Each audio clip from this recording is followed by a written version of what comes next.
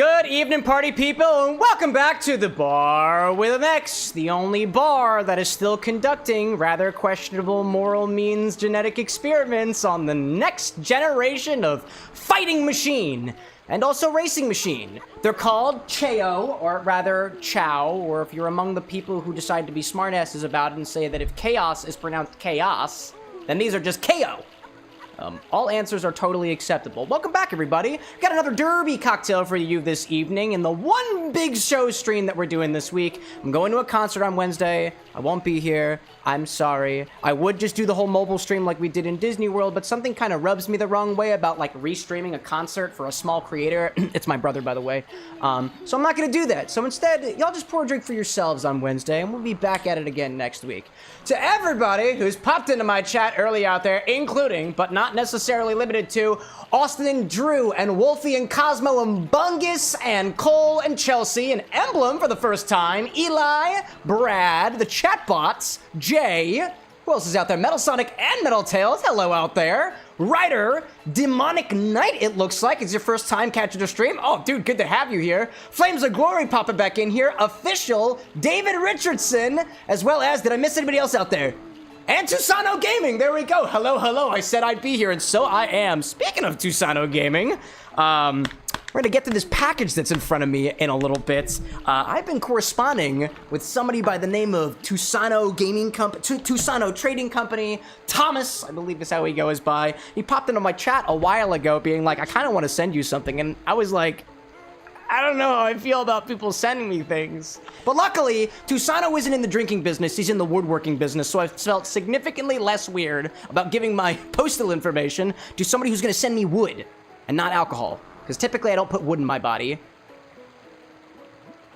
That was a really weird thing to say. Anyways, moving on from that. Stashly, welcome in. Levy, welcome in. And EXE, welcome back, everybody.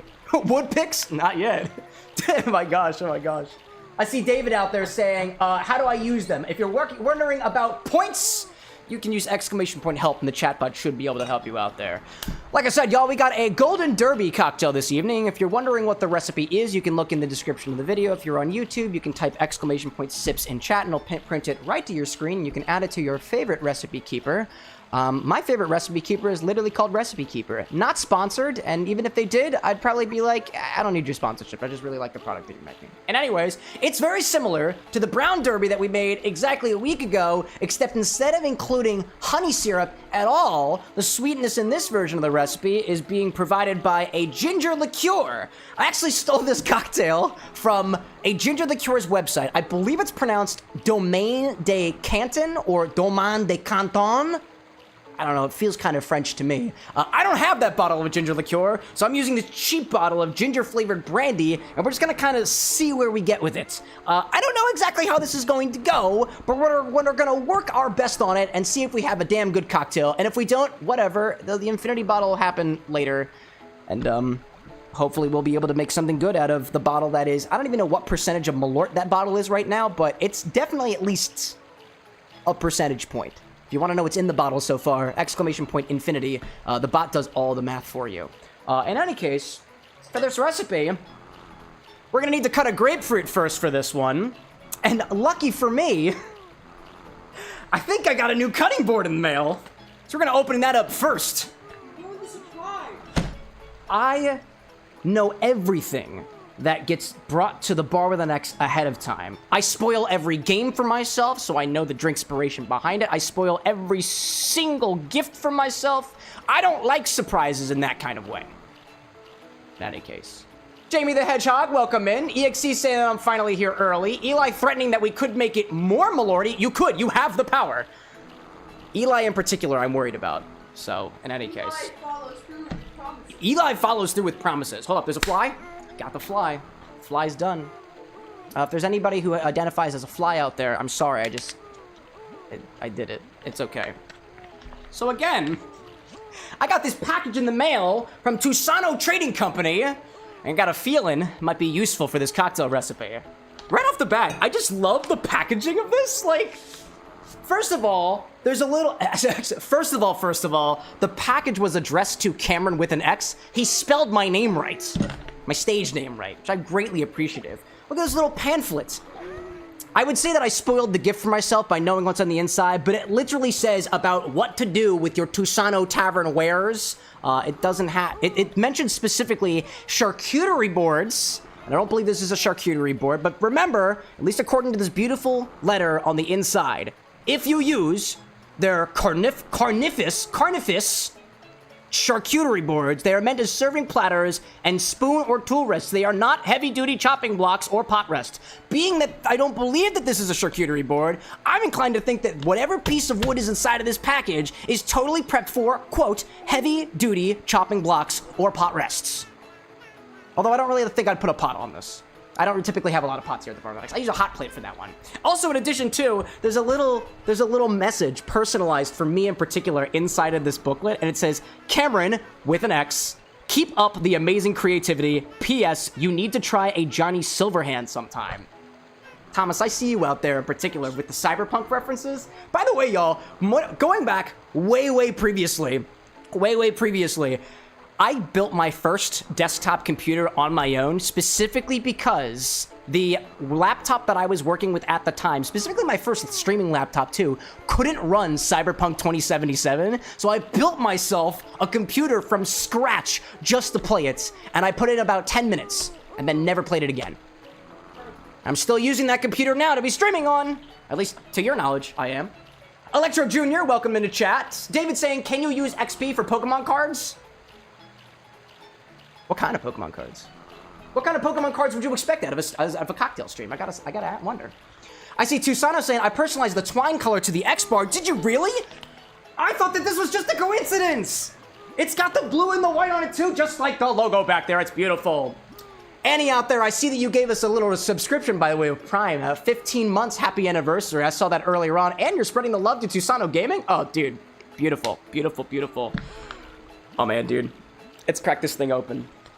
By the way, Thomas, I gotta say, I freaking love the fact that you have your logo on the packaging. Smart branding, my guy. Smart branding. All right, let's crack this thing open. A piece of me was like, I should really daintily undo the knot here. The coil colors were specifically picked out just for me, and I whipped out the big old knife for it. I don't know. Should I be dainty about it, Chad, or should I just I'm not gonna rip the box open. Actually, I'm gonna use it with the knife. I'm gonna go for it. This is the kind of vibe we got here. Hiya! Hiya! It was not actually that aggressive. You just gotta be careful with it. Vote was on dainty. Everyone being dainty. Whoops! Uh-oh! I'll be dainty with the big packaging. Dainty, dainty, dainty. As we listen to the sounds of tropical steel drums on the island of Chao Garden in the background with the small moans of creatures that we're genetically modifying. I don't think we're actually doing any sort of genetic modification. We're just kind of letting them do the genetics on their own. It's actually kind of beautiful. Yo, Moody Rain Day, welcome to the bar with an X. It's good to have you here. It's good to have you here. Yo, Ryan, welcome in, my guy. Welcome in. Tusano out there saying, don't bother being gentle with it. It's pretty dang tangled in my attempt of not. Oh, it's beautiful, dude. I love it. I love it. I love it. Oh my gosh. I see Brad out there being like, pride, question mark? Oh yeah, you can get pride with your XP. It's Pride Month, baby. I'm a prideful individual. I got one more piece of tape. One more piece of tape. I'm getting in there. I'm getting in there. Oh. I see it, not anime being like, Cameron, were you not careful with the unpackaging? Not with the thread.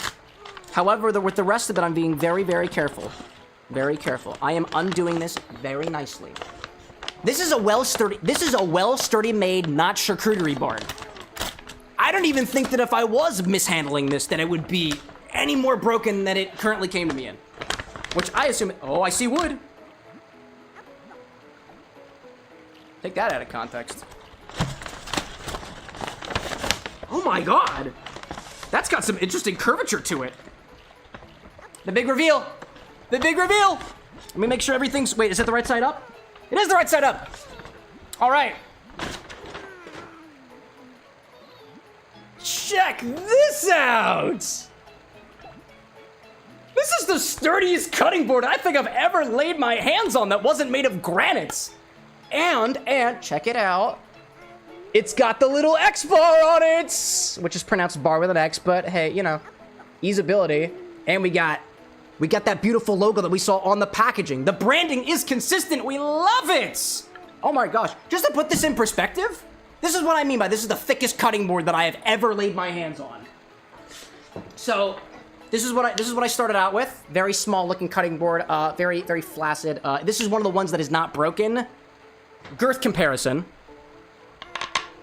Thicker. This one is thicker. In addition, I've got some bigger ones, but I recently got some plastic cutting boards. They're floppy. This one is not.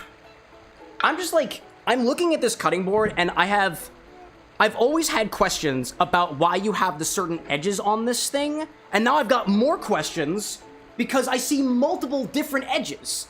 I have a feeling I know what this thing is used for. I got a strange feeling, because I'm being honest, when I say strange feeling, it was spoiled for me ahead of time. Thomas was saying that this is for, like, rimming glasses. I'm not rimming my glass this evening. But I do have, like, I've always wanted to know, what's the purpose of these little striations on the side? Little striations. Tusano being like, do you know what the bowl on the board is? Yeah, this one's for the rimming. You spoiled that for me. That, and I also watched, what was it, Nicholas Hamilton? He was also rimming his glass with it, I think, if I'm correct. So I love that. But then we also have these little bits on the side. Tusano saying the groove is for juice and to keep tools from rolling away. Ryan saying 2 grooves are for blood and the bowl is for hummus. Oh my gosh, dude. Dude, this is cool! Oh my gosh. Now, my question for you, sir. Oh, wait a minute. Hold up. I just noticed, too. I just noticed the order of the colored woods on here. Is there a reason for this as well? Because now you've got me wondering of all the different pieces of detail that went into it. I imagine that you just laid the pieces of wood on top of each other. That's cool. Wow. Let's see. Tusano saying to the grooves on the underside are your handles. They're where you're oh, naturally. That makes sense, dude. I've never had a cutting board with handles before. It's got such a nice weight to it. Oh, dude. Thank you, Tusano and your trading company, for this contribution to the bar with an X. It is a mighty cutting board. And let's use it for exactly what we got it here for. Let's use it well to cut this grapefruit. Does it pass the cut test? Yes. Yes, it does. The hole is perfectly big enough to hold grapefruits, if you want to. Whoop, I dropped my knife. It didn't drop on my foot. Everything is okay. Everything is okay. Wow. Tusano, like, you are so very welcome, Cameron. Thank you. And thank you for including the silent X. We made it difficult so that we can specifically call out people who sponsor the show for spelling it incorrectly. And then to have their entire PR teams be like, I'm so sorry, Mr. Cameron with an X. We won't do it again. And I'll be like, it's okay. I did it specifically to try to get a rise out of you. In any case, beautiful cutting board. Passes the cutting test. Now, this is not the way that I would treat my other cutting boards. This is a special cutting board. Therefore, when we're done using the cutting board, we give it a nice wash down. It is included inside the enclosed instructions. It says, rinse me lightly with warm water and mild soap. Do not soak me, put me in the dishwasher, or use harsh detergent. I'll warp or worse, delaminate. You won't do it. You won't do it. So if you're interested in stuff like this, Tusano Gaming's currently in chat right now.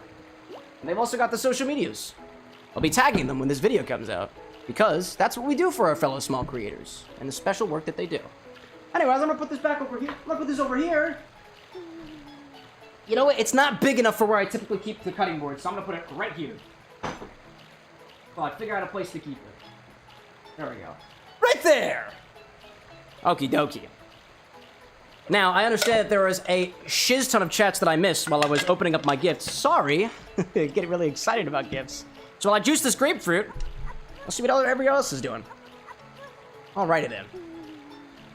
Let's see. Annie, thank you for putting Tusano Trading Company's Instagram in the chats. If y'all are interested, if y'all want to, and you should, because he's a really, really good guy too. Now, I am a total creep when it comes to the internet, so I've done my research on Mr. Tusano out there, and lo and behold, he's actually a really good guy. I told him about, we've got a charity event that we do every single year, and as a part of my announcements that I'll give a little bit later, we're planning another charity event that's happening next month. He was like, well, I'm also doing a charity event. You should charity event with me. And I was like, oh, dude, but I've got my own charity thing. And that was one of like our first or second conversations together. I was like, I love this guy already, dude. Big vibes out to Tusano Trading Company. Mr. Thomas out there. I love that, dude. I love this. All right, what other chat messages have I missed? I know that there were people popping in. I know that there was people. I see Jersey Mike's out there. Ryan, I saw you popping in. Manic the Hedgehog also here as well. Who else do I see? Who else do I see? Everybody's talking about this beautiful cutting board made of wood. It's beautiful. It's beautiful. Annie being like, LMAO, the pin snipe. Thanks for fixing. Oh, Brad. Good on you. Good on you. Ryan saying you need to get some mineral oil, tongue oil, or beeswax on hand to maintain the cutting board. Yes! Yes, it's true! It said beeswax in here. Ah, yes. Point number 4. Do occasionally condition me with mineral oil and beeswax to keep me in top shape. Number 5, do not hesitate to ask any further questions or send us an email. We love answering questions. I assume the we to mean the conglomerate of people that comprises the Tusano Trading Company. It could just be Thomas. It might be Thomas and his 3 twin brothers. I don't know. I don't know. You should support all of them. Nice. Theovara, speaking of support, with the $2. Theovara, they're here with $2. I'm so sorry I missed your message, dude. Oh my gosh, the entire community has grown significantly in the last couple of months. I'm finding it tough to keep up. I am currently developing things in the background to hopefully make that easier for us. Oh man. Cow King, welcome in, dude. Currently eating some katsu curry rice bowl while watching this beautiful man. Which one? Do you mean me?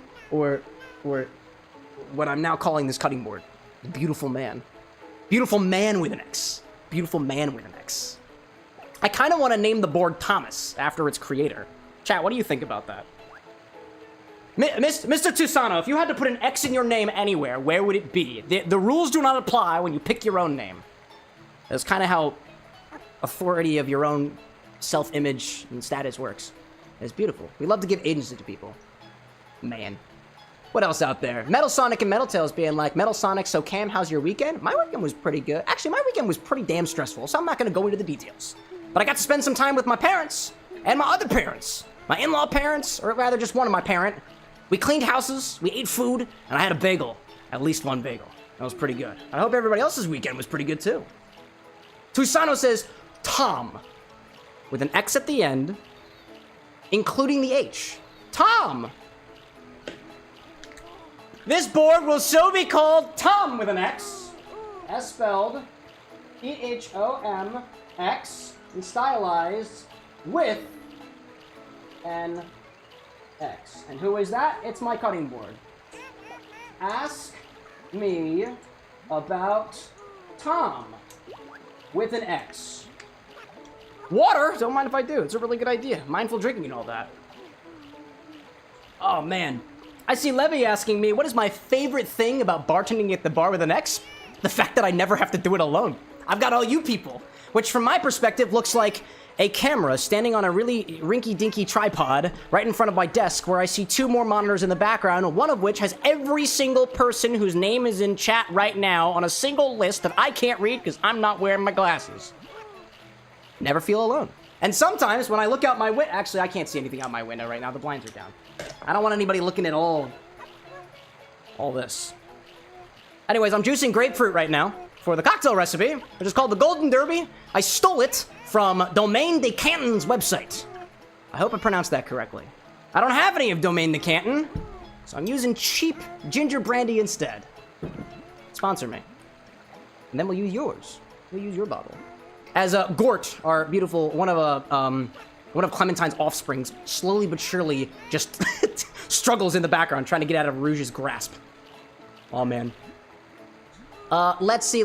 I see Metal Sonic and Tails asking, if you are wondering which Metal talking to you'll see, it says something like this, Metal Tails. That's going to get difficult to keep track of, so I can't guarantee I'll ever know I'm talking to the same person.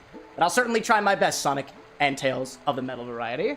I see Ryan out there saying, I'm officially a Georgia Shriner as well as a Tennessee Shriner thanks to this weekend. Dude, you're a Shriner in 2 different locations? What is the implication of that? That sounds beautiful. Beautiful indeed. And Ryan's reminding me that I could just get contacts. Yeah, but I would need to pay for more eye insurance or whatever you call it. Tusano out there saying, all right, man, thank you for all the laughs. My heart's so full from the gratitude and amazing vibes, but I do need to get back to Baldur's Gate for the evening. Thank you very much, Cameron. No, thank you, Thomas Tusano. And thank you for my new board, Tom with an X. We're just gonna confuse everybody. I feel like I have to have like a show now where I'm like, just spell the name with an X, Tom with an X, and everyone's gonna forget the H. I love it, dude. Thank you incredibly so much for contributing to the bar with an X and the future that we have here with different pieces of equipment and bottles and otherwise that's got way too many names on them. But I love it, dude. Cheers to you. Wait, yours a cheer. I'm making a cocktail right now. Here's a cheers of whiskey. I don't have a drink yet. And technically I have water, so I'll do that. Okie dokie. Amy Chao, welcome in. I see you out there. Brad being like, one day Cam will be old like me and need contacts and readers. One of these days. Cow King out there saying that I've been playing Culebra and the Souls of Limbo. It's a mix between Paper Mario and Cinco de Mayo. That sounds so cool, dude. How do you mix Cinco de Mayo and Paper Mario together? I guess you just put a bunch of like Actually, what are you doing, Cinco de Mayo? I was thinking of Dia de los Muertos. I was like, Paper Mario, but with the skull motifs. I've got my special days mixed up. That sounds super cool, Cal. Would you recommend it? Because if so, I'm interested. Let's see. Ryan saying, I'm almost at the point where I need to wear glasses while you're wearing contacts myself. Sounds to me that you need to go back to the optometrist. Bob the Alien, welcome in, welcome in. Okie dokie, I need... Now that I juiced my grapefruit and cut it correspondingly did so in the sexiest manner I've ever cut a fruit on the show. Do we need a shaker? Yeah. Now let's grab our shaker. I don't want that one. I don't really want that one either. I'm going for the shaker on the far stage left side of the screen, because out of the 3 that are here, this one's my least favorite. Because I have a new favorite, and I can't have one really nice gifted shaker outshine this new beautiful girthy cutting board. This one. Let's start with 1.5 ounces of whiskey. It's a whiskey of your choice. I'm using a bottle and bond, and I might just have to use the rest of it. Let's start with one of those.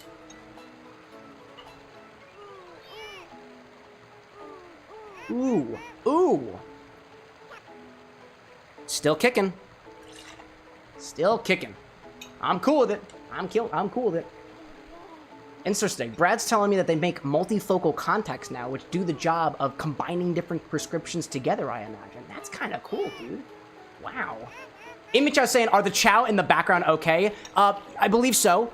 Currently, one of our newest additions, Gort with an X, is currently struggling to get out of Rouge the Bat's arms, who are standing there. She's standing there, like, unmoving, slightly breathing, and it doesn't seem like Gort's enjoying it, much as I suppose other people would be enjoying it. But we don't talk about that! That's nasty. That is nasty. Yeah. Emblem being like, drink making time, woohoo. Hello out there, Emblem. I think you were saying that the Raven is here. And it's interesting, we've got 2 ravens in our community, 2 prominent ravens in our community, the Tropical Raven, and now we have Emblem in our chat as well. I would say that I have a favorite raven. It's not either of you. We'll get to that another time. Next we'll do 1.5 ounces of ginger liqueur. I stole this from Domaine des Cantons website. I hope I'm pronouncing that correctly. I don't have that. So instead, I'm using cheap ginger-flavored brandy. Sponsor me. I'll make all my problems go away. Would I actually specifically call out a brand and ask them to sponsor me in the edit of a video? Probably not. Probably not. But I make no guarantees. I make no guarantees. Finalize this with 2 ounces of freshly squeezed grapefruit juice. Exactly which variety of grapefruit? I don't care. So long as it looks pink on the inside. Regardless if it actually is or is not. Because I think most grapefruits appear that way. I do got a little bit extra of this grapefruit juice, so I'm just going to put it into a container real quick, and we might use it later. That, or I'll forget about it, and we'll start to mold over, and then I hold only myself responsible. There we go. We try to clean it as we go here at the bottom of the next.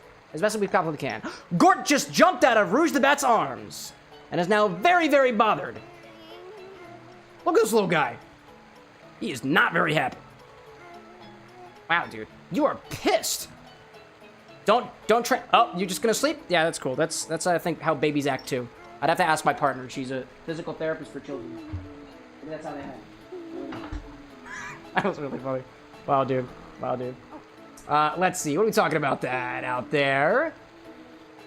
Brad being like Raven, comma. That's so. Emblem being like, oh, Raven, comma. There we go out there. I can never find things. I also have ribbons absolutely everywhere saying Brad. Dude, we gotta work with what we got. I have alcohol all over my bar. And all over the upstairs of my apartment where the bar of the next calls home. So, here we are. Let me clean this off a little bit. Make sure that my equipment is all clean for later, because we will be using probably this one for the infinity bottle later. I'll do a little clean before we shake this. Levy out there saying, have you ever been sponsored by anyone? Not yet. Well, not to your knowledge. Wink. Let's see. Ryan out there talking about 50 lighters, 10 toothbrushes, 5 or 6 sticks of deodorant, and 3 separate body wash, shampoo, conditioner, and body oil sets because I can't remember what I have at home. What are you talking about? Oh, Brad was talking about 20 pairs of readers. And then Ryan's like, I've got a bunch of everything because I can't remember where I put things. Dude, that's a solid strategy, though. One of the things that I'll wind up doing is that I don't really have a lot of these things, right? But I have multiple phone chargers in multiple locations of the house, just so that if I'm going to put my phone down somewhere, it is going to be connected to a charger, of which there are only 3. There's 3 possible locations that I'll be able to find my phone at, because I might just lose track of it, and I really don't want to. Now, my phone actually isn't much of an issue, only because I can ask my Google Home to ping my phone for me, and it'll just start ringing really loudly. So it's not really a problem that I have to deal with. But to the other folks out there, also, why would you need wait, hold up. Ryan's saying, 3 separate wash, shampoo, conditioner, beard oil sets because you can't remember what you have at home. Oh, okay.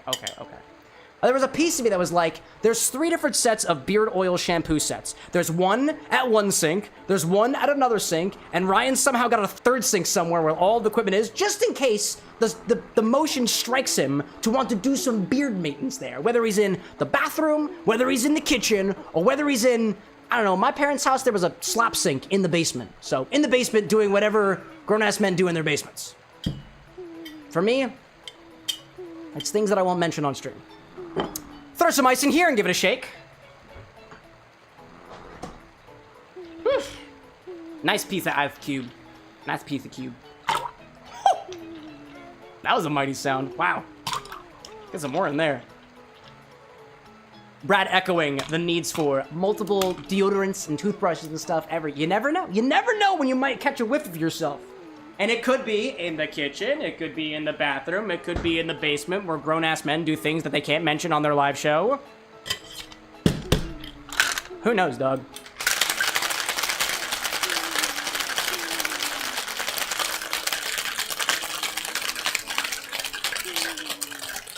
Glorious, welcome back.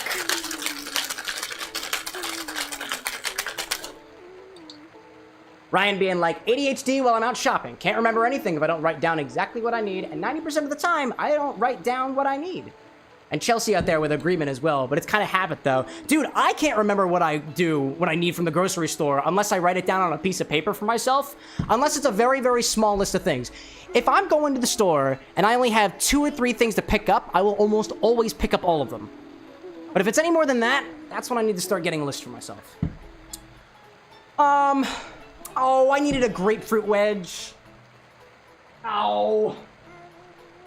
I used my grapefruit. I'm gonna fake it. Using this new cutting board that I got from the Tusano Trading Company, aptly named Tom with an X, I'm gonna do a very naughty thing. I'm going to fake it until I make it. I need a grapefruit slice for the garnish on this cocktail, and I'm gonna try to see whether or not I can accomplish that with a grapefruit that looks like this. I'm gonna try my best here. This is a challenge. This will not be in the edit. I promise that. This is a live-only experience. Typically, when I screw up that badly, I don't tend to put it in the edit. That's why those Shadow the Hedgehog mocktail and cocktail videos looked so damn good. Does anybody remember that? It happened like 2 weeks ago. Yeah, I remember that. Oh, this is... Oh, it's so gushy! It does not want to cut! Oh, goodness. This grapefruit was also thawed from the freezer. Oh. We're gonna make it work. We're gonna make it work. We are gonna make it work. I'm gonna cut it down the center, and we're gonna make it work. We're gonna make it work. Oh my gosh.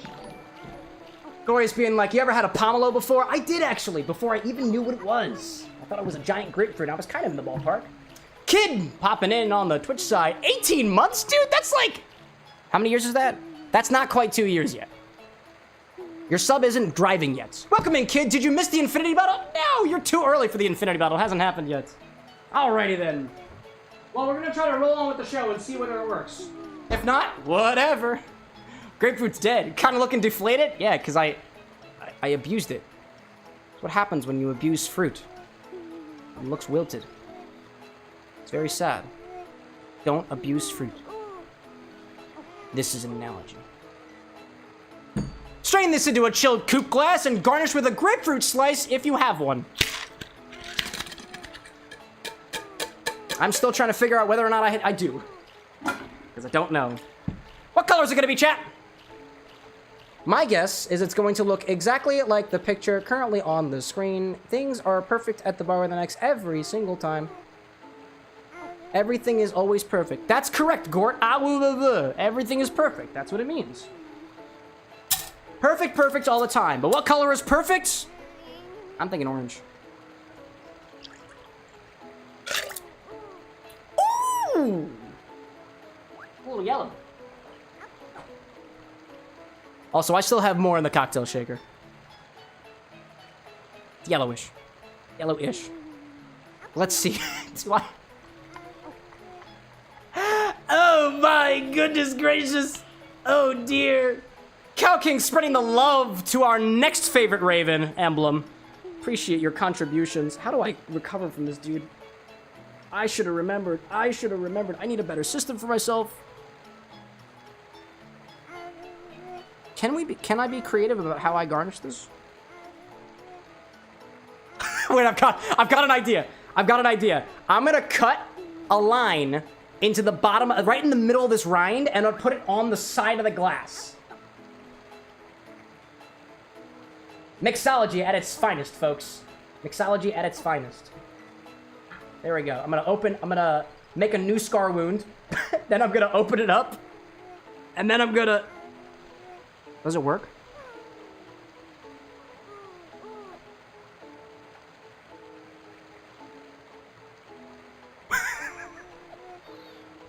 Welcome back, Love Mixology. Oh no, it's fallen, it's fallen. I'm trying to recover a grapefruit garnish. Love Mixology, I love the fact that the 2 or 3 times that I've seen you in my chat have been the days that I've struggled with my garnishes the most. It's beautiful. I love it. That's just how the world is. Official being like, the grapefruit in the previous square looks a little bit artificial. Yeah, it's because it is. I photoshopped that picture. Kid being like, you cut the lime in the coconut. In the coconut? How are you supposed to cut the lime when it's still in the coconut? There we go. It ain't perfect, but it's mine. Mixology, like, your garnish is amazing. Ooh. I'm gonna have to disagree with you on this one, but I appreciate the kind words. Oh my goodness gracious. All right. Oh, and there's also... Oh, I got a seed in there because of the garnish I used. I double strained this too. Let's give it a try. This is the Golden Derby cocktail, similar to a brown derby, but it's filled with ginger liqueur, or at least my best attempt at using it. I try not to poke my eye with this makeshift garnish.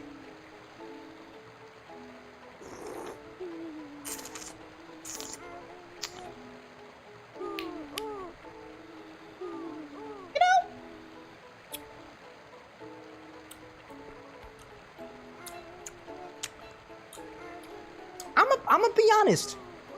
I'm not sold on this. Let me go for another one.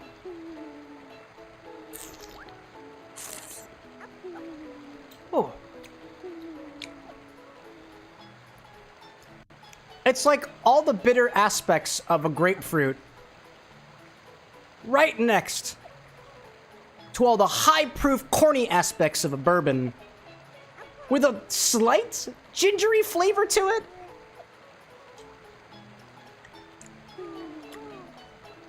There is a heavy, heavy note of, like, grapefruit peel in this. And it's kind of giving me Malort vibes. It's not. This is a derby. Or is it? Is it a derby? It's a derby because it's got whiskey and the grapefruit in it. But I feel like I'm really, really missing the honey. Or, maybe the fault's on my part. I stole this recipe from a ginger liqueur's website. And I didn't use them. Lesson for next time, perhaps?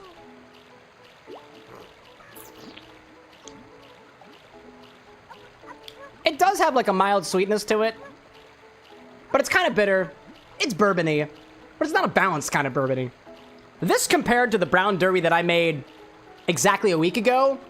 That one a week ago from the Death & Co book. Mwah. Mwah. 1,000 times. Mwah. This... I don't like it. Not a big fan of that. Wow. Dr. Super Penguin, welcome back to chat. I see EK popping back in as well. And Oziel as well, my fellow chicken wings. Yellow out there, welcome back. To Glorious's comment, grapefruit needs something sweet. Oddly enough, the ginger liqueur is supposed to add that level of sweetness, and there is an ounce and a half of this ginger-flavored brandy in there. I don't really know how sweet this is on its own, so I'm gonna give it a quick taste just to see if that's where we're falling through. Maybe add a little syrup to this. Cow King, I appreciate the... Is that a dog shaking its butt tail? Oh, I love that. I need more shake. Every single time I dance like that, Anna gets mad at me. Or actually, I don't really know if she gets mad. She just says, Cameron! And then I stop. Because otherwise, if she liked it, she'd say Cameron and not Cameron. Probably. On its own, this ginger-flavored brandy is...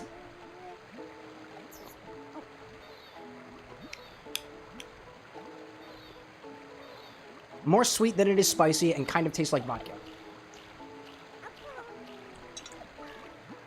If you, like if you poured this to me on its own and was like, this is ginger, I'd be like, where's the spicy kick of ginger? Where's the floweriness? I don't like this bottle of Jacquin's. I don't like it. I only wanted to use it because I wanted to see where we would get with it, and lo and behold, I wouldn't do that again, so... Oh, Cow says it's a giant, it's a ferret. It's a ferret shaking its booty. Oh, it's beautiful. Is that like a pirate software emote with the shaking booty of the ferret? Oh, I'm trying to scroll up and Twitch will not let me. Oh, maybe. Yar, pirate software. It is pirate software. Oh, excellent. I love ferret software. Oh, gotta click a button. Let me go back into the game. There we go. I see Abby on the YouTube side said, it's not killer instincts, but he'll assassinate your liver. It's Cameron with a single X. I love how you hold yourself accountable to that every single time, Abby. It is a pleasure. Welcome into everybody who's popping in a little bit later than otherwise. This is called the Golden Derby, and I'm gonna be honest, it sucks. Like, that ginger brandy on its own is sweet enough. But there's no, compared to the Brown Derby cocktail that we had on Monday of last week. That cocktail had bourbon in it. I used a different bourbon, so might be kind of missing on the full comparison there. It used 3-to-1 honey syrup by weight, by volume, not by weight. It added grapefruit juice, and it had a pinch of lemon juice in it too, and that was a supremely tastier cocktail. I tasted the grapefruit, I tasted the bourbon. It was bright, it was citrusy, it was balanced, it wasn't too sweet, it wasn't too tart. This is all over the place. I can taste the bourbon in there, but there's a bitterness in this that makes me think that there was something wrong with one of the ingredients. And oddly enough, if you recall from Monday too, I also used one of these grapefruits that I took out of my freezer that had been frozen for the last couple months or so. It's the same type of grapefruit. But in this version, you get all those bitter aspects of the grapefruit that, in my opinion, are very unpleasant, versus the one that we did on Monday, just a lot more. It's a lot more better balanced. They added a little bit of citrus in there that had an acidic bite to it to balance out some of the sweetness from the honey syrup. And in this case, at least the ginger liqueur that I used is not super sweet, and it doesn't hold up to, if any, the mild acidity that you get from a grapefruit. I think in general, this is a really good lesson in balancing of a cocktail, and that sometimes if you swap out one ingredient, you might get a cocktail that completely ruins the entire genre of drinks for you in the future. Anyways.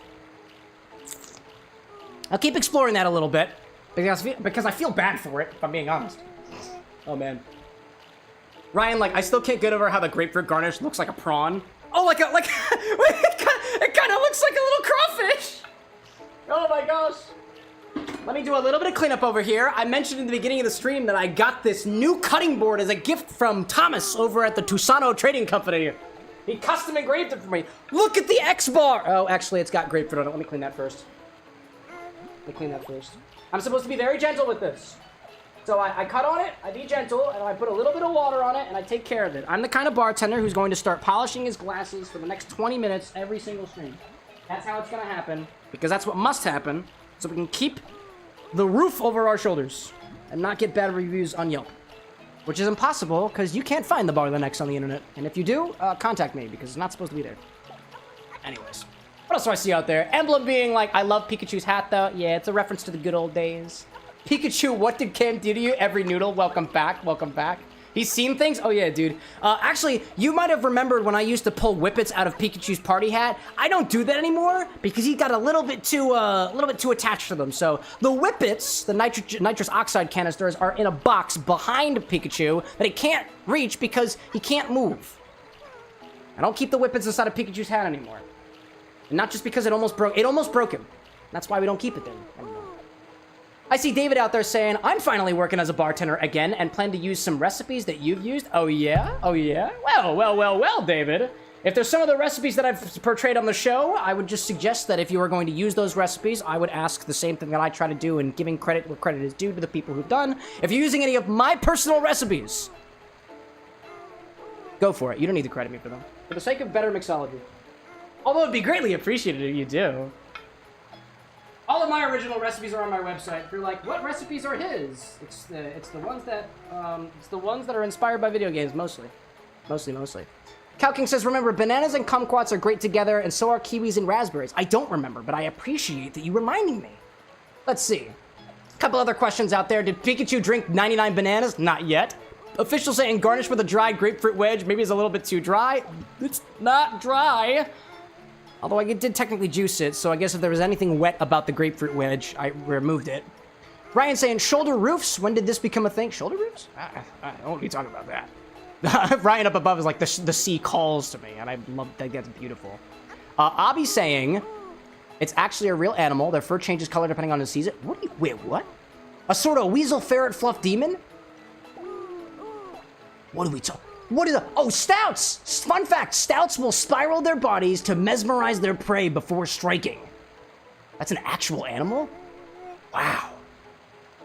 That's cool, dude. Wowza. All right, before we get into the game, I want to remind everybody that we have a little cheers system over here. So if you want to cheers something with us, whether it be quitting a job like I did recently, maybe you had a new child in the family, maybe you are also trying to raise a whole family of racers and fighters to be able to win your next championship and bring home the family emblem. If that's the case, my hat's off to you perpetually because I don't wear a hat.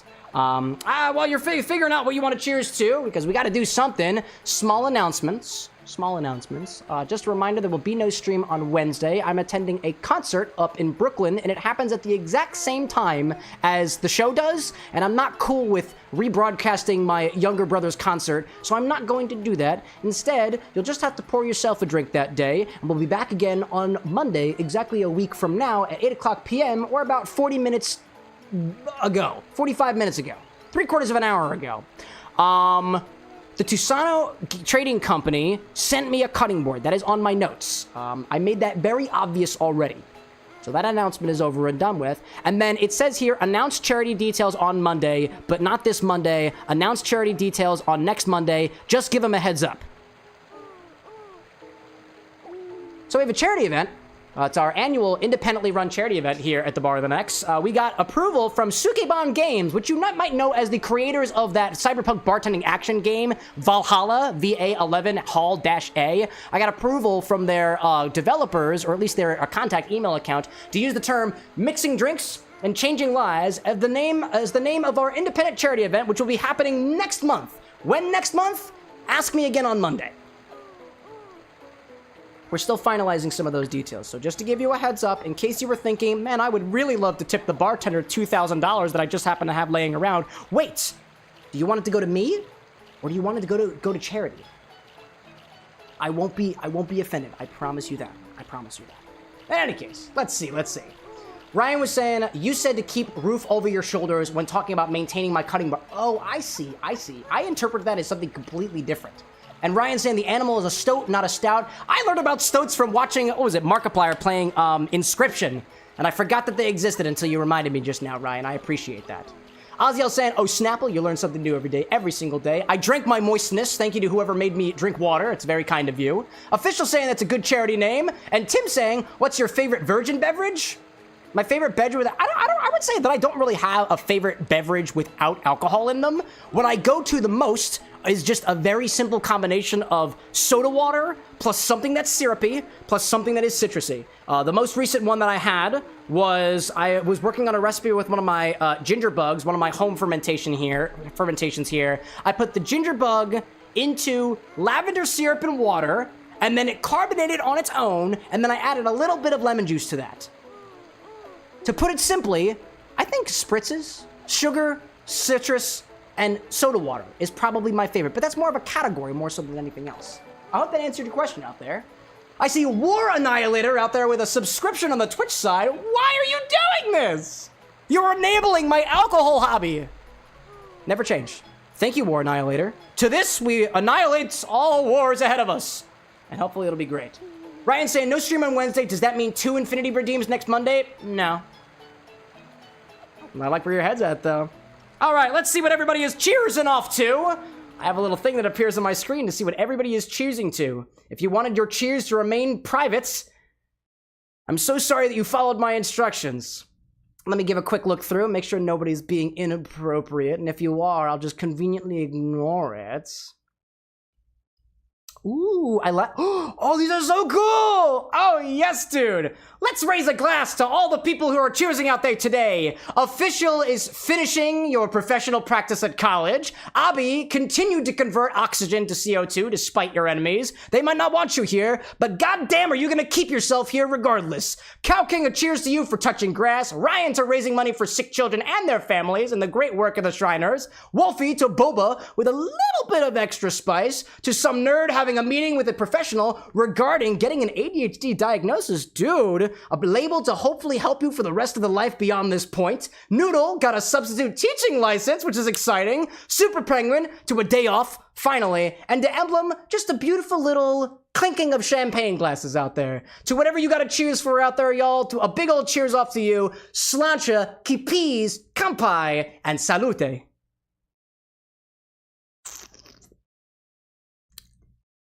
You know, once you get past the grapefruit bitterness, it really ain't that bad. It just kind of reminds me of Malort.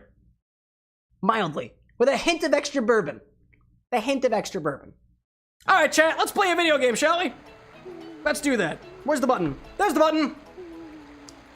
Caledonian, welcome in, dude! How's it going? It's going pretty good. Cheers to you, dude. I know you just technically missed the formal cheersing of the evening, but if you got something that you're cheersing for, by all means, feel free to let me know. And if it's a private cheers, you don't need to share it. Unless it's your credit card info. But make sure to put your credit card info in the correct places. Don't put your credit card info in my chat. Instead, click on the subscribe button or the tip button, and then put your details in there. I never get to see those details. We do you a favor. I never get to see those little numbers. YouTube and Bezos provide. Anyways, we're trying to raise the ultimate champion. In order to do that, we need to hopefully find... this is what we're trying to do. The goals today, another emblem, at least one more, and to raise Gort into a demon. Best way to do that is to pet the heck out of him. Show him love and affection from somebody who is on the dark side. So that's what we'll try. I see Tim out there with a cheers, brother, and that my combination sounded quite refreshing. I'm holding up strong at a cheap beer. Dude, cheap beers deserve love too. What kind of beer are you drinking? If I can bother you for those details. Orion saying apparently a pinch of salt can cut the bitterness of grapefruit. Pour a shot out and try it. Oh, pour salt in my beverage? What a great idea.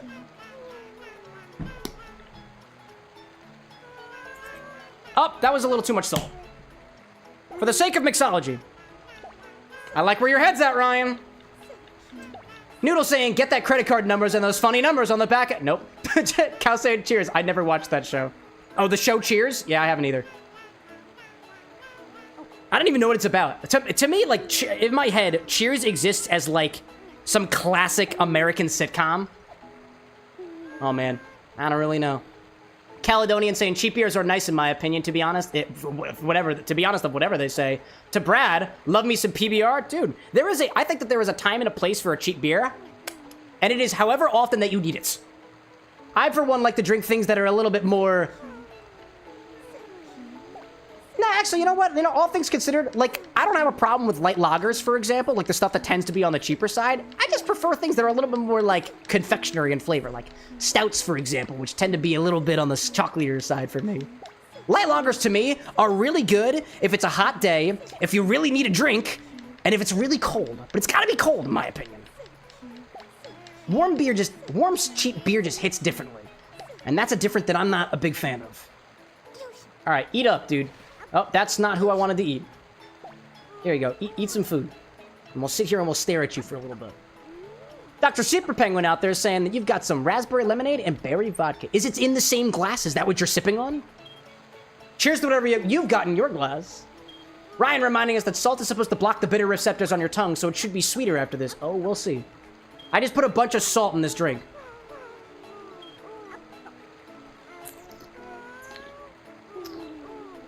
I just reinvented a salty dog. Oh, what are you trying? Oh my Gort. Oh my Gort, what's he doing? It kind of tastes like a salty dog, but it just doesn't have enough liquid in it. Ooh, a cake. I'm gonna let you finish that while I give this to what did we name you again? Oh, we didn't name the golden child. Golden child for this golden derby, right? Does that make sense? Oh, damn, that's great. Super Penguin saying that the raspberry lemonade berry combo is indeed in your glass. Dude, we love it. We love it. Noodle saying I stand with PBR. That's my cheap beer. Dude, everybody's got a cheap beer. What's my cheap beer of choice?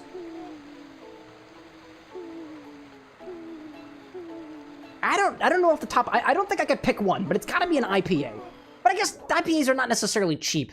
We're thinking of like cereal lager beers, and if I had to pick one, probably Fat Tire.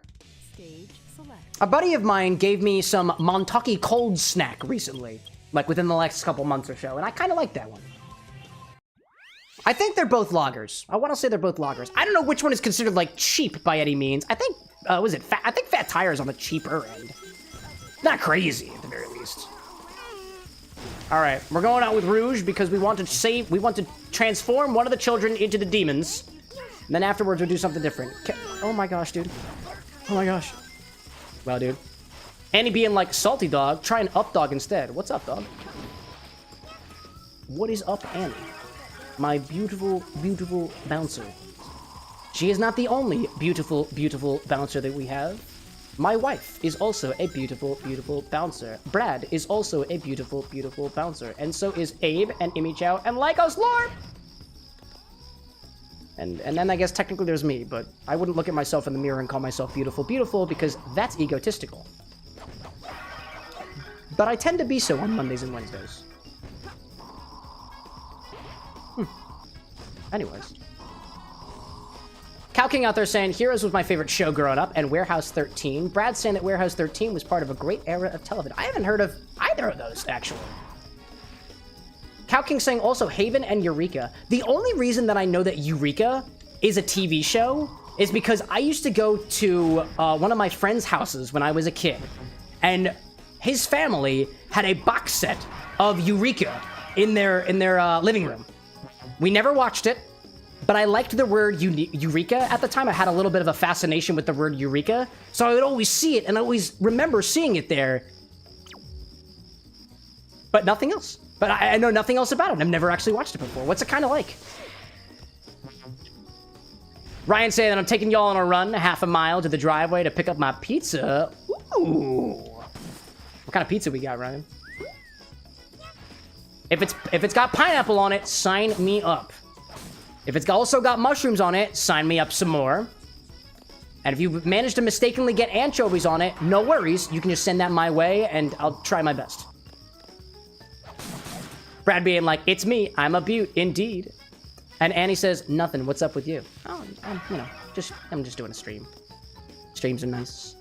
Drinking a cocktail. Cocktail has a little bit to be desired for, but it's nice. Taking care of my kids. Just an average Monday. The Bar and Next community. Ryan saying, would you say Brad is your beautiful bouncing boy? Something about that statement gets me wary. Annie's saying, if that pizza's got pineapple on it, you may get banned. Sorry, not sorry. We only allow people with taste in this chat? No, we don't. Quite well. Speaking of somebody who probably has taste, I see delayed expectations on the Twitch side. Welcome in, Delayed Expectations.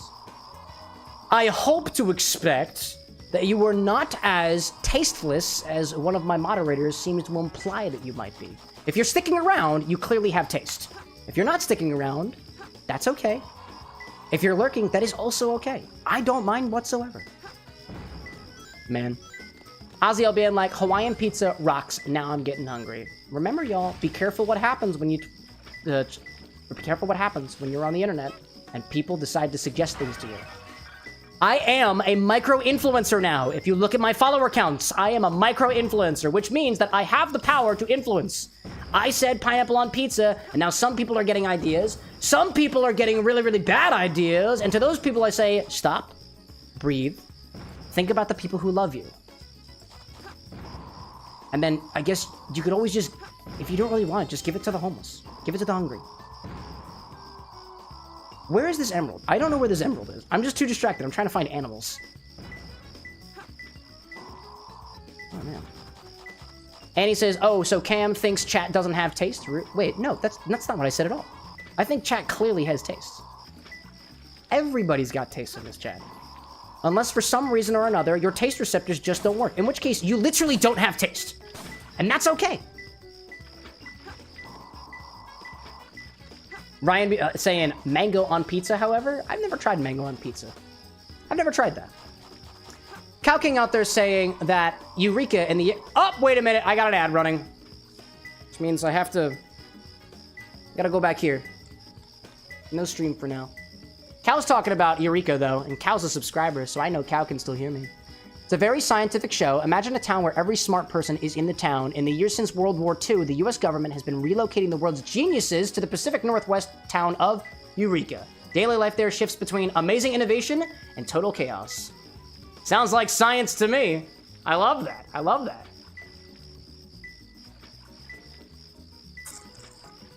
I see Delayed Expectations out there giving some details on their Twitch account, but I imagine you're probably watching ads right now, so I'll get to that after the ads are done. Oh, Brad with the beep, beep, beep. Yeah, sorry, hold up. Let me turn that down. We got some folks who are very, very annoyed with beeping sounds. The sounds of people chewing. Man. Wolfie out there being like, pizza sounds great right now. Dude, now I want pizza. Chad, you want pizza? We could, hypothetically, order in tonight. But if we did... I'd have to go out the door and get the pizza, and then I'd have to greet the pizza guy, and the pizza guy might be like, oh, there's a Twitch live show happening, can I come in? And I'd be like, maybe. But then the pizza box, which showcases the name of the exact pizzeria that I get my pizza from, will dox me. We can't have that. Always think about your security, chat. Always do. Let's see. I'll be out there saying that you had pizza rolls for lunch. Did you save any for the rest of us? Because by all means, if you did, feel free to let us know. Apparently, chat is ravenous right now. Cow King saying going to watch it now before bed. Oh, the Eureka show? Dude, this is what I'm saying. This is what I'm saying. I was like, Eureka, a show. I'm interested, and now you're like, now I'm gonna go watch it. Which is why everybody should go out and listen to music of their choice today. That's what we're doing. Videosity popping in chat being like, yo, are we rizzing the pizza guy? No, dude. I would never rizz on somebody without their written consent first. I think that's kind of how that works. Anyways. I'll be saying I got the family bag of pizza rolls. It's still three quarters of the way full? Oh, there is plenty with the rest of us, dude. We got plenty here. Chat, if anybody wants any pizza rolls, Abby on YouTube has got some. Got plenty. And he's saying, too, I could lose my cash between ordering and delivery. How would you pay the pizza person then? In exposure? To the 20,000 plus people who follow the CameroxnWithAnX channel on all forms of social media, have you ever wanted pizza from this one person? Oh, this pizza person is for you.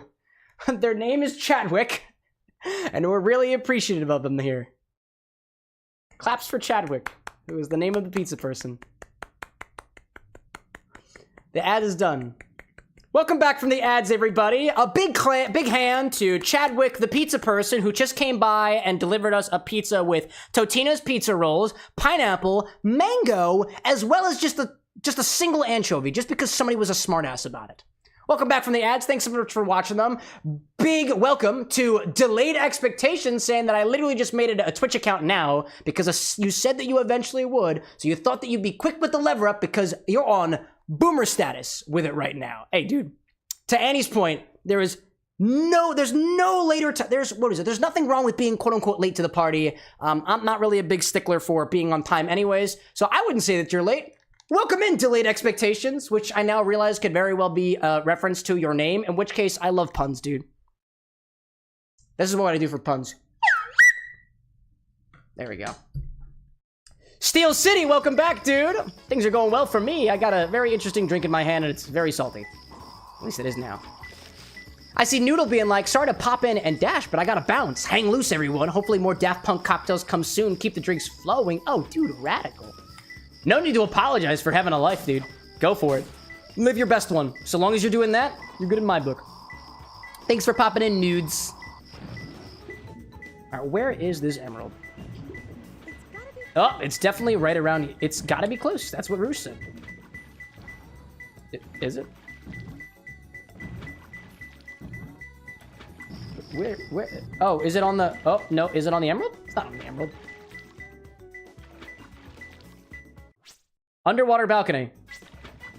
But I did that already. Oh, it's literally... Oh, it's literally sitting right there. I see. Wow, dude. Ryan being like, ranch and pizza go together like golf clubs and footballs. Ryan, are you implying that you can't hit a football with a golf club? Because I most definitely and now really want to hit a football with a golf club. Also, I've had ranch on pizza before, and I think it's delightful. But, you know, that's just my preference. A high place! It's certainly not around here. I don't like the searching stages. I want to go back to the Chao Garden. I'm going to go say hello to Gort again. High places feel like they're over here, though. Videosity, dude, I feel the same. I don't know where that... The emerald I got. Now I just got to find the other ones. I'm literally just grinding right now, chat. This is a very, very chill stream, or at least it will be for the next probably couple weeks. And apparently the high place... Yep, this is a high place. High place? How high a place we talking? Nope, apparently it's not high enough. Oh, wait a minute, it's right there. I see it. It's hiding in the bushes. There we go. Some nerd gotta head out. Have a wonderful evening, everybody. Nerd, right back at ya. Cow King saying that I can't have pizza, but I get spinach, feta, chicken, bell pepper, black olives, and pepperoni. I'm lactose intolerant. That'll do it, dude. I would just absolutely fill up the pizza that I would get at Blaze Pizza. I don't know if anybody's ever been before, but I love Blaze Pizza. And I want to say that the one that was close by to me threatened to close down and then didn't, oddly enough. So we've still got it. And I haven't been there recently, but I'll wind up putting feta cheese on there, Kalamata olives on there. Oh, dude. Whatever I can. I love wacky pizzas. Caledonian saying, speaking of music, I'm hitting a music that I'm loving right now called Ghost Riders in the Sky. Ooh, sounds good. Caledonian too, like Blaze the Cat has a pizza establishment? If that's what you want to believe, I'm not the kind of person to take it away from you. Deep down under where the turtles swim. Oh my god, it's in here? Oh, is there an emerald literally in the pool? Is there an emerald in the pool? Oh, there's an emerald right there! Check that out! I didn't even know that was an option. Wow. Willpower, welcome in, everybody! Streaming retro this evening. Very exciting. I hope it was going well for y'all. To everybody in the Willpower train, welcome to the Bar with an X. I'm sipping on a cocktail right now, and I really don't like it, so hopefully the infinity bottle gets here real soon. Very soon. To Ryan's point, Ryan, in his comment about pizza and ranch, is that you're saying is they don't go together. Garlic sauce and olive oil are the only acceptable additional sauces for pizza.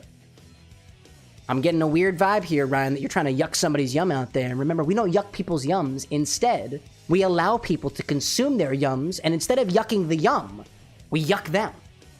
From a safe distance, and with good intent. Usually with criticism that people asked for. Feedback is what I like to call that. Hey, dude, you want to put hot sauce on pizza? You want to put ranch on pizza? You're good in my book, though. You're good in my book. Let's see. Willpower, like, playing some... Oh, played some Pokemon Snap. Oh, you were playing some Pokemon Snap. Oh, dude. Throwback. There was a while back that I really, really wanted to do a Pokemon Snap stream while I was still playing. I think it was The Legend of Zelda Ocarina of Time while I still had my emulator stuff running, but I just didn't. I just didn't. I was like, if I'm going to do a Pokemon stream, I'm going to have Pokemon cocktails of my own creation. And at the time, I didn't have any of them. So now things have changed. All right, I'm going to give all the drives to Clementine.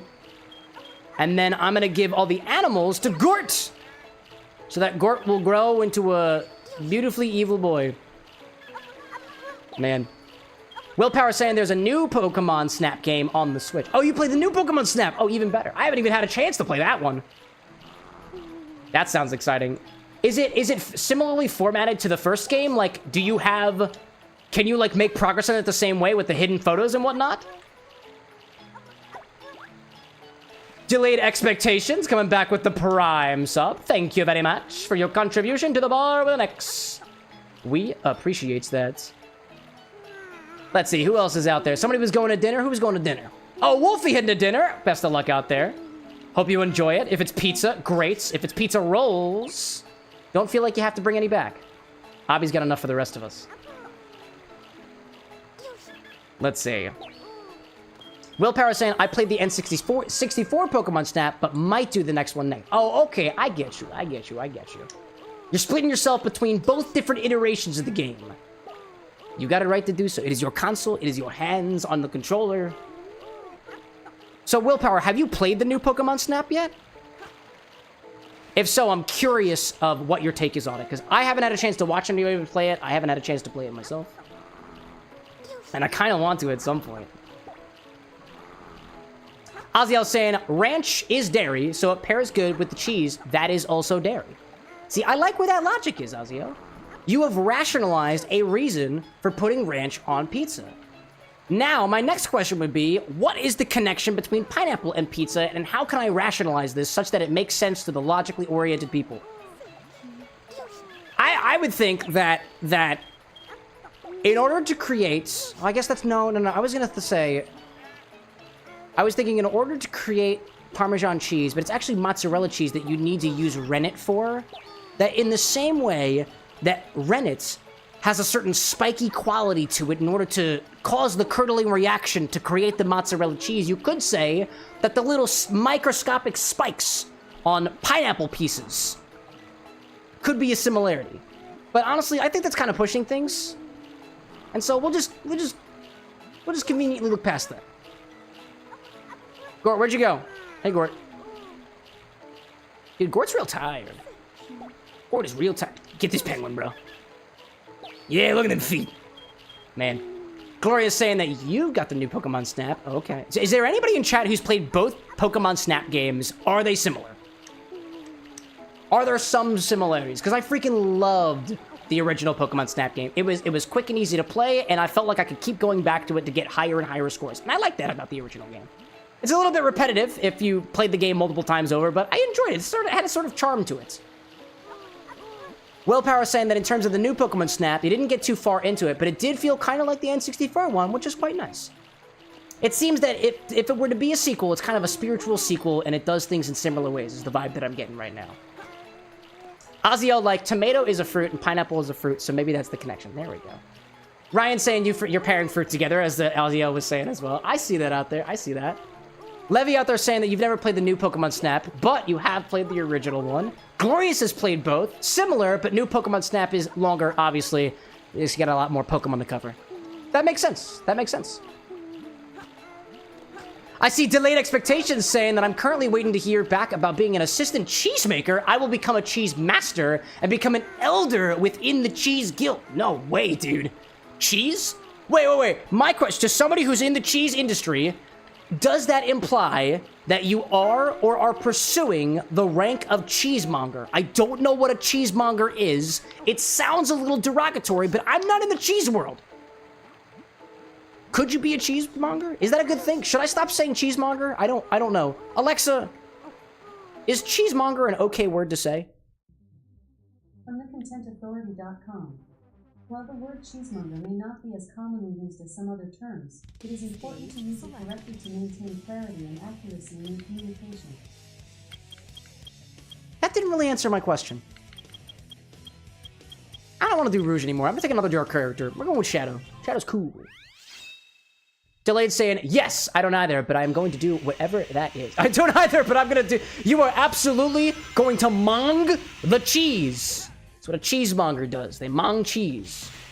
Alexa, what does it mean to mong something?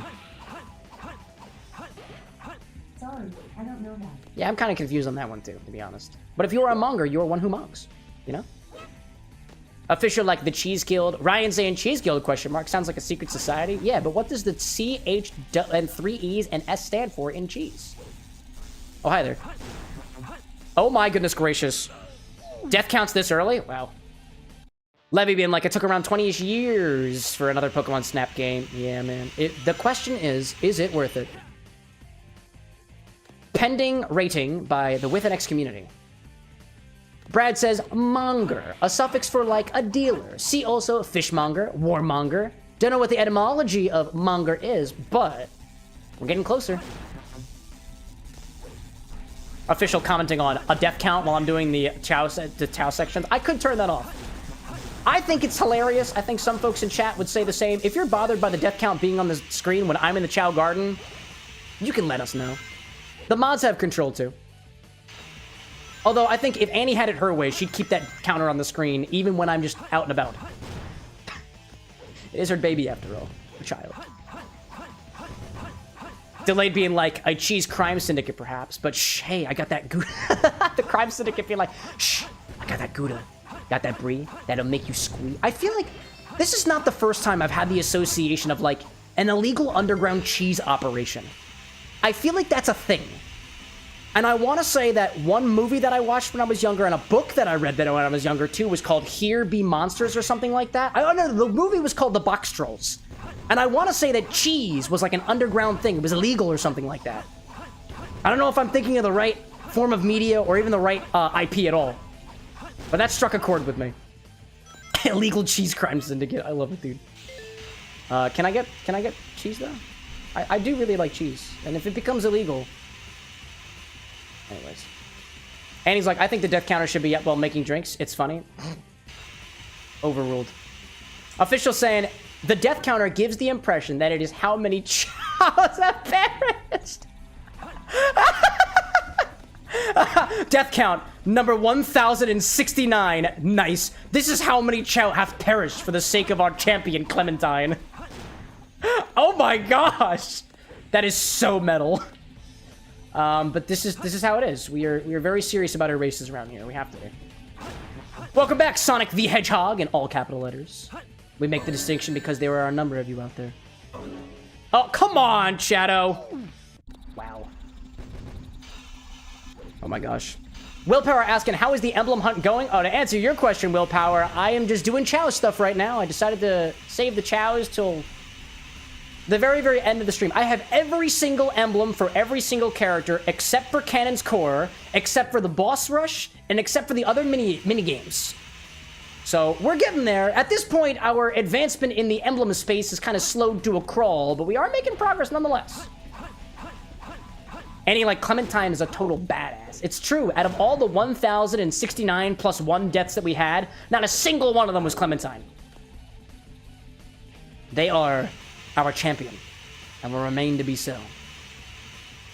Official saying, illegal cheese sounds like Wallace and Gromit or something. I can see that too. I can see that. Willpower saying, good, the Chao is the best part. It's true, we've made such great connections with these creatures. And, let me be clear when I say this, there has not been a single Chao death so far. That number, 1,070, that's everybody else. But it also kind of includes when we lose races, because a little piece of me dies inside every single time I lose a race or lose a fight. And with every drop, every milliliter of liquid that makes its way into my body, whether alcoholic or otherwise, refuels me and brings me back to life. I'm reborn every single sip I take. Every sip you take, every shake you shake, I'll be drinking. You know that you belong to me. I don't know how that song goes, to be perfectly honest, but I tried my best. Eli saying, monger, etymology from Wiktionary, from Old English mangere, meaning merchant, trader, or dealer, which is a Proto-West Germanic and further from the Latin word mango, also meaning dealer or trader. Wait. Cheesemonger, cheese mango? A connection might have been made here? Put more spicy dill in the bottle and then add mango liqueur, because we do have mango liqueur. Yes, we do, and I think everybody's conveniently forgotten about it. Anyways. Ryan, like, illegal cheese is actually a real thing. Look up Casu Marzu. Casu Marzu, the cheese? Alexa, what's Casu Marzu cheese? Castle Arts is a company that provides artists with reliable art supplies so they can create and share. Delayed says, I appreciate you sharing not bug cheese? Bug cheese? Is it bug cheese? Willpower, thank you for your subscription. If I had a thing of this quote-unquote bug cheese that chat is threatening me with, I'd give you some if you want it. I'll try anything at least once. I stand by that statement. I see Glorious asking me, who is Tom with an X? Tom with an X is my new cutting board. It was a gift to me from the Tusano Trading Company. And it is very thick. It's got handles. It's got my logo on it. It's got striations of different individual types of wood. Eventually, I'm going to bother Thomas for every single type of wood that is on this thing because I am a stickler for details. That or I'm just a smartass. It's definitely one of the two things. It's a cutting board. It is the only non-electrical appliance that has a name here at the Bar with an X. I think it's beautiful. And what better thing to name than a gift from a friend? Ryan says, technically it's worm cheese, or specifically maggot cheese, to be specific. And he's like, you know what? I think we can yuck this yum. No. Hold up a second, Annie. No, don't go there. Don't go there. I request you not go there. I'm not trying to command you. That is not my type of leadership style. I don't command, I suggest. I suggest you hold for a moment. I just recently saw a video on TikTok where all the quality content happens to be. CameroxnWithAnX.com/amper, specifically the @ symbol, CameroxnWithAnX. I saw a video of somebody eating fat, juicy, wriggling grub worms.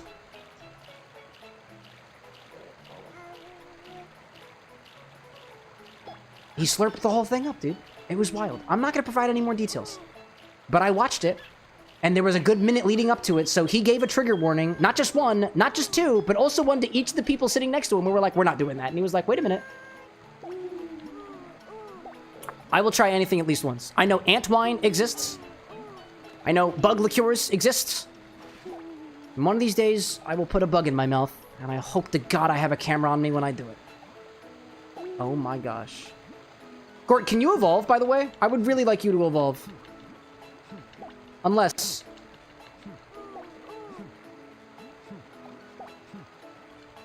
Wait, did you... Wait, Gort, did you evolve already? No, Gort, you didn't evolve. Did you evolve? You're supposed to be a Dark Chao! Hold up a second. Wow. Let's see. I see Delayed up there saying, I don't know if that's a good ideology because some things you only try once and then you go in a forever box. Yeah. Within reason, Delayed, within reason. Brad saying there's also a lot of laws in the US about raw milk and unpasteurized cheeses. That's fair. And you can have things that are unpasteurized. There's just stipulations of how to do it right, you know? What are we talking about? Wait. Somebody's saying we have to do things in Italy. Does that imply that this particular type of worm cheese is available in Italy? Sardinia is the only place that you can get Casu Marzu, says Ryan. Really? Tropical Raven, welcome in. Topic of conversation. Would you eat worm cheese? Because I would do it at least once. Okay, Gort is still a child. We still have time. Nice. Ooh, Tropical Raven out there with the... Nice. Thank you, sir. I didn't hear a sound effect there. I didn't hear a sound there, so it's possible that my thing's not running. Did anybody else hear that sound? The whick, nice, because you should be able to hear it. I didn't hear it for some reason. I might just have a setting that's incorrect right now. If you heard it, that's what's important. That whick, nice is for you, Raven. But you didn't answer my question. Yay or nay, worm cheese. I'm not talking just like earthworms or anything like that. Straight up maggots, dude. The stuff that crawls into dead bodies when left unattended. Gort, buddy. You will become a Dark Chao, will you not? Why isn't your head changing? The thing on top is supposed to be a pink color.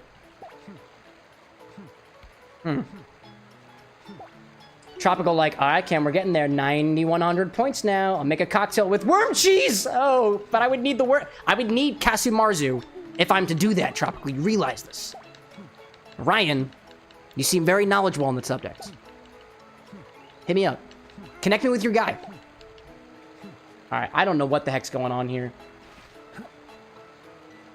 Gort's head is supposed to be turning a beautiful... Oh, okay, hold up. No, I see the... Oh, I see the thing coming back. I see the thing. The little... If you see a kink in his head, that's good. That's good parenting, not bad parenting. Promise. Oh my god, that is so salty now. Oh my gosh. Ugh. Where is the infinity cocktail? Oh my gosh. Wow. Delayed being like, I used to swallow earthworms whole to traumatize your siblings because it's your duty. Yeah, I used to do similar things. I didn't ever put any worms on my mouth. Only because I saw that one movie that was How to Eat Fried Worms, and I was intrigued. I was like, I would like to try a fried worm, but my mother wouldn't let me. And to be fair, I never really got to the point in my life where I felt like I was going to go out and find a worm and specifically slurp it down, you know? Maybe one day. Dude, earthworm liqueur, let's get it on, dude. Let's get it on. Tropical being like, kinky head equals good parent. It's true, in all cases. Especially this one. Ryan, you said that you would do something similar, but with cicadas. Oh, you would chase your sister around with cicadas. You wouldn't actually consume cicadas.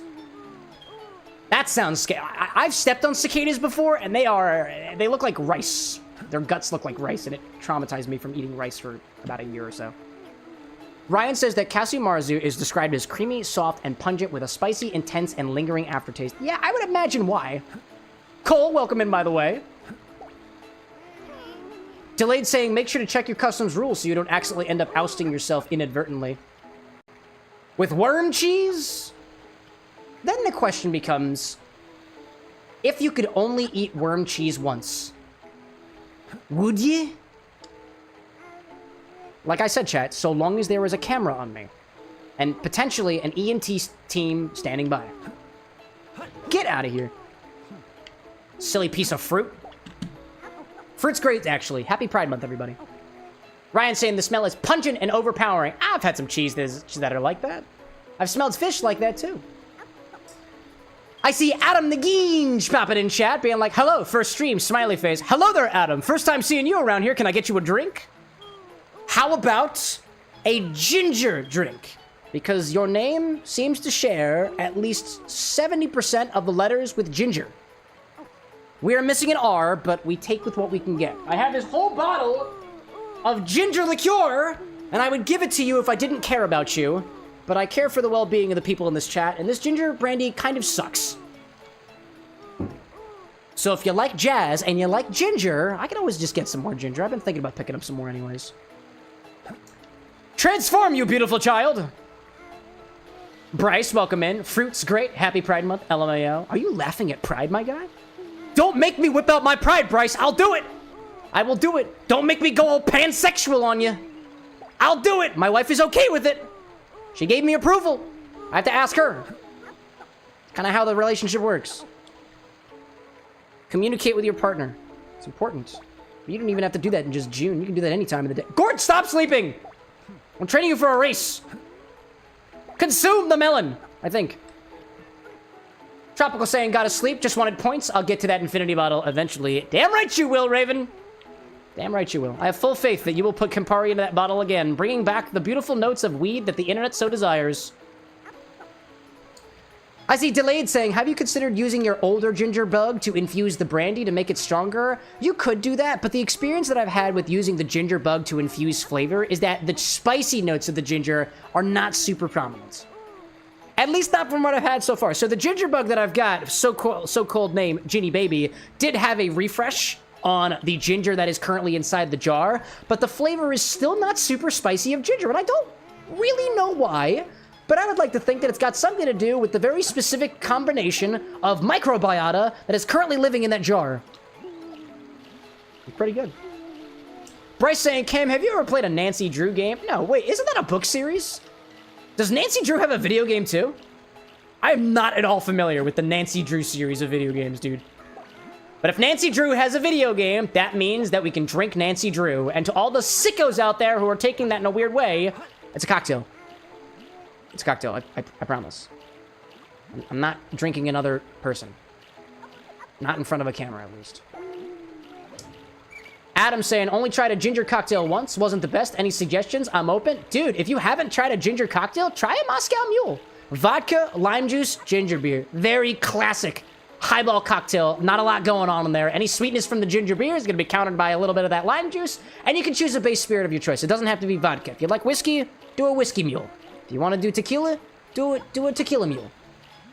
2-ounce base, half an ounce of lime, fill it up with ginger beer. Actually sounds really good. I could really go for a mule or a dark and stormy right about now. All right, Gort is clearly sleeping. We're going to go back out, get some more things, bring Gort back, some more goodies. Stage select. Wait, what are we talking about? Annie's saying, your wife approved your sexuality? Sounds kind of phobic. I mean, someone has to sign the form, says Brad. Annie's saying, I can't believe how far men's rights have fallen. Back in my day, they could have bank accounts and... and then immediately after, Annie's other chat is, I love ginger beer. Alk and non-alk are both delicious. I got this weird vibe.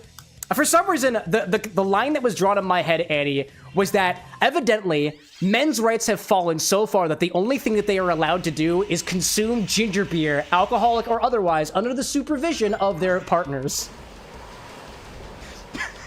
I don't know why that association was in my head, dude, but I kind of love it. Also seems kind of kinky. Could you imagine? I have to ask my partner every single time I want to take a sip from my cocktail. It's like, can I?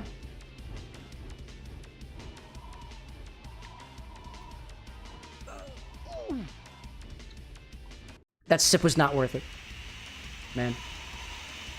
Ryan saying that ginger brandy works extremely well in a penicillin. I wanna believe that, Ryan, but I gotta get another ginger brandy at some point. This bottle of Jacquins that I've got, I remember picking up the bottle. This is going back a couple of years ago. I picked up this bottle probably 2 years ago. And I remember opening up and being like, this is gonna be full-on ginger flavor, and it wasn't. I don't even, like, to my palate, that ginger brandy doesn't even really taste like ginger, like in the least bit.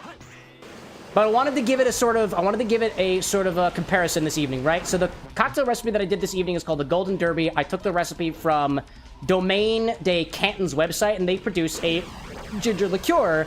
And the thing that I wanted to figure out for myself this evening was, if I do it without a liqueur that is very prominently ginger, what are my tasting notes? I wanted to get those tasting notes on the camera so that when I do inevitably get a bottle of a good ginger liqueur, like I assume Domaine de Canton, I have a comparison point. Ryan saying, is the stream dropping packets? I just lost stream for a good 5 seconds. Let me... Oh, hello there. Let me check my OBS real quick. Looking good on my side, everybody. Looking good on my side. If anybody else is having stream lag issues or anything, feel free to let me know. D-Late out there saying, Cameron, my friend, I have great faith in your future as a true alchemic bartender. Oh yeah, dude. I'm not at liberty to share, but I'm developing another bug right now. What am I saying? I'm not at liberty to share. I don't have any smoke and mirrors on this stream. I'm working on a Knuckles the Echidna cocktail inspired by his tribal origins and otherwise. It is going to be a riff on the Enzoni, a cocktail that I shared with you all last week on Wednesday. And the plan is to make my own riff on it using Jamaican rum, and I've currently got red grapes and green grapes lacto-fermenting. I just set that up today. And I also have green grapes and red grapes in the freezer to allow the water to expand, pop the cells, so I can get more juice out of it. I plan on concentrating the juices, as well as seeing whether or not I can make something with the brine, or even the fermented flesh of the green and red grapes for a custom ingredient or otherwise. Something to bring the Enzoni cocktail a little bit further in the future, technologically speaking. Be cool stuff. Any, like, Infinity Mule, and I should be grateful that I have ginger beer left. I do. I have quite a bit of ginger beer left, and I plan on using it rather well. man. Ryan, like, is it a cheese bug? You know, I bet you could probably ferment cheese. Actually, you could definitely ferment cheese. There's no way that you can't ferment cheese. But the question now is it illegal? Is it illegal? Stream looking good from Annie. Appreciate the feedback. Gloria saying just collecting some Final Fantasy cards for Magic the Gathering. Kulabi got a new chairman, and he's wanting to expedite the Warrior Cats animated TV series. Glorious, is Kulabi the creator of the Warrior Cats? I know you're very knowledgeable in that particular series. A TV series. The fact that the Warrior Cats have been around for this long and are evidently this popular and haven't gotten a TV series yet is shocking to me. I am not at all, let me make it perfectly clear, chat. I am not at all familiar with Warrior Cats. Not yet, at least. Not yet. Annie's saying, I really like the Magic the Gathering Doctor Who cards. Haven't played MTG in years, though. Dude, same. We got some folks in our community who are very, very passionate about Magic the Gathering. If you're interested in playing some online games and whatnot, I think there have been folks who have been interested.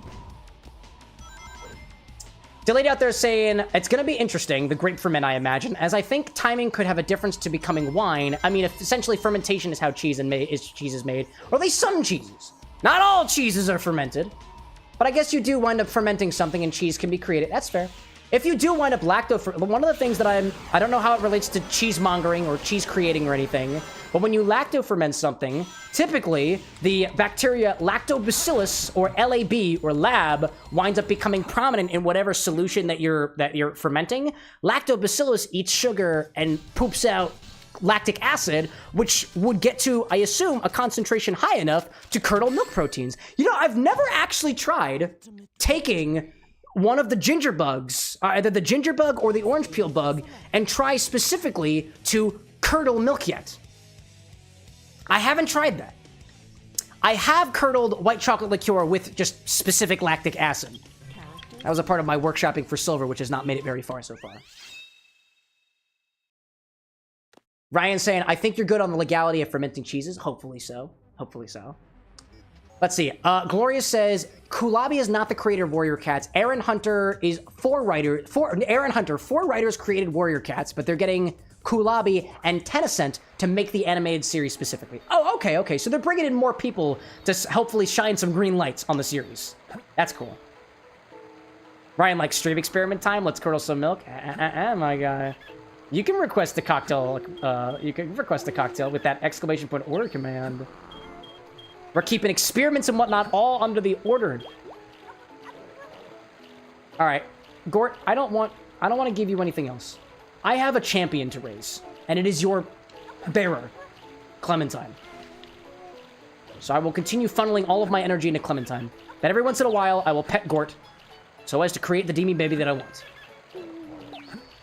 Delayed saying, milk, water, rennet, and bacteria are the four main needs for cheese. Oh, I guess that's fair. But I guess you don't technically need that. I'm only speaking from personal experience that I've had. I went to a friend's house, family friend's house, and we made mozzarella cheese. I think it was mozzarella. Where you took the milk, you took the water, and you added the rennet, and you basically curdled the darn thing, and then we did a bunch of other stuff to it, and we had freshly made mozzarella cheese. It was really, really cool, actually. It was the first time I had made cheese. So I thanked them for it. But, to my knowledge, we didn't need to let it sit for too long. I imagine that you do need some, like, ambient bacteria. But I don't think we left it long enough for the bacteria to form until, you know, after the fact when we took the, you know, the homemade cheese home with us. I suppose it did have some bacterial growth after the fact. Or at least, I imagine. But, as a fledgling cheesemonger Delayed, I gotta take your word for it, because I'm not the expert here on cheese. Gloria's saying that you just saw Rising of the Shield Hero, 4th season, 2nd trailer. Naofumi was wearing only a towel and a bunch of demi-human girls were running towards him with hearts in their eyes. Yeah, that's the kind of vibe I get from that show. Rising of the Shield Hero was really, really good for me in the 1st season, and that was pretty much it. Like, I only watched Rising of the Shield Hero because one of my coworkers at the job I used to work at, like, gave me a whole rundown of the 1st season, and I was like, this sounds so cool! So Anna and I binged the 1st season, and we're not completely turned off by the 2nd season, but we got really, really, really, really saddened by it. And I don't even think we watched. I think 3rd season was confusing us. I don't think we continued watching. We're not planning on watching any more of Shield Hero. We were just really disappointed by it. We're watching through Love is War instead. Ryan, like Infinity Bottle coming up. Oh, is it that time already? Oh, did the ping work on the Discord? Wait, I have to check. There's an alert on the Discord now. Did it work? Did it work? Yeah, there we go. Did it work? Yeah, it did. Did the links work? Did the links work? Okay. I'm clicking my button, and I can go to Twitch. Great. Great. Can I go to this button and go to the horizontal chat? Yes. Great. Excellent. And if I click this one, it goes to the vertical chat. Yeah! All right, it works. There is now an alert that pings the notification squad in the Discord server. Notification squad is by sign up only. You don't get automatically put into the notification squad, so we try not to spam people who don't want to be spammed. But it worked. And now you can click on it and view on your platform of choosing. I'm very excited because it wasn't working last stream. Ryan, like, thank you for that, Cam. You're welcome. You're welcome, sir. You wanted more pings, and I gave it to you. Get ready, X, like the social media platform, and Blue Sky, because you're getting pings next. So long as I can figure it out. Ryan's like, I have over 10,000 notifications on Discord, and I really don't want more. Well, Ryan, are you a part of the notification squad? Because if you're a part of the notification squad, you dug that hole for yourself, my guy.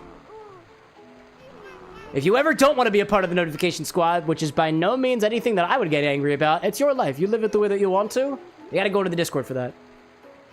Bro, are you hiccuping? Oh, he's hiccuping. Can it be rocked? Should I rock you to make it better? Here you go, buddy. Rock you to make it better. Gloria's saying, I started watching I'm a Spider, so what, anime? Oh, I saw that one. I didn't watch it. I didn't watch it, but I'm aware of it. I'm aware of it. I know nothing about that one, but it gives me, yeah, actually, I know nothing about it. I was gonna say it gives me similar vibes to Rising the Shield Hero, but it's another isekai, like in another world anime, so, you know. Official, like, came back to shadow breastfeeding Chao, what? No, well... I can't say that he's not specifically breastfeeding Gort. Gort was hiccuping, and the only thing that I could think to do was comfort Gort by... Hey, what are you doing, buddy? Does that mean you're still hungry?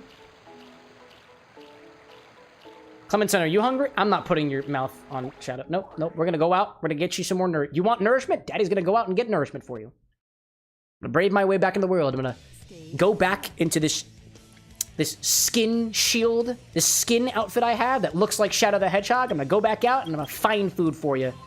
Shadow the Hedgehog is a hunter! Ryan's like, go get Rouge. Nah, I don't like playing as Rouge. She's annoying. If that Chao is gonna suckle on any character's teat, it's gonna be Shadow. And I don't think he's gonna enjoy it. And that's exactly why I want to see it happen. Beautiful. Gloria's out there saying that I'm a Spider, so what? Is about a loner girl who was bullied and her classmate and teacher being reincarnated, and she becomes a spider and becomes strong. What about the teacher, though? I did not realize that there was also a feature of another character who also gets reincarnated, and I feel like that kind of brings a dynamic that I haven't seen in other shows before. A piece of me wants to believe that the main character, the student, became the spider, and then the teacher became, like, the main character of the world, and all the adventures are surrounding the teacher, which I feel like would be a pretty good shift in career. Man.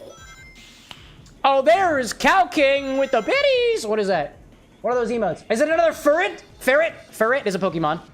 Is another ferret? That's a long ferret. I love that. Thank you, Cow. I'm gonna spend that on booze. It's good stuff. I love those ferrets, dude. Give me more of them. Official saying, taking the word pacifier to another level there, Shadow. Yeah, man. He's a good guy, but also kind of a bad guy. And you know what good guys do? Care for their young. That's what they do. That's what they all do. And we're very proud of Papa Shadow for that. Ryan, like, 9 more deaths until I'm in high definition. 1080p is coming up, y'all. 1080p. We're getting there. Gloria says that apparently 20 different characters all get reincarnated again. Oh, interesting. It's not just one of them. That's actually kind of intriguing. I'll have to tell my dearest about. I'm a spider, so what? Where do you watch that on, Glorious, if I may ask? Is it like Crunchyroll? Because we got Crunchyroll. I almost said Crunchyroll. Doesn't sound appetizing at all. Oh my gosh. Cow King says, this emote, it's a kitty cat from Miss Jacquin. Ooh. Which one? The one that you just put in there? Wait. Where's my mouse? Where's my mouse? Miss Jackie Popcorn. Oh, they're both. Oh my gosh. Wait, I just zoomed in on this. It's Garfield.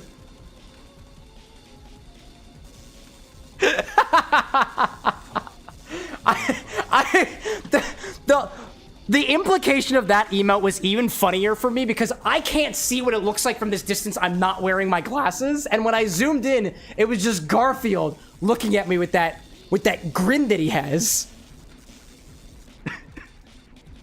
Oh my goodness. That's not just a kitty cat cow. That is something. That is Monday incarnate. Thank you for sharing that with me. Glorious confirming to the Crunchyroll. Appreciate it, sir. Appreciate it.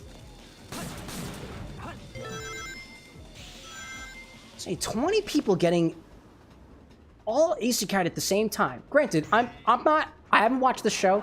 I lack context on the show, right? But now my brain's trying to rationalize exactly how this comes to be. I'm familiar with the classic trope of isekai's characters being transported in the trope fashion of being hit by not a van, it's a truck. It's a truck. Truck-kun. However, I struggle with the idea that every single person, 20 different people, could all be hit by a truck at the same time. Or in rapid succession. Or rather, the truck hits all of these people not at the same time. So they all get hit back to back to back. Not in rapid back to back to back, but a piece of me's gotta wonder. That, or we take the whole summoning spell aspect of a lot of other animes. Maybe they all just get summoned at the same time. That's cool. Appreciate the hydration, chat. Reminder, chat. Right, like that truck is bloodthirsty. Oh, Truck-kun? Oh, yeah. An absolute menace. A soulmonger, if you will. A killmonger. A truckmonger. One who mongs trucks. Sounds enticing. Glorious, like, it was like an explosion or a beam that hits their classroom. Oh, the whole class! Spooky. Ryan, like a soul reaper? I mean, you could, but like monger sounds cooler. A soulmonger. One who mongs souls. Alright, bring it back. Shadow, take care of our boy! Our lad. Our champion. Clementine. Cow King saying, where is Big the Cat in here? So actually, Big the Cat makes an appearance in every single level of the game. You just gotta know where to find him. So he's here. He's here. He's actually all over the place. In every single character stages, and at least to my knowledge, some of the cutscenes. But not all of them. I think you have to do specific button combinations in order to see Big in certain cutscenes, but I think that was only on the... Not on the Steam version of the game. It might have been only on the GameCube version or like the Dreamcast version. Official saying, canonically, in one isekai anime, the god of death drives Truck-kun as an ethereal scythe to reap the souls. Yes! Of course, of course, of course. In any case. Cow King saying, Infinity redeemed. Now, the Infinity Bottle hasn't been redeemed yet. Not just yet. If it does say that it's redeemed... Oh, there we go. There we go. Colemanez with the redemption for Gin Tender's Choice. Gin Tenders? Wait, what do you mean by that, Cole? Oh, Colemanez on command source has redeemed. Chat's it. Oh, that's a glitch. That's funny. Command source is apparently not a populated variable. I gotta fix that. A note for the programmer, which is me. Where's my pen? There we go. There we go. Bartender's choice, but it has to be gin. That's intriguing. Say command source variable not populated. Variable not pop for Infinity Twitch redemption. Thank you for helping me bug test, chat. We appreciate that greatly. Ryan, like chicken tenders gin. I don't have chicken tenders gin. Cole, I'm proud of you, dude. I gotta say, like, to everybody who could possibly redeem something for the infinity bottle and be very specific with it, you're giving me the options. It's very cool. I did just pick up a gin the other day that I kind of want to put in the bottle, but if it's my choice, then... Official, like, chicken-infused alcohol? Shivers. Alright, let's see. So, while... Oh my god, I'm so sorry, Gort. I didn't mean to do that to you. I was focusing on something else. I'm so sorry. What, can I make it better by allowing you to suckle on Shadow's teat again? He doesn't like it, but he'll do it for you, I guess. Here, buddy. Here, buddy. It's for you. It's for you. I'm so sorry. I am so sorry. I didn't mean to do that to you, buddy. I'm so sorry. Gort, what would you choose as our gin choice for the infinity bottle? Alright, well, apparently, if we're doing that, I gotta get everybody's opinion on it. So, it's infinity time. Let's bring it back to the bar for the second. Cole is specifically given me the choice, but we have to pick from all the gins available at the bar with an X. So now I have to go get all the gins that are available so we can all collaboratively pick together. So much work, buddy. I will be back. I will be back. Please enjoy the sounds up. Hold up. I'm supposed to be watching. I'm supposed to watch Gort. Because if Gort transforms, I want to be there for my boy goes. He does the thing. I'm going to go get gins. I'll be back in a little bit. It's going to take multiple trips, chat. I had quite a few gins. Quite a few gins indeed. Cole! Question for you. Have a moment. I have a question for Cole. I get my gins first.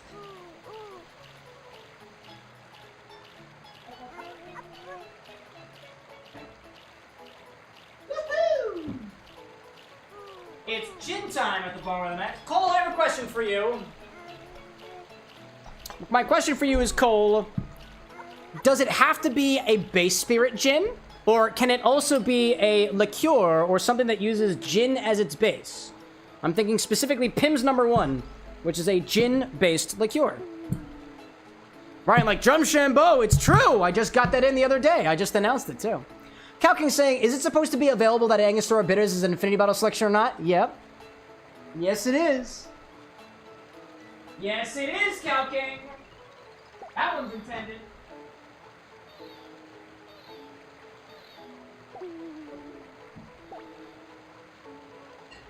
Let's talk about gin, baby. Let's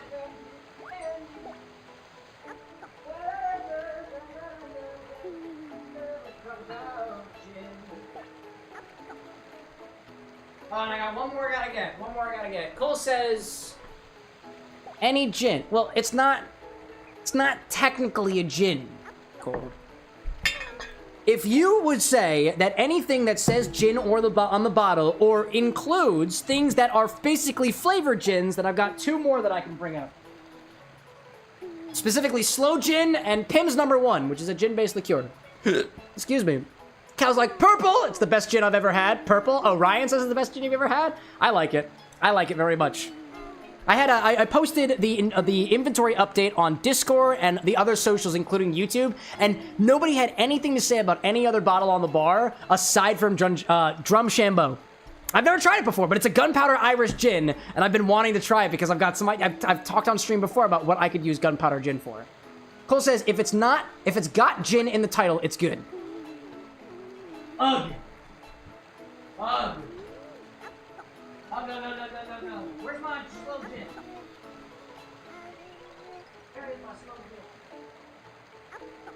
Oh. I don't have a slow gin over here. Oh, it might be at the... Oh, there it is. I got it. Some gin. And tip number 1. Here we go. I think this is everything that could be considered gin at my bar. Techno, welcome in, dude. Ryan's like, engine. Oh, engine is on my desk. You're right. That is in my workshopping area. Boom. Good call there. Good call. Forgot about engine. You're right. Let me double check my inventory to see if I got everything. Man, dude. Brad's like, Ango is like 45% ABV. Oh yeah, it's eligible. It's eligible. If I go to CameroxnWithAnX.com/stock, I can see everything that I've got here. I'm gonna look up gin with a space, because the filtering is a little bit weird. Oh, gin without a space. Hello there. Okay. Aviation gin. Where the hell is my aviation? Okay, I'm already missing one. Okay. Aviation, I have, wait, what, do I have everything else here? I think I'm just missing aviation. I have Bohane, I got Bar Hill, I've got Charing Cross, I've got, Chambord, Engine, Ginzer I grabbed, Coconut Tea is not available, Homemade Purple Gin, oh, Indigo Gin, I forgot about Indigo, Snoop Dogg's Gin, I got the 2 aged gins. Luxardo Maraschino is coming up when I search up gin. Is it gin-based? I don't think it is. I don't think it is. Oh, chat's helping me. Snoop Dogg gin. Yeah, I forgot about Snoop Dogg gin. I gotta go get that one. Okie dokie. But I think I have everything else. Oh, I have a small bottle of Tanqueray. That's not available. And for some reason, gin is popping up for the pickle shot too. I don't know if this is. All right, I'm just missing aviation. Where the heck am I? Oh, here's my number. I have no idea why, but for some reason my aviation was missing for everything else. Oh, okie dokie, chat. Cow King saying ginger gin. Ginger gin? Oh, I forgot Indigo. I'm going back for it. Where are you? There you are! There you are. Oh my goodness, chat. Ugh. Cole, why'd you have to make it difficult for me? Just because of that, I'm gonna do the ad. We're gonna do the ads early, just so we can get that out of the way, and so that I can organize my bar. When everybody gets back from the ads, we're gonna specifically pick one of these gins, one of these bottles. You've been warned. Oh my gosh, dude. Now I gotta organize these. Ugh. Ugh, dude. It's so many bottles of gin. I can't force you, chat. I can't force you to do things. But I would like to humbly request that we not give a category. Please be specific with your requests. Otherwise, we're gonna have to do this stuff again. Brian being like, my tab just crashed. R.I.P., my guy. R.I.P. Did my tab crash? Everything looking good over here? Everything looks beautiful. Cow King says Jacquin Creamy Foam Gin. It is Jacquin's Creamy Slow Gin, which is in the front. Got a bunch of these things here. Oh my goodness gracious, chat. I don't even know how we're gonna decide. Technically, it's my choice, right? So I get to choose, but my opinions can be swayed. So I got all my gins for this one. Yeah, they're all here now. Let's just say that they're all here. Ryan saying, as soon as the ad started running on Twitch, my YouTube tab crashes. Dude, Bezos is catching on. They're like, how dare you not view on our platform? How dare you, Ryan? An anti-Bezos boy for life. For life. Actually, let's organize these. I'll have my specific gins in the center. Special gins. We'll do not super duper special gins over here. Let's put special gins in the center. And we're gonna split this up in such a way that we're gonna make things easier. Make this easier for me. Got our Plymouth gin, which I still think we have enough for. We've got Engine. Hello there, Clementine, on my screen. BPF is special. Slow gin is special. The aged gins are special. And then we have our liqueurs. There we go. Cole saying, how about that gunpowder gin? Cole is the redeemer. Cole does get the ultimate say here. So, ad break ends in a minute. Oh, I thought I had 1 second left. Okay, well, and I guess I'm just gonna hang here for a hot second. Man. Ryan saying, I used to be Bezos' employee, and I wouldn't wish that on my worst enemy. Dude, you got yourself out of there. That is beautiful. We'd love to see that.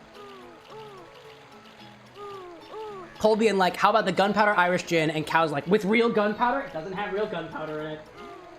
Does not have real gunpowder. I'll tell you all why it has gunpowder in the name, but once we get back from the ads, just so that everybody can hear things. But Cole, this is essentially, I am presenting everything to you. I know you're saying gunpowder now, but you gotta pick this when everybody can see it. And currently there are people watching ads. You said gin options. I have all the gin options for you. You must pick one of them. Also because this is gonna go in the edit, so I gotta wait for the ads to go. Dude, my eyes are, ugh. I didn't do anything today. Why am I so tired? Welcome back from the ads, everybody. Thanks so much for watching them and supporting Jeffrey Bezos. A beautiful guy indeed, with his bald head that I one day hope to have the permission to slap. I have a friend of mine whose head is bald, and he gave me permission to slap his head, and I'm like, I'm saving it. I'm saving it. For a particular guy. Cole, you said a gin of my choice? Here are all the gins that I have available, Cole.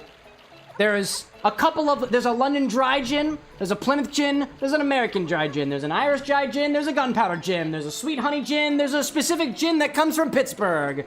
You got purple gin, you got slow gin, you got 2 different aged gin. This was aged in Cabernet Sauvignon barrels, and this was aged in whiskey barrels. And then you have Indoggo gin, which is flavored by strawberry and by Snoop Dogg. And then we've got Pimm's No. 1, which is a gin-based liqueur. What say you, Mr. Menez?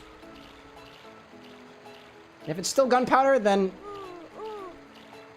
thanks for making me take them all out. I blame you for this. I blame you for the gort, which I'm thankful for, and I blame you for this, which I'm also thankful for. For the sake of content, I'll do anything. Ryan being like, Drumshanbo is goated, and Cow King being like, nitroglycerin-fueled TNT. It's TNT. It's nitroglycerin black powder. Yeah, no. So this gunpowder gin is called so because one of the infusibles, one of the botanicals that they use in this is gunpowder tea. Named so because the style of tea originated by the Chinese would actually curl up the tea leaves into little pellets that people kind of interpreted as like almost looking like bullet-like, so they think of gunpowder.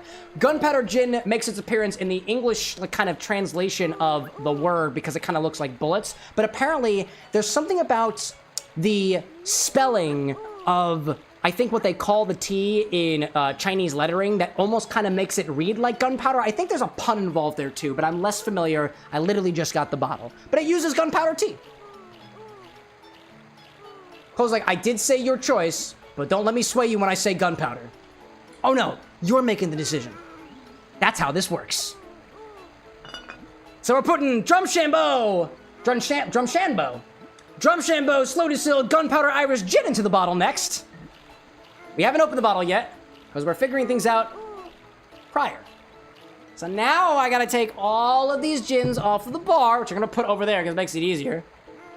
Man, Ryan's like, damn, as soon as Cam gets all of his gin out, Cole changes his mind and chooses Drumshanbo. Dude, listen, I do this for the sake of educating people and the sake of mixology, alcoholic spirits, non-alcoholic spirits, and cocktails in general. By taking out all of these gins, I have put a panel together so that everybody can be like, wow, I didn't realize that Snoop Dogg had a gin that was flavored by strawberry. I didn't realize that Pimm's No. 1 is made with gin as its base. I didn't realize that aged gins were a thing, and you're telling me that gin comes in a purple variety? You've learned. Or at least you've been exposed to the information. Renzo, welcome in, dude! I hope you got a good rest. What does Cole say? It's great for the community. It shows all the redeemable options. Excuse me while I clean my bar. All you guys are going down here. It makes it easier for me. I'll just reorganize things later. Oh. If anybody makes a chat request that includes a gin, please, and I forget, please remind me that every single gin-based thing at the Bar with an X is in the front, except for the London Dry, because that stays right this way. That stays over here. Am I missing anything? I don't believe I am. Great. We did it. Man. Cow King's asking who's farting in the game. I don't think anybody's farting. Gort also hasn't evolved yet, oddly enough. Ryan saying alcoholic and non-alcoholic spirits. I didn't know ghosts could drink. You mean things like alcohol alternatives, Ryan? Like a rum's alternative or tequila alternative. Otherwise. Well, now that we have that out of the way, Gosh. You give your chat a simple prompt, and they're like, I want you to pick from 20 options. Like, that's not how this works. We're not gonna do it this way. Oh my gosh, dude. All right. Are you centered? Yes, you are. This is your... where's my microphone? This is your infinity bottle. Every single time we take from the bottle, we gotta put something back into the bottle, so let's give it a try so far. Oh, my Tom is blocking my boy Glencairns. Oh my gosh. Renzo saying, I woke up drenched in sweat. I wish my grandparents would fix the AC. Dude, it's kind of hot for me too, if I'm being completely honest. I turned on the AC before the stream started, and I'm like, whew, oh my gosh. Cole saying, I got my iPad set up so I can read through my chats easier. There we go, dude. I actually used to have, and I specifically bought an iPad specifically so I could respond to redemptions and stuff like that, and I hooked it up here back behind the bar. I was still using it for a while. So good things. Stream improvements, we love to see that. It's dripping still. It will remain to be. Cow King saying, hi, YouTube. Somebody on YouTube, please say hi to Cow King. We don't want to think the cow's alone. Cow is not alone. Hi, Cow King. I exist on YouTube and Twitch simultaneously. Alrighty. I see Undefeated Joe popping back in chat. Welcome back, Joe. I am such an alcohol noob. I pretty drink. He's same for different tequilas, beers, and don't think much about it, but I do love seeing interesting cocktails. What do you say? I pretty drink. I pretty much drink the same 4 different tequilas and beers and don't think too much about it, but I love seeing interesting. I got you. I was able to translate for you. Welcome back, Joe. There's nothing wrong with knowing what you like and knowing it so well that you prefer it over like everything else. But if you ever get the chance to be explorative and whatnot, it's one of the beauties of being able to go to a bar and knowing what you're talking about ahead of time. So welcome back, Joe. What was the last thing we added to this bottle? The last thing we added was Ouzo. And before that, it was gin. We're getting very close gins back to back. This is becoming a ginfinity bottle, apparently.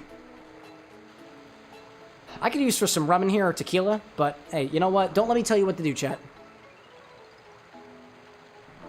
Ugh.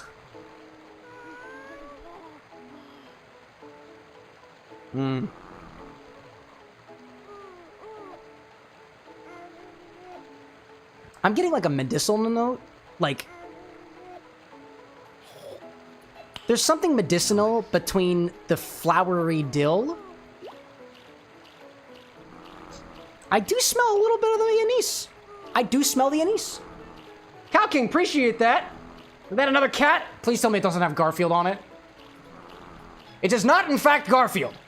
I've been saved. Yeah, it's like I can smell the flowers still, I can smell the dill still, and I can now smell a little bit of anise. Anna, what are you doing? Hi, friend. Hi. Wait, who? I don't have my glasses on. Oh, a person that I know on camera whose name I'm not going to say out loud because that would be doxing people who are close to me. Anna's on a video call. She brought her friend. It's pretty cool. It's pretty cool. Wait, I want a flavor. Wait, you want a flavor? I haven't tasted it yet. I haven't tasted it yet. Okay. I'm going away. It tastes like toothpaste. Toothpaste? Toothpaste! Anna says it tastes like toothpaste. Interesting. Ryan's got an idea for a cocktail. It's the corn and oil. Oh, I've got my cocktail picked out tonight, but I like it. Let's try it.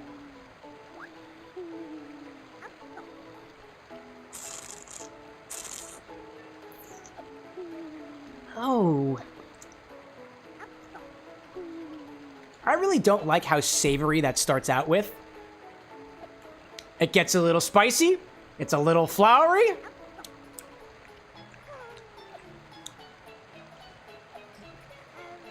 I feel like I taste a grain of some sort in there, but I don't really know what grain it is. I can see Anna's note of toothpaste. I can see her note of toothpaste. It's herbaceous in a way that reminds you of mint, but it's definitely not mint. there's a certain air that sticks around, which I'm pretty sure is coming from the anise flavor of the ouzo. It's interesting. It's a lot more ouzo on the nose than it is on the flavor.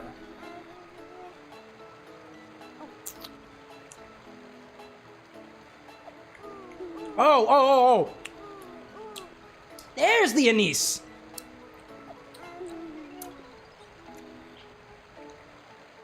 That is intriguing. That spiciness is like... I feel like it's more prominent now than it was previously, the spiciness. Or at least it's a little bit more apparent to me. That's incredible. Ryan, like, I'm still going for the absinthe as soon as I can redeem it. Dude, I'm proud of you. I want absinthe in this bottle. Let's do it. Cal King, like, screwdriver it? I already did a screwdriver, Cal! I try not to repeat things.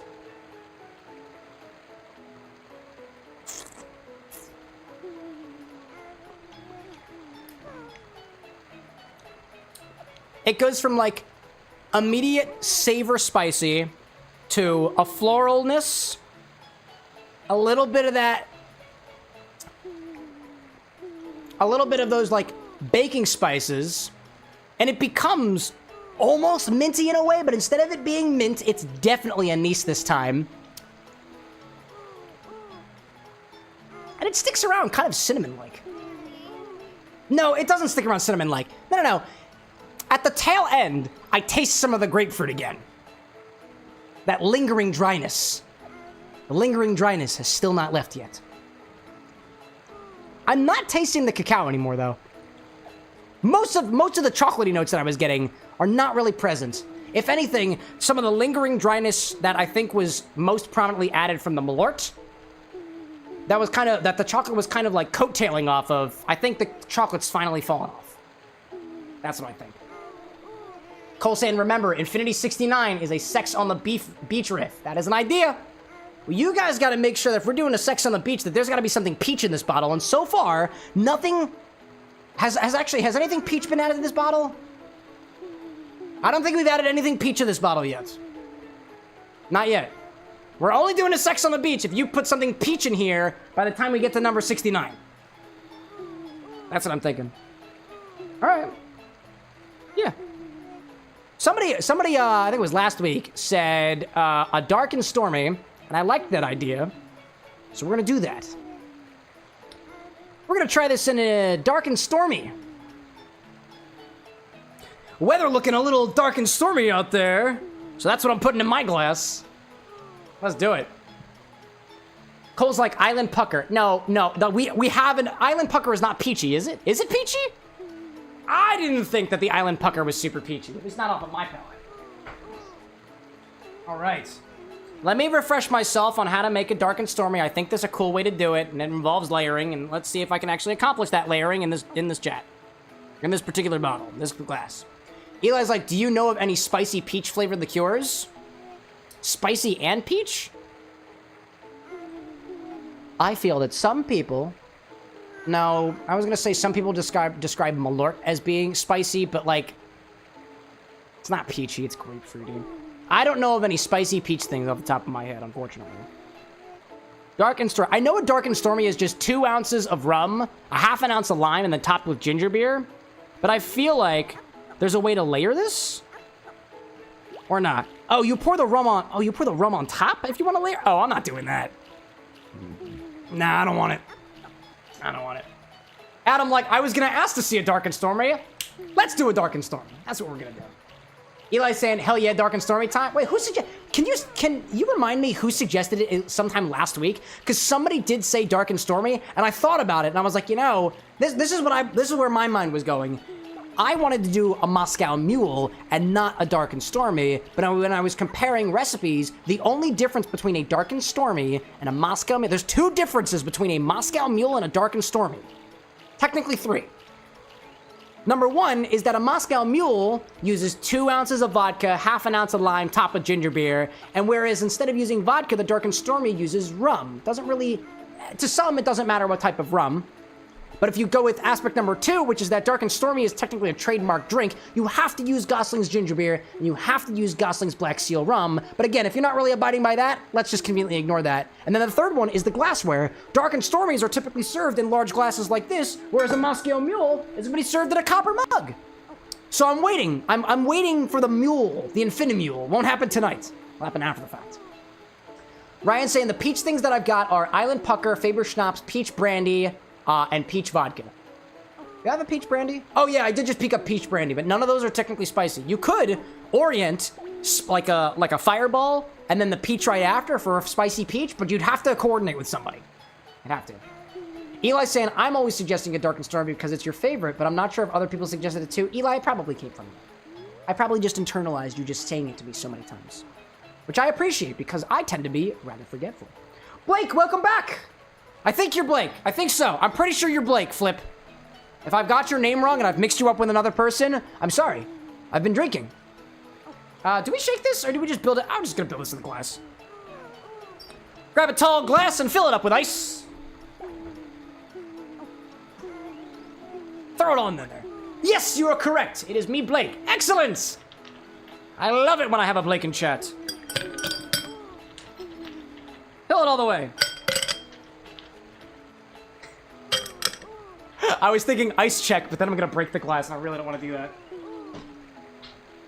All right. Pour in here 2 ounces of Infinity Mix. Got one of those right here. Oh, I just remembered, too, that I still had more of that Golden Derby cocktail from earlier. I didn't like it. I'm dumping this. I did not like it. Not a big fan of what was in that glass earlier. It was unbalanced.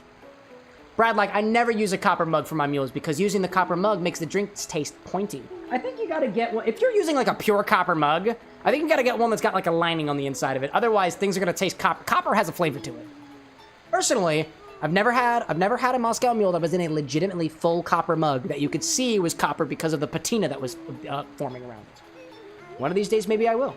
I know that my mother-in-law has specifically copper mugs that allow the copper ions to leach into the water that she puts into it, and she does that on purpose. It's a health thing, apparently. Keep your comments to yourself. That's my mother-in-law you're having judgmental thoughts about. 2 ounces of Infinity Mix. What did I miss out there? Super Penguin says, you have easily become something I look forward to on Mondays and Wednesdays, so thank you, Cam. No. I do not deserve your thanks, Penguin. I will throw my thanks back in your direction because you're the one who shows up on Mondays and Wednesdays to further flesh out this wonderful experience I tend to host here. So thank you for being a part of the audience. I'm happy to have you back here, Dr. Super Penguin. All right. Pour in here 2 ounces of Infinity Mix. There we go. Let's see. Ryan saying, fun fact, the copper taste isn't actually the copper, it's the oils from your hand that give it that flavor. Really? Interesting. And Blake saying, ceramic mug for a mule is top tier. Yeah, dog. I have a copper mug because I have to look the part here. No more comments on that. I'm gonna grab lime juice. I gotta look the part. I put on the outfit, I put on the bow tie, I gotta look the part. If I make a mule in a non-copper mug, people are gonna be like, aren't you supposed to put Moscow mules in copper mugs? To which case I'll be like, yes. Or I can be like, that's just not the way that I like my mules, but we have an appearance to uphold here at the Bar of the Next. 2 ounces of lime juice. I don't think I've done a Dark and Stormy before, so hopefully we're good on that.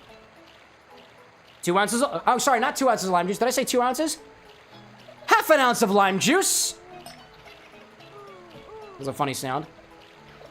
Renzo's saying, I'm working on putting my D&D character sheet into a document for this Saturday. Oh, D&D this Saturday? Excellent. I got D&D in a couple of weeks because scheduling conflicts. Blake being like, I'm rolling on the floor. Dude, if you're rolling on the floor, I hope that you're at least laughing along with it as well. Here's a little slide whistle just to get you going. Those are hilarious to me. Ryan saying, the oils interact with the metal on the molecular level, and the chemical changes are what produce the distinctive taste and smell. Ryan, I love how you had to use the articulation that the reaction happens on the molecular level, as if chemical reactions happen at any other level. I like that. I'm not laughing at you, Ryan. Nah, I kind of am. Top it off with ginger beer. That's all we need. That is all we need. Oh, man. Cow King saying, did you know that some people have an allergic reaction to tin, so they can't wear certain rings? For me, it's nickel. I react to nickel, which is why I only wear these earrings for the Sonic series that I picked a while back. And they're actually starting to degrade, actually. I have a reaction to these earrings. I can't wear them for more than a few hours at a time. But I do it for you guys. I do it for the show. Let me give this a slight agitation, because there is some sediment in here that I want as a part of my beverage. Where's my bottle opener? I know I got at least one of those things right. There we are. Oh, no, don't fall. Oh, thank you for not falling on the glass. It was really good of you. Wow. Cole says, Cam, I've got a new cocktail in the works. A walnut whiskey type. Oh, that sounds tasty. I don't have any walnuts here at the bar. Hopefully. All right. Top this with ginger beer.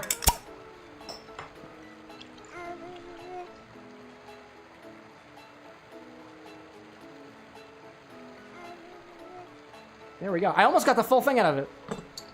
If you got any left of that ginger beer, give it a swig.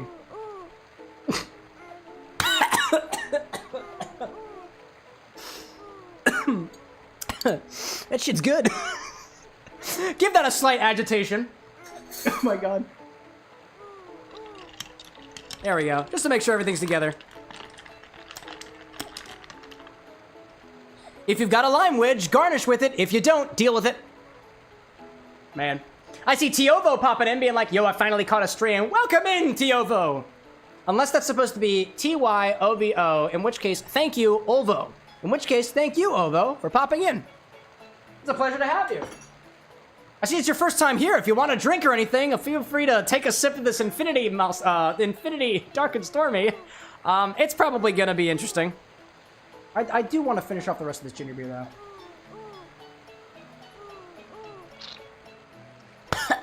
It's so spicy.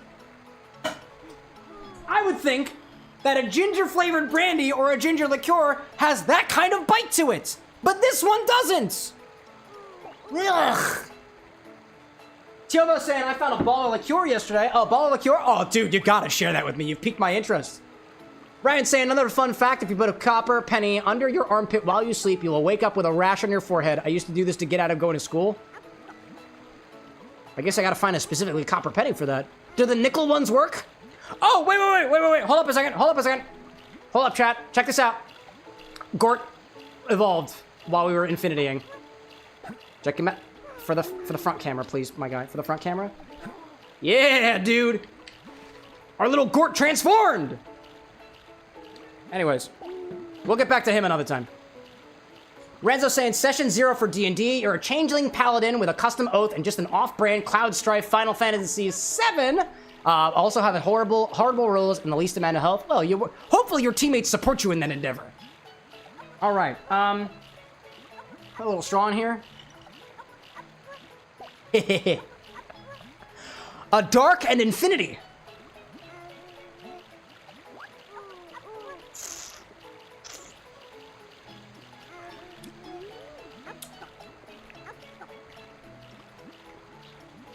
Admittedly, it mostly tastes like ginger beer, but it's a bit extra spice.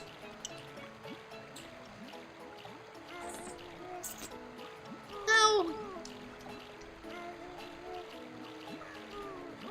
I'm like... It's like a dark and stormy, but it doesn't have any of the appreciable rum notes. Instead, it's replaced with a more hefty spice, some interesting botanical notes that I don't think are gelling very well. It kind of tastes old in a way. I'm trying to think of exactly how old.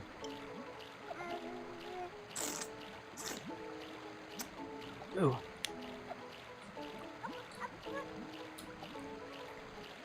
Trying to think of what that reminds me of. I feel that reminds me for some reason of like, I don't know. Toys R Us came to mind, and I really don't know why, and I don't think it's worth deep diving into why I thought of Toys R Us. Instead, I'll just leave that for my next therapy session. Interesting. Tiovo out there saying that the liqueur you found is Shanky's Whip Caramel Cream Irish Liqueur. Yeah, dude, I've heard of Shanky's Whip before. I got a little bottle of that one. You added Shanky's Whip with a dash of orange bitters and an ounce of Maker's Mark bourbon. I don't have Maker's Mark bourbon, but I think I have a little bit of Shanky's Whip. I'd love to try that, Tiovo. I got a little chat command for chat requests. If you want to give that, if you want to ask me to try that, I'd love to try it. I'll probably forget about it if I don't put it down now, so. Cole says you did something as well. Share it up, share it up.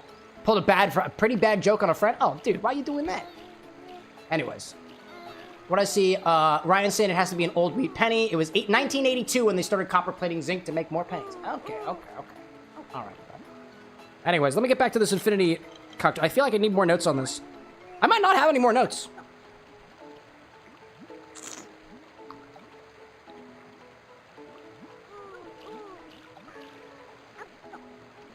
There's probably a ginger candy that tastes like this out there somewhere. And I'm okay with that.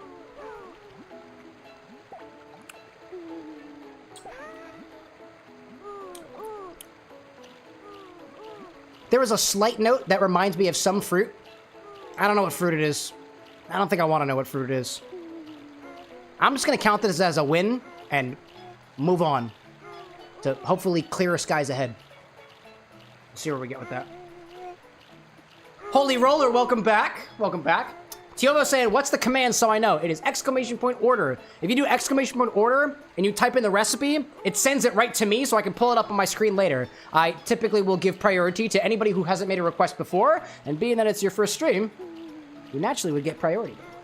Let me just make sure I got Shanky's Whip. I have my website link is here, and it has every single bottle that I have. If somebody can confirm that I have Shanky's Whip, it's probably in the massive small bottles that I have back there. And if I do, I'd like to give that a try. Okay, let me put this on a... Wow, my ears just popped for some reason. That was crazy. Oh. Let's put this on a coaster. It's not bad. It's not bad. Now, Cole, before, was like, you can put whatever gin that you want to in the infinity bottle. And I was like, no, bro. So we negotiated. After our negotiation, Cole says to put Drumshambo Gunpowder Irish Gin into the infinity bottle next. I like how these options are getting a little bit more tame. This is nice. More base spirits? I like that. Cole says I do have Shanky's. Excellent! Thank you for confirming that for me, Cole. Anyways, let's take 2 ounces of this. Hello there. Oh my gosh. Let's take 2 ounces of this. Put it into the infinity bottle. And then we'll check on this again next time. As the chows continue to moan in the background. Yes, it will be like that until we are done with it. I'm sorry, but I'm not. Renzo saying the last request that we did was the Dante cocktail, right? My memory is shot and I'm trying to make sure. Yep. The last request that we did, last stream, we had something from Cole. It was the Gort. We had Renzo's Dante cocktail, inspired by Devil May Cry. And then I took a cement mixer shot, which was very unpleasant. I think there was a... I don't know. Was there another one? Oh, there was more. I don't remember. Somebody else can check that. Cole saying, let's give it a taste can. The gin? Oh, right off the thing? Yeah, let's give it a try. Let me put this in the bottle first.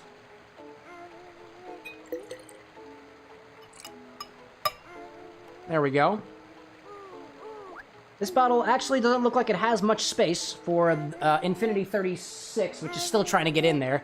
So, that's fine by me. We'll move on with this. I didn't like that. Let's do it again. There we go. That's a good one. All right, we have 2 gins in the bottle now. Technically 3 gins. One of them was an aged gin, but this is its own type. This is technically under the gin category. There's nothing aside from it being a gunpowder Irish gin. It's not like a special gin. I like that. Let me. Oh, somebody's transforming. You know that unnamed golden child from before? It's transforming, and it's probably not going to be anything interesting. We haven't really worried about that one yet. Let me mark things on my board, and then update my back end, so that we can all make sure that we can relish in the beauty that is the Infinity Bottle next week, because I'm not streaming on Wednesday. Let me pull up my thing, and then I'll chase the Drumshambo on its own. Let me pull up my thingamabob. this button over here, and then I go over here, look at my text sources. I've got Infinity. We just added more gin. So gin 2, Electric Boogaloo, or otherwise. And then what did we make this evening? A dark and stormy. There we go. It's been updated, which means if you do the infinity command, !infinity, the bot will calculate exactly how much of everything is in that bottle so far. Don't ask me what the math is. I've been drinking, and I wouldn't tell you anyways. That's what I have the computer to do for me. All right. So Cole was wondering exactly how this Drum Shampoo tastes on its own. I was tasting it a little bit the other night, and I'll say that for the most part, it is not super... It was hard for me when I tasted it to be able to taste specifically the notes that I'm getting out of this particular gin as opposed to other ones.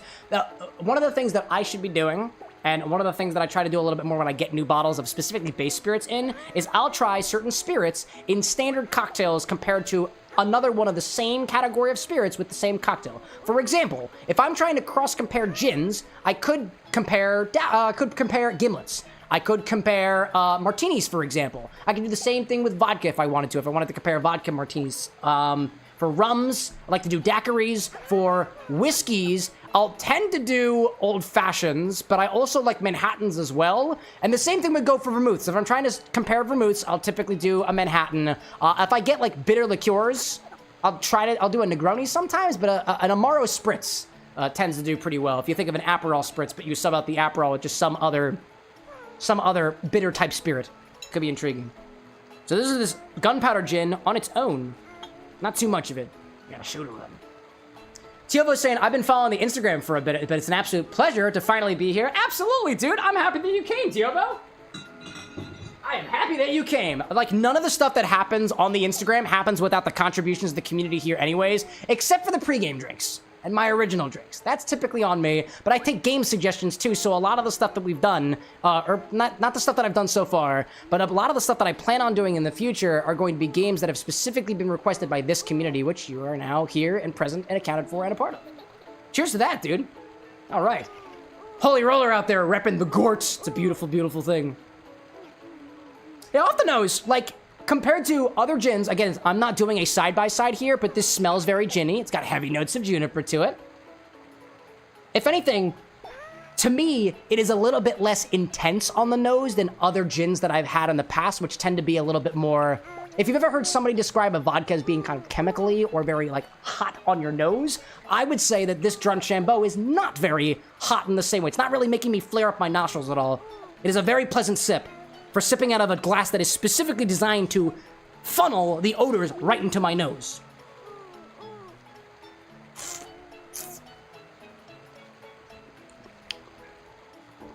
I have only had gunpowder gin once in my life, but it does kind of give an air that calls back to that instance that I had gunpowder tea for the first time. There is like a slight note that, as opposed to it just being like a dryness that I would get with other gins, it's a very specific kind of dryness, the type of dryness that I would expect when I have like a mildly oversteeped tea. But I like it that way. In addition to, as opposed to some gins being a little bit more on the citrusy side, this one's a bit more, not necessarily like leaf stem botanical, but more root botanical. Actually, it says on the bottle what botanicals that they use in Drum Shampoo gin, which is actually kind of cool. Not a lot of gins actually give you that information. Let's see. I see Adam asking, have you ever done anything with Hendrick's gin? It's my favorite gin. I did one drink with Hendrick's because I had a tiny little nip of it, and if it went well, and I liked it, I was going to finally drop the cash on the big one, but I didn't. And that was a supersonic gin and tonic a while back. It was an espresso tonic type thing, which I'm a sucker for. That was really good. I like Hendrick's too. Hendrick's too is unique because it uses, I think, cucumber and rose petals as a part of its distillation process, which is not typical of other traditional styles of gin. Again, this gunpowder Irish gin, not typical. In particular, this Drum Shampoo, a gunpowder Irish gin, uses in their slow distilled by hand, in their pot still, they use juniper berries, angelica root, orris root, caraway seed, coriander seed, meadow sweet, cardamom, and star anise, and then they vapor infuse fresh lemon, grapefruit, lime, and gunpowder tea.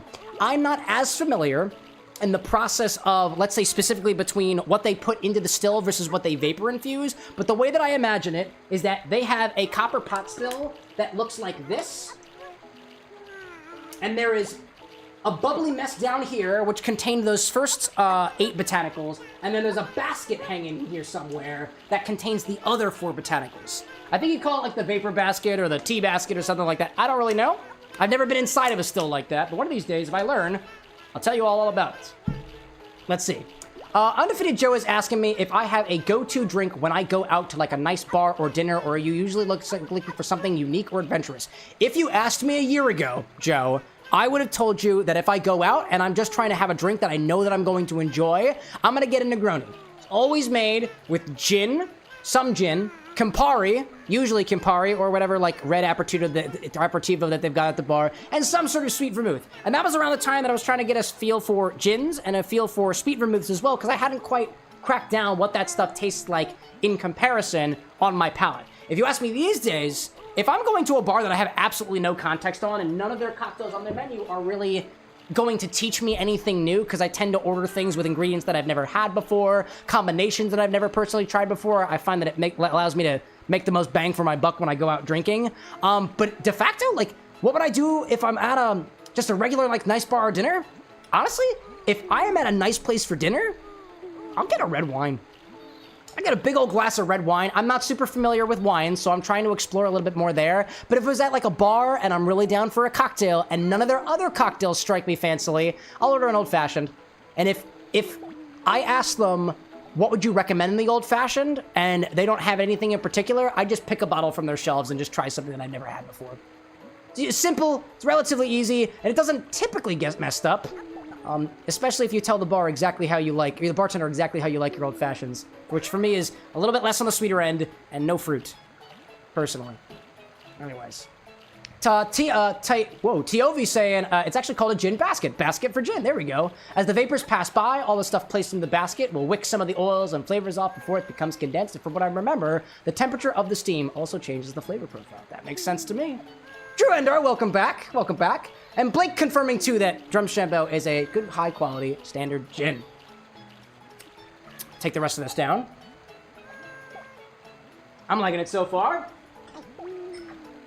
Alrighty, then. For anybody who's popping in here a little bit later, I've got an Infinity Dark and Stormy that I called the Dark and Infinity. It's got 2 ounces of Infinity Mix, half an ounce of lime juice, topped all the way off with ginger beer. My palate kind of tastes like gin right now, but if I give it a sip,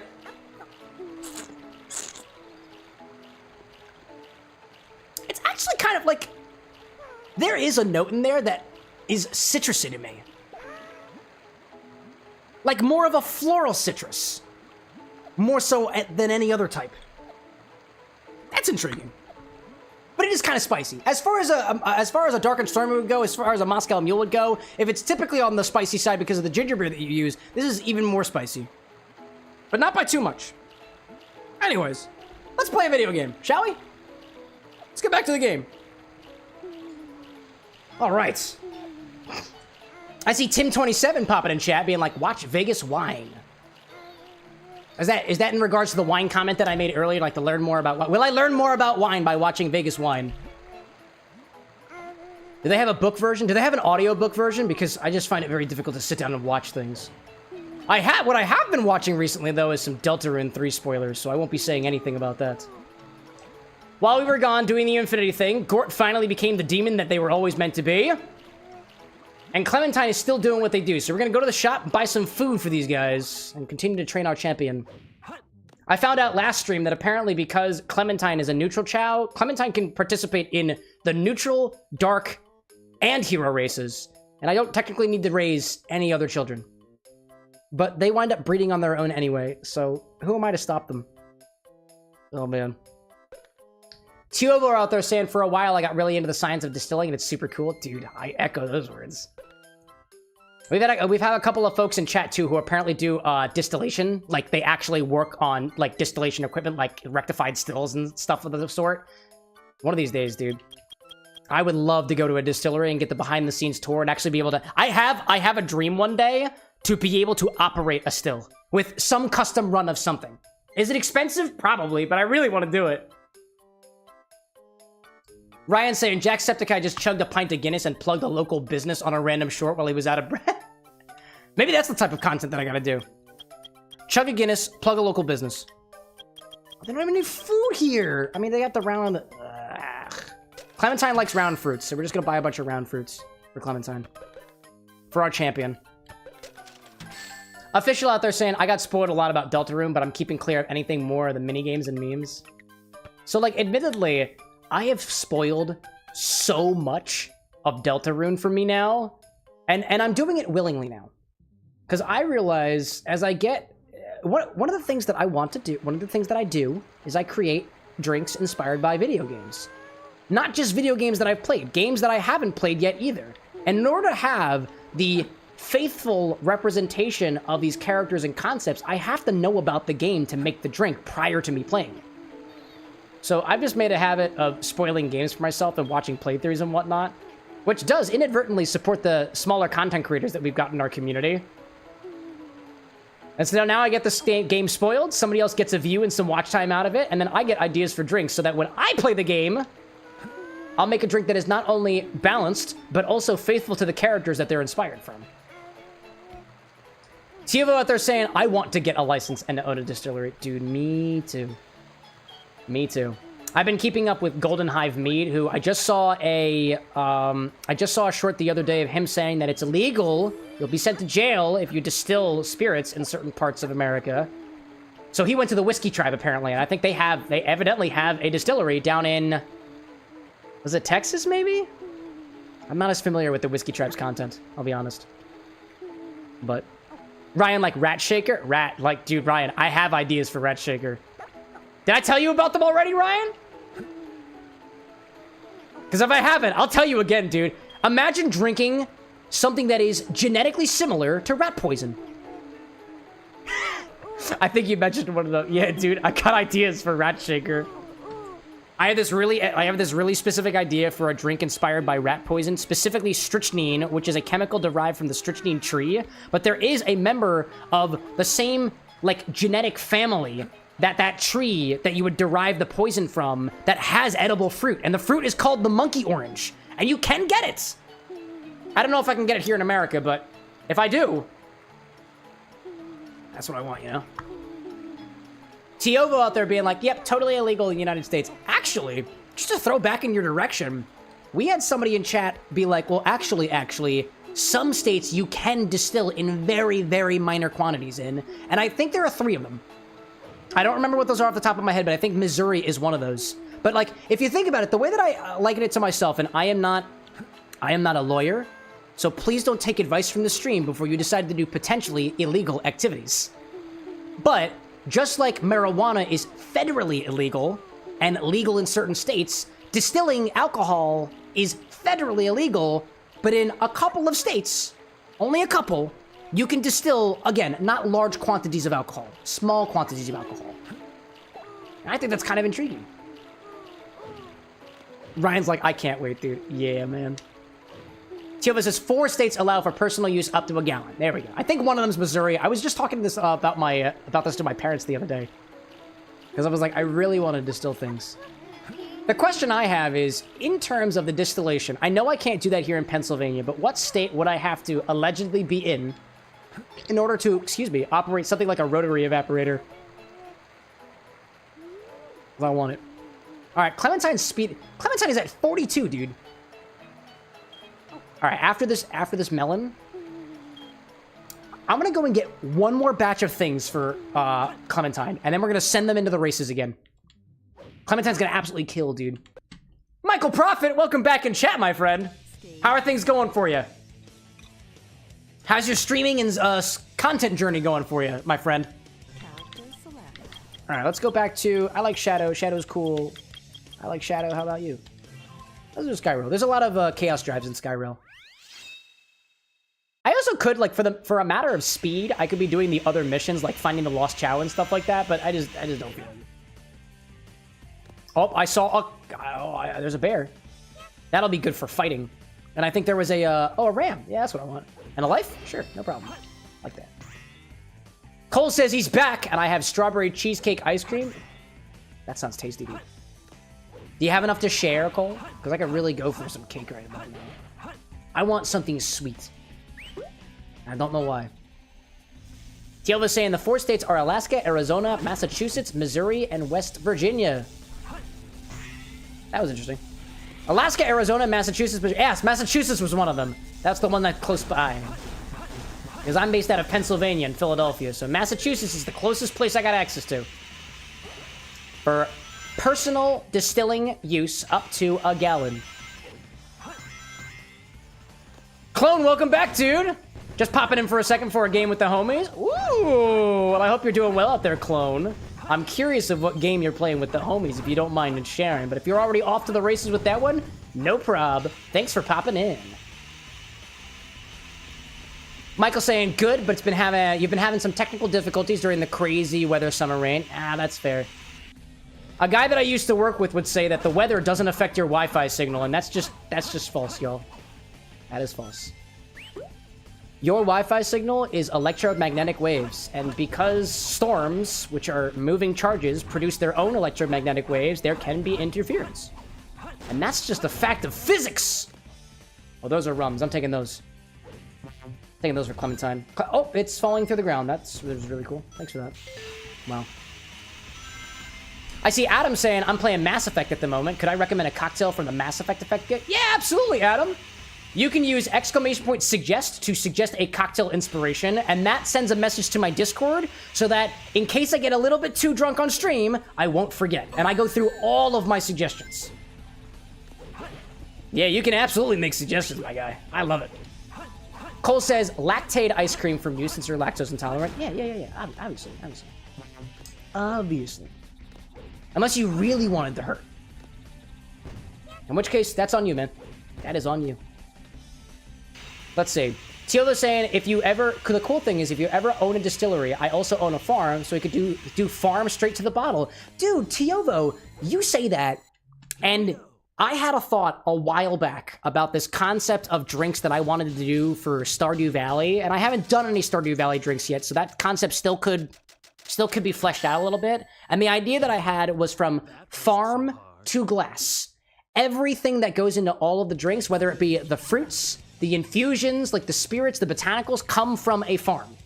So if that's something that you have and you're interested in being a part of, I am intrigued. I am intrigued by it. It would require a lot more planning than I have right now, but I've had the idea, and naturally, we'd like to support our local farmers, you know? Or even if they're not technically local farmers, I imagine that you don't live in Philadelphia. Oh, man.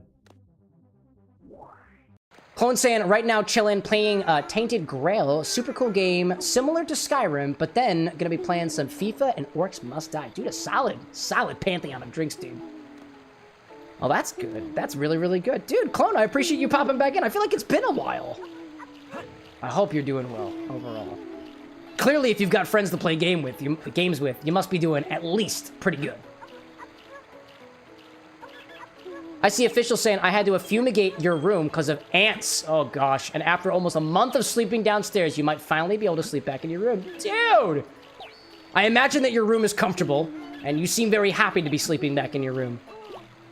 Otherwise, I'd be like, oh, no! But it sounds good, dude. Just gotta fold those clothes real fast. Michael saying to the 364 subs that you've got, dude, cheers to that. Ozzy saying, I haven't played Mass Effect since you were 14. I'm thinking of getting back into it. Ooh, dude. Mass Effect was one of those games that I think we had a disc for when I mostly played on the Xbox 360 when I was more or less a kid. But I never played it. I never played Mass Effect.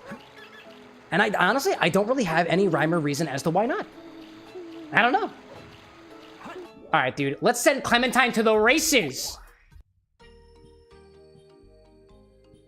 Tiovo saying, negative, I'm based out of California, but it is a cool idea that depending on what you may need, I might be able to help with. Yeah, dude, feel free to, if you got anything that you want to contribute to the bar in terms of stuff like that, I don't typically take things here.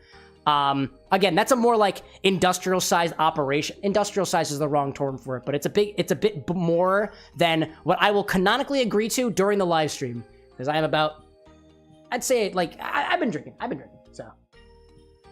But I like the idea of it. Tiovo, feel free to, if you want to connect over DM, you are more than welcome to. No pressure, dude, my guy. No pressure. We're already talking business plans. This is like your first stream here, so if need be, we can pump the brakes. That is okay with me. All right, let's see. I think the last thing that Clementine did was going into these dark races, but honestly, Clementine hasn't participated in the jewel races in a hot second. Let's see how they go. Let's see how they do. The stats are like almost maxed, dude. It can't be that difficult. Topaz have been great, so we'll go back to Topaz and see how Clementine goes. Michael asking, do you know when Kingdom Hearts 4 comes out? I'm going to stream Kingdom Hearts Saga right after you finish God of War. I have no idea. I don't think anybody knows when Kingdom Hearts 4 is coming out yet. If anybody's got an idea, though, let me know. Clone saying, doing solid. I love to pop in when I see you're live, and I got a little bit of time. Dude, it's always appreciated. The Upper Diamond popping back in chat. What's going on, Diamond? Yeah, chat, you know how I was saying I was spoiling Deltarune for myself? It's because of Diamond. Diamond, I just caught... I don't know if you released another chapter of Deltarune yet, but I just caught up. I'm completely caught up on it now, and I want to know... I'm not trying to spoil anything here. I want to know what happens... I'm trying to state this in the least spoily way possible. I want to know what happens to the polycule. And that is all I will say on the matter. I must know. I want to know. Also, these Chao are hella fast. Wow. Aziel being like, Kingdom Hearts 4 has been a big cliffhanger, so we got screenshots earlier this year, but then dead silence. Renzo saying, I'm pretty sure it doesn't actually say this, but what is thong with an X? No. This is Tom with an X. It's my new cutting board. No. We collectively named it Tom. Thomas named it himself. Because I wanted to name the board after him. The Tusano Trading Company sent me a customly engraved, custom-created cutting board that's very girthy. And so now, we named it after its creator, Thomas Tusano. So it is Tom with an X. And Thomas got to make his own with an X spelling. It would only make sense. He's the one who put his blood, sweat, and tears into it. Makes sense to me. What? Diamond saying, one of these videos, I'm gonna say, Cam, please don't watch. Play the game.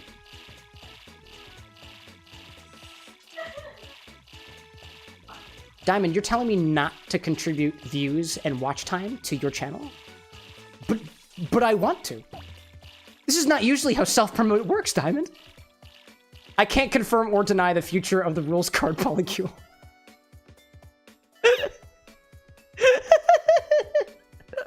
Oh my gosh, I was watching that literally earlier today. It was great. Man. Oh man. You say you're going to bed, love? Yeah. Good night, my dearest. Wow. Renzo being like, I'm dyslexic. I don't have my glasses and watching on my phone, so it was kind of hard to see. No, it's okay. It's okay. I'm glad that you asked me about my thong with an X or otherwise. If you're curious, I'm relatively an open book.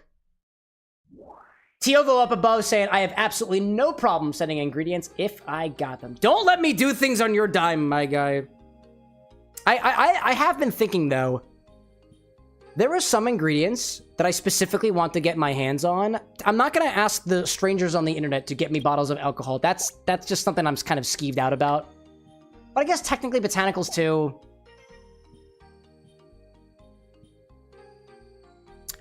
For the purposes of the live chat, I like the idea of being able to help out smaller creators, smaller businesses and whatnot, but I make no guarantees while I'm drinking alcohol. And that's where I'll leave that. Go get him, Clementine. Diamond like, well, I'm gonna go edit a video now. Accidentally said that it comes out on Friday. Dude, go for it! The grind is real. And I like Upper Diamond's content. I think I can do a shout out on YouTube. I'm gonna see whether or not that works. While the Chao hopefully try to go do its thing. Let me see if this works. I think it actually works. The Upper Diamond? Does that work? Does it work? Yeah, it totally does. Excellent. Oh, and I got another one. Wait, I got the vertical chat. I gotta remember the... There we go. There we go. There we go. And I want to try to copy the message too, but it won't let... Can I copy message? Copy current address? No, I don't want to do that. I don't know what that means. Anyways. Diamond's cool. Diamond's cool. I like it. It works. Excellent! I was gonna try to copy it over to the Twitch side, but... Oh, you know, actually, that's a good idea, Cameron. This is what you should do. You should add a note that says, if you shout out, and a mod shouts somebody out, broadcast. .so broadcast. Dude, what is up with all these runners? Oh, man, dude. Renzo saying, my uncle pulled and gave you the Noctis MTG card that you needed, so after I clean my depression hovel 8, I'm gonna make the deck. You're gonna make the deck? Dude, I'm so glad that you're able to get it! That's the power of being in cordial terms with people who also have similar interests to you. Big Callan, welcome back, my friend. Callan, I was meaning to ask, how's that book of yours going, by the way? Tiova saying, farming is always fun. You never know what you're going to be planting next year. I've always wanted a farm, dude. There is a set of gardens here in Philadelphia that are relatively close by that I've thought about kind of, like, renting a plot on. But in the meantime, I've just got whatever bugs and plants that I've got here, right here at the bar. If I can do it inside, that's what I try to do. Oh, Clementine. There's, like, some person in front who is really, really fast. Dude, I'm shocked at the fact that Clementine has, what was it, a level 40-something in run, and they can't even get past the 3rd level of the races?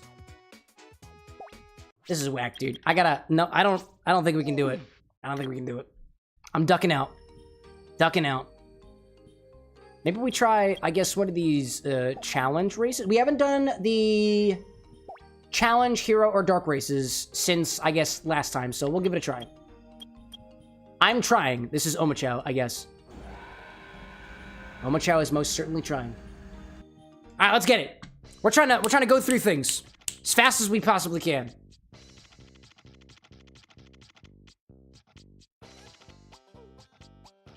Clementine, I know that you can beat those robots. Robots are not in any way, shape, or form superior to actual living, breathing beings. But they can be faster. Oh, wait. Oh, are you mildly faster? Are you mildly faster? Ooh, okay. This is good. This is good so far. Cody, welcome back! Hello, everyone. Is everyone having a good day? Great day. Back in your direction too, Cody. Thanks for popping in. Currently just watching small little animals race. It's not too bad. It's actually quite therapeutic if you think about it. I've never been much of a betting man. And technically, if my little creature doesn't win, all I get is another number increment on that death counter below me. It's really not that bad. All right. Clementine is marginally faster and keeps on tripping. Clementine is marginally faster than the Omochao. So I think they can catch up if they have enough space. I'm gonna wait till we get towards the end, and then I'm just gonna boost all my stamina out. Or maybe I'll do a little bit in the middle. Some of these Omochao are falling down too. Love to see it. Love to see it. Fall flat on your animatronic face, dude. I'd try to be a little bit more courteous if there are other, like, actual Chao out here, but, like, I don't think Omochao can feel. Or have any semblance of regret. Okay. That was pretty darn close, though. That was pretty darn close. Wow. Tiova, like, more action than an F1 race. Are those the races where people can only do left turns? At the very least, like, I don't typically see cars tripping over themselves in a race. And when they do, it's actually quite impressive. Oh, Tiova's like, that's NASCAR. Then what is an F1 considered? Alexa, what is F1 racing? The Formula One's upcoming event is the 2025 Austrian Grand Prix Main. Austria? Okay, is that all? That's all you're gonna tell me? Alexa, what is an F1 race really like? I'm not quite sure how to help you with that. That's fair. I guess I just need a Formula 1 car myself. Well, like you said, Tiovo, this is more action than an F1 race, so I don't need to know. I don't want to know. Just sit here and I watch my boy go. Renzo like Giga Chad Cam? What? Are you calling me a Giga Chad? Because I think I take that as a compliment. Thank you. Thank you very much. Tiovo's saying they race around the world, tracks at insane speeds, and many, many, many corners. That seems like at least a little more action than what I'm seeing here. Granted, I would assume that the F1 racing cars are not tripping over themselves, because I imagine if they do, they're gonna wreck a building. Or their cars, and potentially the people inside of the cars. Alright, this is where Clementine tripped before. Are you gonna do it again? Nope. We're good. We are good. We are good. Yeah, if Clementine can just keep up, it's okay. Renzo says, I randomly made a face similar to the Giga Chad face. Did I really? Wow. That's the beauty of the live stream. Sometimes those angles are just right, and I can't even plan for that kind of stuff. Was it this one? Probably not. Tiova's saying in Japan, apparently one of them flipped over. Oh, one of the cars flipped over? That's metal, dude. All right. We have an ad starting in a hot second. We're going to complete this race before then. I have full faith. I have full faith. Yes! Right before the ads happened. Go get him, Clementine. My champion. My champion. Techno saying it may have taken me half an hour, but I found Mario Kart. You found it? Wait, what do you mean by that? Or is this in reference to the F1 comments we've been making? Because that is oddly on point. Oddly topical for what we were talking about. Man. Tilva saying too, F1 has a lot of safety measures in place. That would make sense. They are, as you said, cars moving very, very fast around many, many corners. If they didn't have safety measures, somebody would be losing limbs. Or their life. Anyway, back to the bar with an X for a hot minute. In the background, all I'm going to do is just look at what races we haven't yet done. The hero races, there are 4 different levels, each one. The challenge races, there are 6, I think. Let me double check that. These menus are very, very slow. Ryan, like F0, better than F1. You know, Ryan, I have never made the connection that F0 might be called F0 because it's 1 minus F1. That clicked with me today. That's intriguing. Yeah, there's 8 different challenge races, and we've done 3 of them so far. The last one, number 4 is the small animal challenge, apparently. Interesting. Actually, while we're here, I'm going to double check exactly what the emblem requirements are for the Chao races, because I don't know what those are off the top of my head. Chao race emblems SA2. Technoboy saying, no, I couldn't find the, oh, you couldn't find the game cartridge. Just by happenstance, it just happened to relate. Dude, we love coincidences. We love that. All right. According to Reddit, you get an emblem. I don't like the Chao Garden. Any tips on doing it fast? You need, you get 1 emblem when you beat all of the races of a set. Beginner, Jewel, Hero, Dark, Challenge. The Jewel races are souped-up versions of the beginner races, except for the last 2, which focus on luck and intelligence, and only allow Chao of those alignments, which where raising one of the 3 types comes in. I ran City Escape, grabbing 9 to 10 common animals each time, and quitting can be done in a minute or 2. Feed them all to the same Chao, and after about 2 hours of grinding, you'll have a Chao that can do just about everything. Interesting. There's also a glitch, apparently, that allows you to endlessly reuse Chaos Drives and animals. Do this to get your Chaos to max level, then you're done. Here's a video demonstrating it. Okay. Sapphire Chao presents The Infinite Glitch.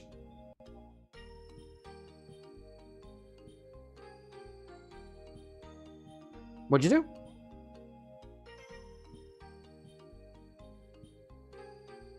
Oh, after they kiss it, you take it away from them.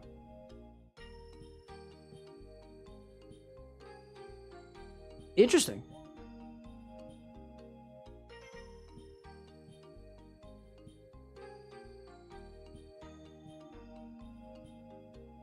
Thank you, Sapphire Chao. This could come in handy.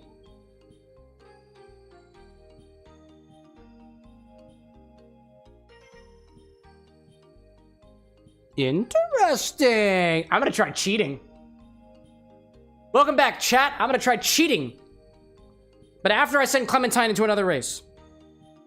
I am a shameless caregiver. Let's send Clementine into... I feel like there's a jewel race that you can definitely do. Definitely. Ryan saying, apparently, Formula Racing starts at F4, which is the entry-level circuit, while F1 is for the best of the best. F0 is supposed to be even better than that. I didn't realize that it was a reverse indexed system. I learned something today. I had no idea about that. Wow, thanks, chat. Especially Tiovo and also Ryan. And Formula Racing is called Formula because it has a specific set of rules and regulations, aka a formula. That makes sense to me. Actually, you know what? Before we even get into this, I'm gonna try cheating. Let's glitch him out. Official says finished. Excellent. Congratulations on your finish. I gotta go get animals. I'll be back. I'm gonna go get animals. Apparently, City Escape can be done real fast, according to the internet. Official saying that the fumigation is finished. I'm gonna take a shower and finally rest in your old bed. Dude, you've earned it. And apparently what I can do is I can go into City Escape, get common animals, and then immediately leave. I would consider that to be a death, but I just don't know where all these animals are. Are there animals on the road? There wouldn't be animals on the road, would there be? Any animals out here? Animales? Animales. Hola! Animals wouldn't be hiding under cars, would they? I don't think that there'd be animals on the road because that just seems dangerous. But I've been wrong before. I don't know. I don't know. Official says, no fumigation, general cleaning. Oh, my apologies, my apologies. There was a pile of stuff on the bed impeding you or anyone to rest on it. I've rid of it, and now you can use it again. My apologies. I might have gotten my wires crossed. I thought somebody was saying something about it was an ant problem or something, and it might have involved fumigation. If I got confused, my sincerest apologies. Techno Boy saying F1 is my favorite racing. I was going to say, is there any other type of racing? But evidently there is, and it's NASCAR, which is not Formula 1, which I've also learned today. Thanks to the contributions of our global community. Thank you, global community. You were helping the broadcaster learn good. Any common animals in the hedges? Nope, no common animals in the hedges. The internet told me that I could get like 10 animals, like specifically in 1 to 2 minutes in City Escape, and I just don't think that's true. Animals under the tires? Nope. Hello there. Animals down here? Get out of here. Goodbye.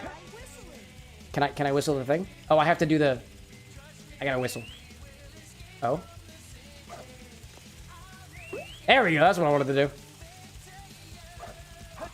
Ryan saying the biggest defining aspect of Formula Racing is that the cars are all mid-engine. The engine sits behind the driver, open-wheeled, no fenders over the wheels or suspension. Oh, the engine's behind you? I've never been in a car like that, but I guess that kind of makes sense. Why would what's the... I'm not familiar with the physics of automobiles. What's the benefit of having the engine behind the driver? Is it a safety thing? Official saying it's fine. It was due to the fumigation that you had to take everything out. Oh, because of the fumigation, you had to stack things such that it could happen. Now I think I'm getting it. Now to do deep cleaning. Renzo saying I missed an animal pipe. Yeah, dude, I probably did. But I got these skunks and the raccoon. Cole saying Cam Twitch is a meaty to me. Is it because of the affiliate requirements? Bezos is just doing its thing. It's making you wait. By the way, for the community at large, one of our community members, Cole Menez, I think has pretty much reached affiliate status. But Bezos just hasn't given it to him yet. Oh, I bet a lot of these animals are from the Chao boxes. I just realized that. That would make sense. Ryan saying, in addition to Formula and NASCAR, you have dirt track, desert, drag, rally, autocross, drift, hill climb. Wow, there's a lot more types of racings than I thought. Would you count Forza Motorsport to be a type of racing?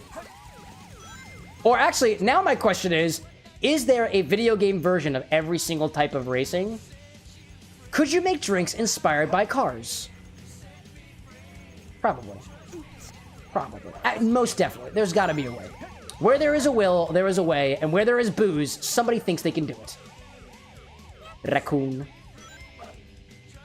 And supposedly I can just quit the stage and go to the Chao Garden? That's a death to me. Can I do that? Cole saying, not updating. I should be at 3 out of 4 for average viewers, but it's stuck at 2 out of 4. Oh, weird. Weird. Official will be back. They're thirsty right now. And Ryan saying to the engine comment, better weight distribution allows the driver to push the car harder into the turns. Oh, because it doesn't understeer or plow into corners. It also reduces the rotational. Yeah, if most of the weight is toward the center of mass. That actually makes a lot of sense. That makes a lot of sense, actually. I appreciate that. That's why the cars are... Oh, they're called mid-engines because the engines are literally in the middle. Duh! That makes sense to me. Okie dokie. Where is Clementine? Hello, Clem. Sitting next to your child. Absolutely beautiful. What a great, great berry you are. Okay, now apparently, in order to do this, I do this, and I do this, and I... Nope. Okay, buddy. Okay. Okay. I have to be right in front. Nope, that didn't work. I think it's right after the jumping animation. Nope, that didn't work. Okay, how about this animal? No, I didn't want to get that. Gort, buddy, get out of here. I just threw him in the water. It's fine. It's fine. It's fine. It's fine. If I go right in front of you. No, no, no, no, no. Get out. Dude, Panera, get out of here. Panera, I'm not talking to you. No. It's probably patched out in the PC. Get out of here. In the water. It's okay. It's harmless if they throw him in the water. It's just playtime.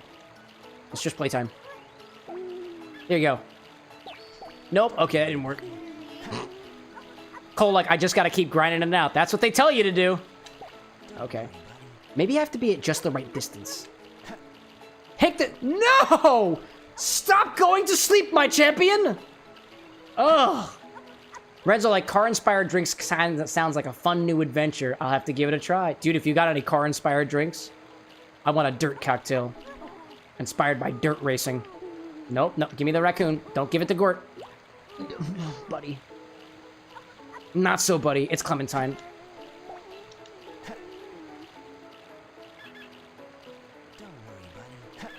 Okay. Wait, did that work? Did that work? It most certainly did not. Cheating is for losers. I'm gonna stop doing this. Raccoon time. Here you go, raccoon. Got any more bunnies? Nope. Skunkies? Frank, you kinky, kinky son of a gun. All right, well, I don't know if I really like the speed of City Escape. I'm just gonna keep doing what I do. Instead, what will I do? I want to optimize speed. I want to get these Chao emblems as speedy as possible. Also, how many drink requests we got right now? 3 drink requests so far. So far. If anybody's got cocktail request ideas, I am growing tired of this infinity, and it was this dark and infinity. Character select. And I will only take your request if you are here when I call your name. I will check in. Jordan Lee, welcome back. What's shaken? What is shaken?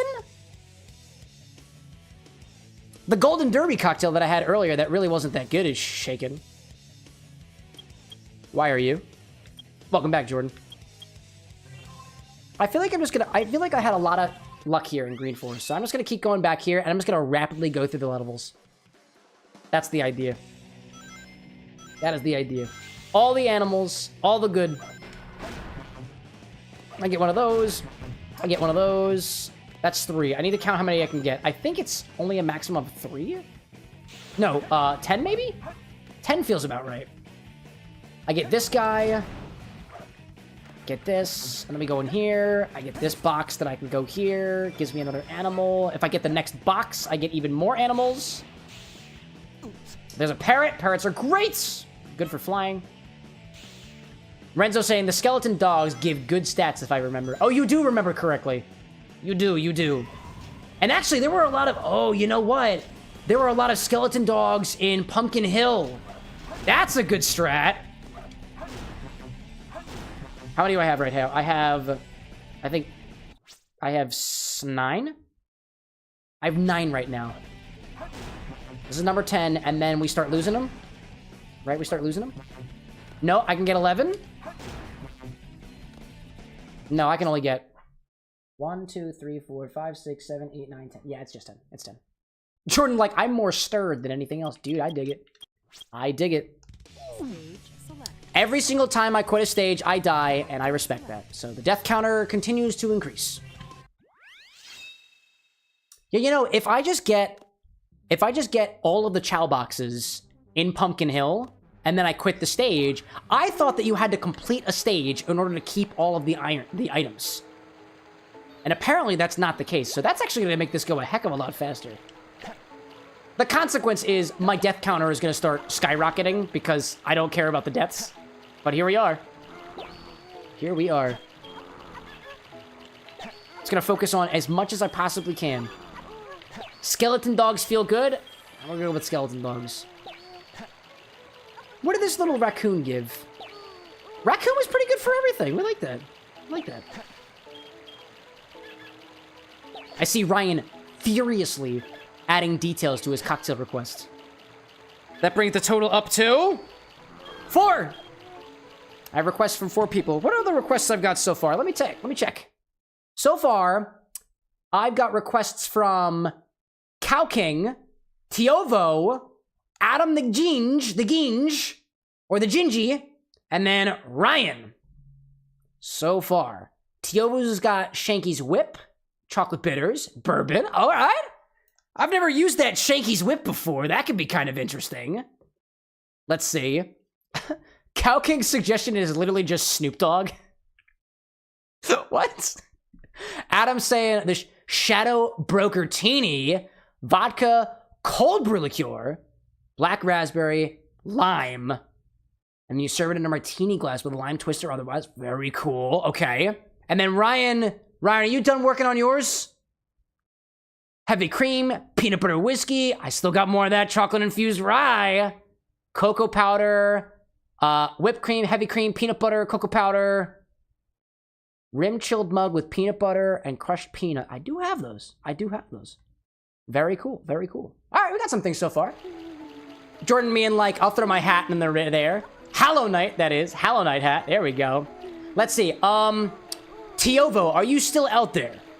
Because I think so far from this list that I've got, Tiovo and Adam are the only two folks that I have requests from who haven't made requests before. So Tiovo or Adam, if you're still out there, let me know. Because I'll give your request priority.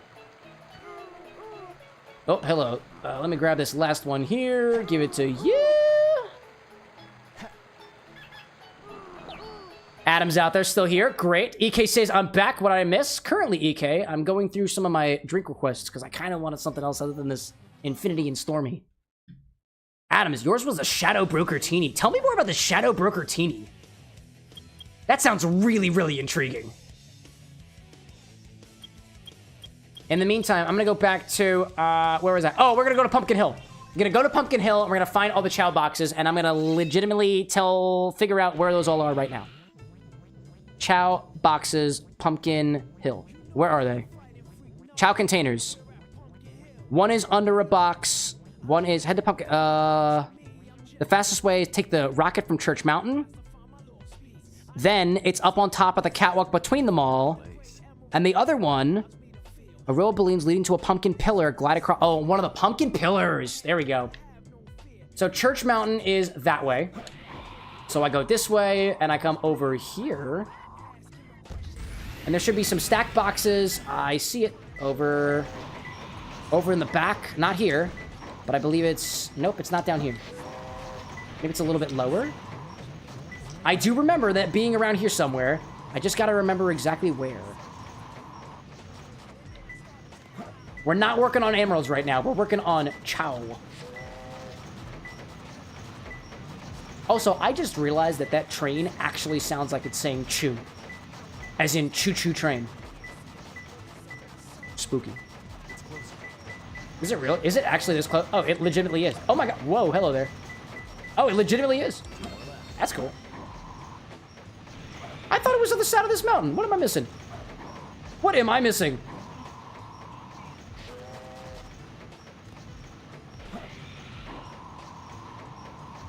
It said the easiest way was to get there was through Church Mountain. Let me look at the instructions again. Pumpkin Mountain at the top. Fast way to do this is to take the rocket for... Oh, it's Pumpkin Mountain. There's a platform peering over the edge with a hint monitor. If you fall down the side, you'll reach it there. Oh, okay. Okay. I still don't get it, but I'm gonna try my best. Adam's saying, pretty fun. Pretty fun if you like coffee and raspberry. I do like both of those things. Could be served in a chilled martini or coupe glass. Well, lucky for you, I've got a chilled martini glass on the ready. All right, I'm supposed to fall down this way. Instead, I'm just going to observe from a distance.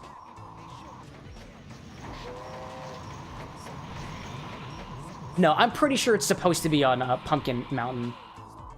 I'm going to go this way. I got to get used to where the Chao boxes are, and then we can just rapidly go through them all. Every single time, quit the stage, gain a death, and then move on. Oh, apparently there's another emerald right around here. Well, that's pretty convenient. Where's this box at? Oh, there. Yep, there you are. There you are. There you are. Yeah, I don't think I've ever actually had raspberry and coffee together before.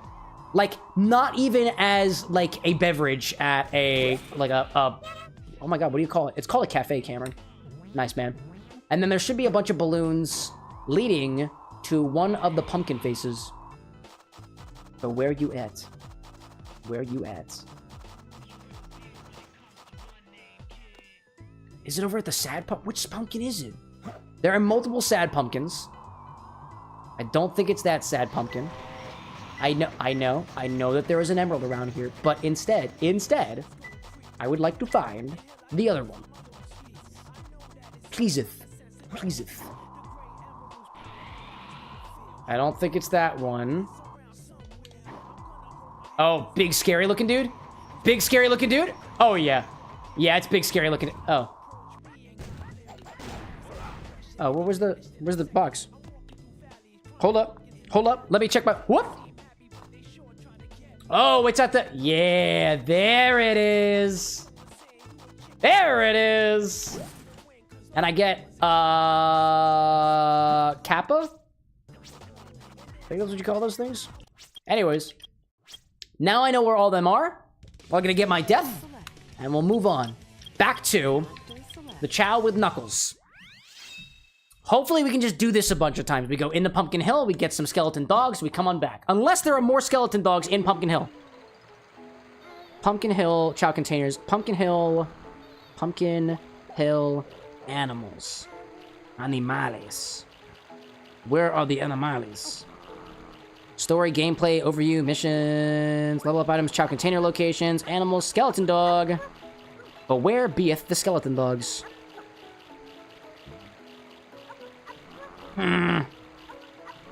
I can't really tell. Oh well. Oh, somebody's drowning? That's okay. At least it's not my champion. Official like, oh shit!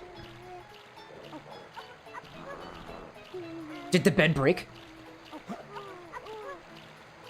Official like, my membership is about to expire. I might not be as green the next couple weeks. Oh, y'all haven't been green for a while. Oh, actually, yes.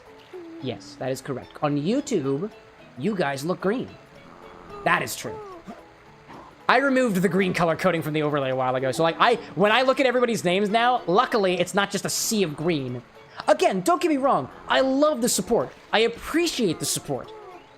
But that much forest green in one sitting, it's too much. It's too much. Oh my gosh.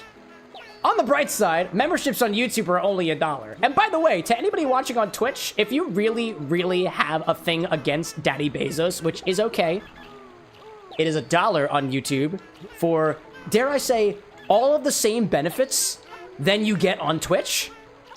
Except on YouTube, you get videos ahead of time. The only caveat is you don't gain points as fast, but that's because of API limitations, so... Can't have it all. Alright, have you had the life sucked out of you yet? Frank, thank you, but no thanks. Frank, buddy. I would like to take this animal. Nope, I cannot take that animal. I would like to take this animal. Where is... Clementine? Buddy?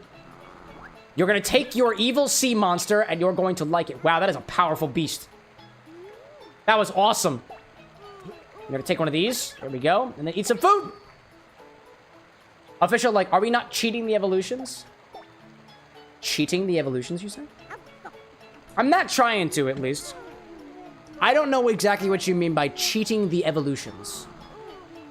Evidently, there was a way to cheat the animals such that I can just keep spamming the same animal, but I tried it. I couldn't figure it out, so I'm not gonna worry about it. Tired of that? That's fine. Let me go see if there is a Chao fruit for sale. That's the fruit that quite literally looks like a Chow's head. That's why they call it a Chao fruit. It's mildly unnerving. It reminds me of Pikmin being compared to Pick carrots, because they all kind of look the same, apparently. It's like calling a monkey, I guess, if you ate a monkey, I don't really know where I'm going with that. More Chao fruit? Oh, yes, more Chao fruit. These Chao fruit are awesome! They're just really expensive. Inventory is full. Great. Was there anything else I was missing? Oh, the mushroom. Oh. Ryan being like, I just heard a dude refer to hot sauce as pain sauce, and that is what I will be calling hot sauce from now on. I mean, if you think about it, there are some hot sauces out there that are literally just about adding spice to food, and that's not really the mentality that I like when I'm trying to add spice to things. If anything, if I'm gonna use a hot sauce, I want some flavor along with it as well. Like, give me a... Oh my god. Oh, I didn't mean to do that! Clementine, your head. Since when did you get a pompadour? How did you grow a pompadour underneath the hat? Our champion is reborn. Who needs a beanie hat when you've got... Look at this, dude! Dude's got a pompadour? 3 spikes? Wow! He's a freaking unicorn! You're damn right, Ryan! Wow, dude, that's awesome! Our champion! Wow! That's beautiful. That was beautiful. Wow. I think, what does that do wind up doing? It gives a random stat. Oh yeah, it pretty much increases everything. So I'm just gonna give you a bunch of Chao fruit. And hopefully that will help in this next race. And then what we'll do is I'll take a chat request from somebody in chat.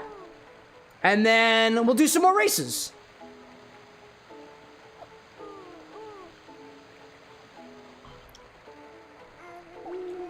Yeah, I will say, like, the Dark and Infinity cocktail that I've got right here has, like, a spice to it and some other notes of other, like, pantry spices and some other fruits as well. But it just kind of tastes like a Dark and Stormy if you didn't use the rum. It's intriguing to me. Not a very expressive cocktail, all things considered. Ryan, what was that one that you were suggesting earlier? I think it was probably an Infinity suggestion. Oh, hello there. Nope, no Frank. No for you. Nope. Stop screwing with my champion. It was the corn and oil, I believe. And I do have that recipe around here somewhere. I just can't remember exactly what makes it off the top of my head. Corn and oil. Corn and oil. Where are you? Corn and oil. Corn and oil. Corn and oil. Corn and oil. There we go. Port rum. Oh, that's corn and oil according to a different recipe. Actually, what was in your suggestion, Ryan, with the corn and oil? This one that I'm reading here uses a very specific rum, and I was like, that's not really what I'm going for. What do the blue and yellow bars indicate? One is obviously experience. I think the yellow one, but I'm not sure what the blue one is for. Let me check. Oh, like, blue... The blue is generally how close you are to getting to the next level, and I think the yellow bar is an indication of the relative maximum for a Chao. Like, these levels can only get so high, and you can selectively breed to make it such that the stat level maximums can get higher. Usually when a Chao dies, it can possibly reincarnate and come back to life, albeit with some lower stats than it reincarnated with. But you can do that. And hopefully none of the I hope that my champion doesn't die. Hopefully. Colsan Cam, what would you do for a free bacon for life? I feel like there'd be implications like signing my soul away to a devil, so nothing. I don't sign on for things like that. That's a scary thought. Ryan, like, I don't remember. No problem. Jordan's saying, all right, I sent my recipe. Not gonna lie, it's one of my longer ones. Hope you'll find the ingredients. Well, if you ever have a doubt of what ingredients I have, that's the stock recipe. It's all up my website. I'll say this. If I get a suggestion for a cocktail, if you, like, use exclamation point suggest to put it out there, it's a little bit more difficult because, like, character limits and whatnot. I can specifically make sure that I have ingredients, but if I don't have the ingredients, which I would hope y'all would check ahead of time just to a little bit less work on me as I get progressively drunker throughout the streams. But let me take a look at this. Jordan recipe has got gin, elderflower liqueur, honey syrup, lemon juice, butterfly pea flower tea, orange bitters, garnish with blackberry. I don't have any blackberries for a garnish, but you brew the butterfly pea flower tea. Combine with gin, Saint Germain, honey syrup, lemon juice, and bitters, and ice again. Shake well. Gently pour the butterfly tea over top of the back of the spoon and create a layered effect. It'll turn purplish like the night descending into the darkness. Dust with luster dust for a void-like shimmer. We add it on top. There we go. There we go. I like the theming of it here, Jordan. I like the theming. Now, I gave you a cocktail request, I think it was a week or two ago, so I'm going to prioritize, I think, Adam or Tiovo. Adam, I think you were still out there. If you are, I'm going to do your recipe. I just want to make sure that you're still here. And Tiovo, you've got a suggestion that uses the Shanky's Whip. I haven't used Shanky's Whip yet, so I'm curious to giving that a try if y'all are still around. If you are, great. Whoever says hi first is going to get it. In the meantime, I'm just going to do what Knuckles does and do this. Adam is here. Excellent. That's what we're going to do. Let me double check the recipe from Adam. Adam's has got, it's called the Shadowbrokertini, vodka, cold brew, raspberry liqueur, lime juice. Shake it, chilled martini glass, garnish with a lime twist or lime slice. I don't have lime slices on me currently, but if it works without it, that's what we can do. So that's what we'll wind up going towards. That was recipe number 3. All right, let's take it back to the bar for a hot second. Got a request from adamtheginge.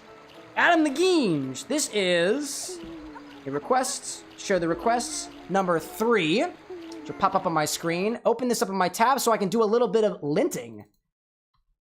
The Shadowbrokertini. Shadowbrokertini. Intriguing. I kind of like the sound of a Shadowbrokertini, dude. That sounds awesome. All right. Let me do a little bit of linting on this recipe just to make sure I've got everything on hand. Go over here. We've got an 1.5 ounces of vodka. I'm going to use my Grey Goose for this because I happen to have it already. We've got an ounce of cold brew liqueur. Oop, hello there. Got a little thing over here. There we go. Go down here. I need an ounce of cold brew liqueur. Cold brew liqueur. We're going to go with Mr. Black because we've got it. Little thing over here. I don't yet have a system to be able to allow me to do this easily. So actually, I just realized that if I go to the end here... Oops, hello there. Hello there. I got to take you and put you over here. There we go.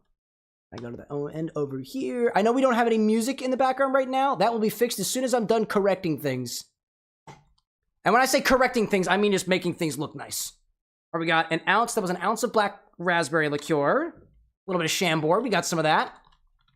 Black raspberry liqueur. I was going to say, do I have any raspberries on me? I don't think I do. I was playing around with raspberries with something a while back, and I don't exactly remember what it was, oddly enough. We do a 1/2 ounce of lime juice. And then we shake and strain with ice. Strain into a chilled martini glass or a coupe glass. Serve with a lime twist or lime slice. Okie dokie. Method, shake and strain. Oh, actually I have buttons for that now. Methods, shake and strain. And then garnish with a lemon, lime, twist, or wheel. There we go. Okie dokie. Let's get back to the thing. Cool. Not Jordan. Jordan's saying it sounds like Arctic Monkeys kind of vibe with a Shadowbrokertini. Adam, if you can confirm that I have your recipe correct, it's 1.5 ounces of vodka, 1 ounce of cold brew liqueur, 1 ounce of black raspberry liqueur, 1/2 ounce of lime juice. We shake it, we strain it, we put it into a martini glass and garnish with lime. I don't have any limes on me, unfortunately. But let me go get the Chambord, which is in the closet, as well as I have the coffee liqueur right here, as well as the vodka. I've got a shaker on the ready, and I've got a martini glass in the freezer. Excellent!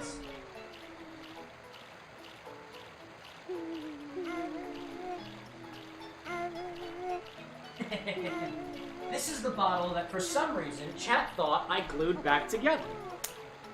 Chat for some reason thought I glued my bottle of Chambord together because I struggled to get it open one time because I just didn't, I hadn't opened it. I don't usually use Chambord very much, so.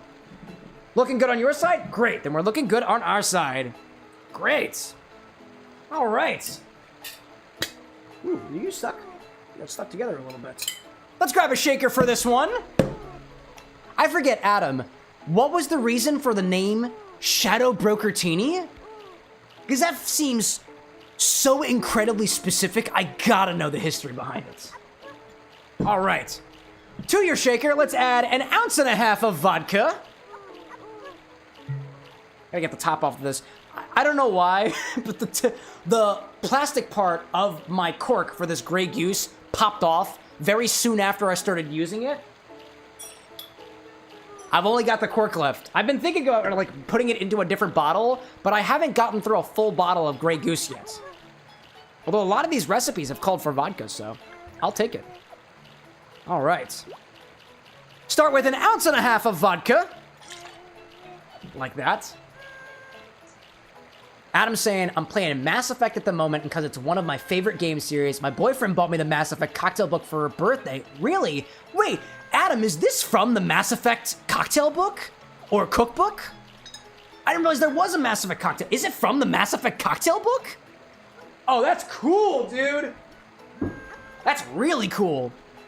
Cole saying, Cam, we all know you glued that cap on. I did not. I didn't do it. I'll prove it to you. I'll do it very, very easily here in just a hot moment. That sounds cool. Yeah, they've got a cocktail book with snacks and drinks. That's so cool, dude. Is the Shadowbrokertini actually from the book? I only ask because if we get a recipe from anywhere, I just want to make sure that we give credit where credit is due. It was requested by you, but if it came from the cocktail book, I gotta make sure I go out and find that book. Depending on if I like the cocktail, which I think I will. It is from the book. Maybe I gotta go pick that up at some point. I'm not super familiar with Mass Effect, but I'm curious. All right. 1 ounce of cold brew liqueur. I'm using Mr. Black. Whew. I am at the bottom of my Mr. Black. Pretty good.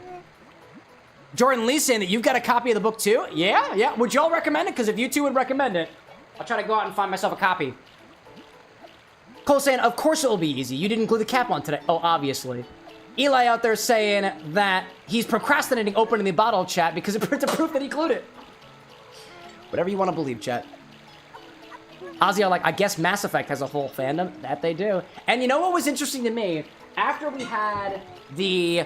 Actually, Jordan, after your cyberpunk-inspired drink, I had a bunch of people on the socials come out of the woodwork and be like, Cyberpunk? Cyberpunk? I want Cyberpunk. Have you tried a Johnny Silverhand? What about a Jackie Wells? And I was like, I found you all. So, Jordan, your last... I think that was you, Jordan, right? Like, the last one? It brought a bunch of Cyberpunk people out of the woodwork. And I was like, this is awesome, dude. It's one of the reasons I like taking cocktail requests, because there are drinks out there, cocktail books out there, that I don't even know about. and some of them are as nerdy as the rest of us. All right. Next, we'll add an ounce of black raspberry liqueur. See, it came off easily. Giardia being like, you would love a Johnny Silverhand. My question is, everybody says that I should have a Johnny Silverhand, but nobody's giving me a recipe for a Johnny Silverhand. I don't remember if there is a recipe. I know that a couple of folks like Greg from How to Drink has his recipe on a Johnny Silverhand. I want to say Sin City Bartender has his take on a Johnny Silverhand. Is there an actual recipe? Because if there is, maybe I just need to make my own. All right. An ounce of black raspberry liqueur. We just need orange. What am I talking about? Lime juice, not orange juice. That's incorrect. Jordan's like, I got you. Oh, do you? I dig it. Ozzy being like, what Buzzball edition is that? What, Mass Effect? Mass Effect Buzzball? The Johnny Silverhand? I'm just gonna say it's pineapple. Because I feel like every single candy that does like a silver or white version just subs it with pineapple or coconut. So, together, pina colada. That's what I'm going with. Dude, I am so low on lime super juice. Oh, no, the bottle you just poured. Black raspberry. You got it. Man. I see Mr. AK popping in chat being like, can you give a big shout out to my friend Oliver Anthony? Man's going through some things right now. Is that okay with you? Dude, absolutely. We love to spread good vibes. I'm about to throw half an ounce of lime juice into a cocktail from our pal adamtheginge on Twitch. Sometimes life is a little spicy. Sometimes things are a little sweet. And if I had to put an analogy to the balance of sour things and sweet things, in particular, you gotta have sour to balance out sweet. You gotta have sweet to balance out the sour. Things might be a little bit tough for Oliver right now, but I would say that that's just the sour that's gonna round out all the sweeter parts that we know and love about Oliver Anthony in particular. I see that. Mr. AK saying, please go check out his page. He's really good at music. If you want, AK, if you're not in the Discord server already, you are free to push your friends' music in our self-promote channel, and we'll have the whole community's eyes on it, especially those who are into music. I personally am going to a concert this Wednesday in pursuit of the music of my younger brother, so I'm all about trying to support smaller creators too, especially when they're small artists too. So cheers to that, dude. Cheers to a big old lime juice. You need it for balancing. Speaking of which, half an ounce of lime juice in this cocktail recipe. There we go. We've got our vodka, cold brew, black raspberry, and lime juice. There we go. Throw some ice in here and shake it. And then I've got a chilled martini glass. It's funny, there have been a lot of martini-esque cocktails recently, and I only have enough space for 3 chilled glasses in my little mini fridge over here, in my little mini freezer, and I always include 1 martini glass. Because I have a feeling that somebody's gonna request something that gets served specifically in a martini glass. And there's nothing wrong with it. I love it. Martinis are great. Oh, that splashed a little bit. And a little bit more. For the shadow brokers. Alexa, what is a shadow broker? A shadow broker is a pseudonym used by a hacker group that first appeared in 2016. The group is known for leaking sensitive data and hacking tools from various governments and intelligence agencies. The purpose of the leaks is unknown, but it is believed that the group is trying to expose government secrets and disrupt the intelligence community. The name Shadow Brokers is derived from the idea that the group operates in the shadows, hiding from the spotlight and avoiding detection. Huh. Shake it. Okay. There's a lot more details than we typically get.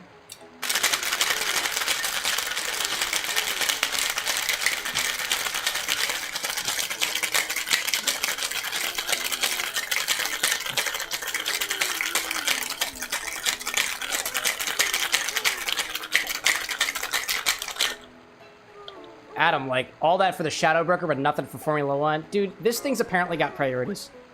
And it apparently wants to educate you more on, I guess, the risks to cybersecurity than mid-sized engine, not mid-sized, mid-engined vehicles. Psh, wild to me. Excuse me. All right. Strain this into a chilled martini glass and garnish with a lime, if you've got one, which I don't. What color do you think it's gonna be, chat? My guess is like black. My guess is black. There we go. Mr. AK, spreading the one love to my bro and hoping that we're all rocking on and smashes this concert. I was gonna do great, dude. I think he's actually performing this evening, too. But I'm making it out. I planned this months ago to go out, so I'm happy for it. All right.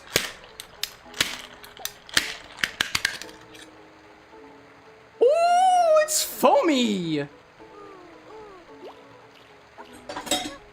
Oh, that smells so raspberry. Let's do it.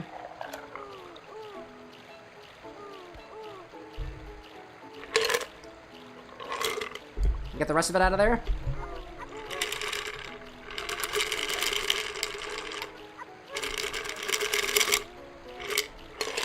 There we go. Wash line, dude. Wash line. Okie dokie. Bring that bag over. That's actually that's a lot browner than I thought it was going to be, but I dig it. I dig it. Jordan like, whoops, I get you. Are you adding the Johnny Silverhand to the request? Because if you add it to there's only one request per stream, so if you add it, it's just gonna overwrite or just append to what you had previously. I might have to have some additions to the bot for stuff like that. Oh man. All right. Shadowbrokertini for I suppose the I suppose the Shadowbrokers in Mass Effect.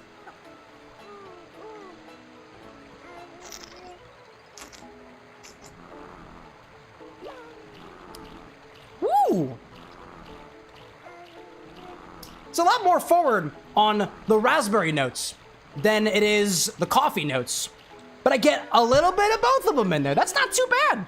I like the balance between the sweet and the sour. The lime juice, I think, was a really excellent addition there. It really accents the blackberry flavors. The coffee is a lot more backseat than I anticipated it to be. But that's tasty. That's tasty. I like that. Jordan being like, bruh, I apologize. I'll send you it next stream then, because I really do love the Hollow Knight drink since I worked 3 days on that. Yeah, so long as you didn't delete it, like there's a clear order command. If you clear ordered, it will clear the order and delete it. I assume you didn't do that. It just adds it to the end. Let me double check that real quick. This is kind of new to me too, so I'm still getting used to it. Oh, I got the whole thing in there. Oh, I got two recipes in here. I've got the Vessel and I've got the Johnny Silverhand. Johnny's signature drink, cheap, strong, rebellious. There we go. With the mezcal, and just been in a fire of my aroma. Oh, I think all I have for Johnny's was a half an ounce of smoked mezcal. Is that working? Order. Oh, never mind. Oh, never mind. There's more stuff ahead of it. Oh, okay. It's just a little difficult for me to read right now, but I think we got it. Okie dokie. Okie dokie. The other thing too is if you're not in the Discord server, Discord, we have a whole drinks channel and I got a suggestions channel too. If you put it in the suggestions channel, I'll bookmark it, add it to my recipe keeper, and then I won't possibly forget it. Alrighty then. Yeah, ultimately, this is a very appreciable, simple flavored drink. It is raspberry first, then coffee. And it's got a nice boozy kick to it. It's not bad. Adam, I feel like this implies that shadow brokering is actually much sweeter a gig than it sounds like it would be. Again, I lack the context, but if this is what that particular career choice would taste like, apparently I've got options. Cheers to that. That's not bad. I'm now super curious about this idea of a shadow broker in general. So I'm gonna do a very quick Google search on a Mass Effect Shadowbroker. Mass Effect. Oh my gosh, this is like a. Woo! Look at you, buddy. That's a whole. Oh my gosh, dude.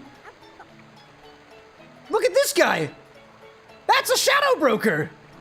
That just ain't a dude. That's an absolute unit. Damn, dude. I'm not even remotely familiar with that. That's cool. In Mass Effect, the Shadowbroker is called that because no one knows who it is. Oh, okay. Oh. The Shadowbroker in general. Shadowbroker enemy. The Shadowbroker is an enigmatic figure at the head of an expansive organization which trades in information, always selling to the highest bidder. The Shadowbroker appears to be highly competent at its trade. All secrets that are bought and sold never allow one customer of the broker to gain a significant advantage, forcing the customers to continue trading information to avoid becoming disadvantaged, allowing the broker to remain in business. So is it like one dude? Oh, and apparently there's specific instances of the Shadowbroker in Foundation 1, Foundation 11. Intriguing. Specifically Mass Effect Redemption, Mass Effect 2, and Mass Effect Homeworlds, and Mass Effect 3. Oh, and Mass Effect Andromeda. Ooh. This is the first time hearing of a Shadowbroker.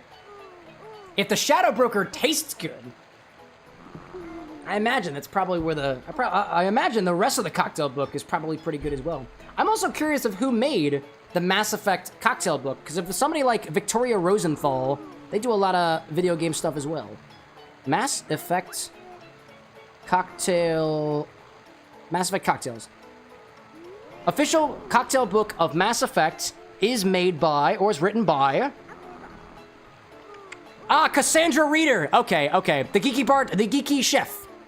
Jim Festante and Cassandra Reader. Okay, Cassandra Reader also makes the Geeky Bartender series of books, and I think just actually came out with another one too.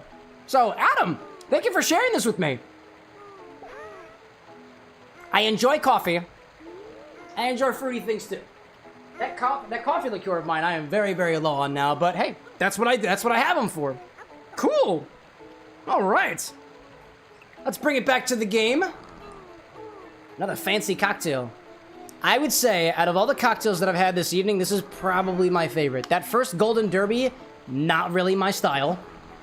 Actually, you know what? No, it wasn't even my style. It was my style, but it was just not good tasting. Not good tasting, dude. I didn't like it. However, though, I will say the Dark in Infinity, yeah, that also really wasn't that bad. Of all the drinks that I've had this evening, this is the best one I've had. Glad you like it? Thank you, Adam. I appreciate you for sharing it with me. And even more so, I appreciate you for sharing with me that apparently Mass Effect has a cocktail book, and evidently, they got some pretty good stuff in there, including this. As a fellow video game-inspired cocktail mixologist, I'm super curious of how, let's say, how a video game cocktail, a cocktail inspired by some aspect of a video game, like, pulls from the inspiration of its source material.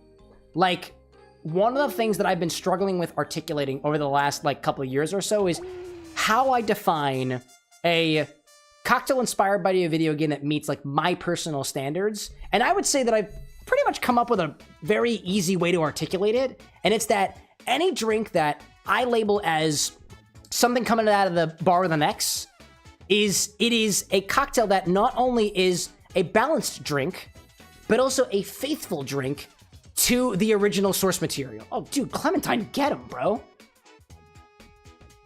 Dude, get him. Just knock him out of the way, dude. Wow, absolutely incredible. Dude doesn't even have any legs either.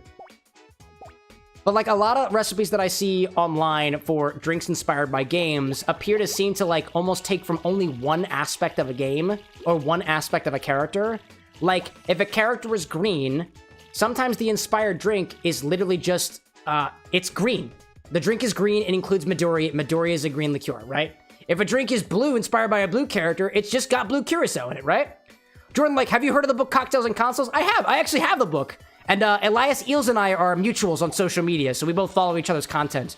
If you have Cocktails and Consoles, Jordan, and you're a fan of more inspired drinks content from Elias. He's actually got a YouTube channel as well, and he does drinks inspired by book series, one of which my brother actually suggested to me a while back called Psalm of the, I think, Wild Grown?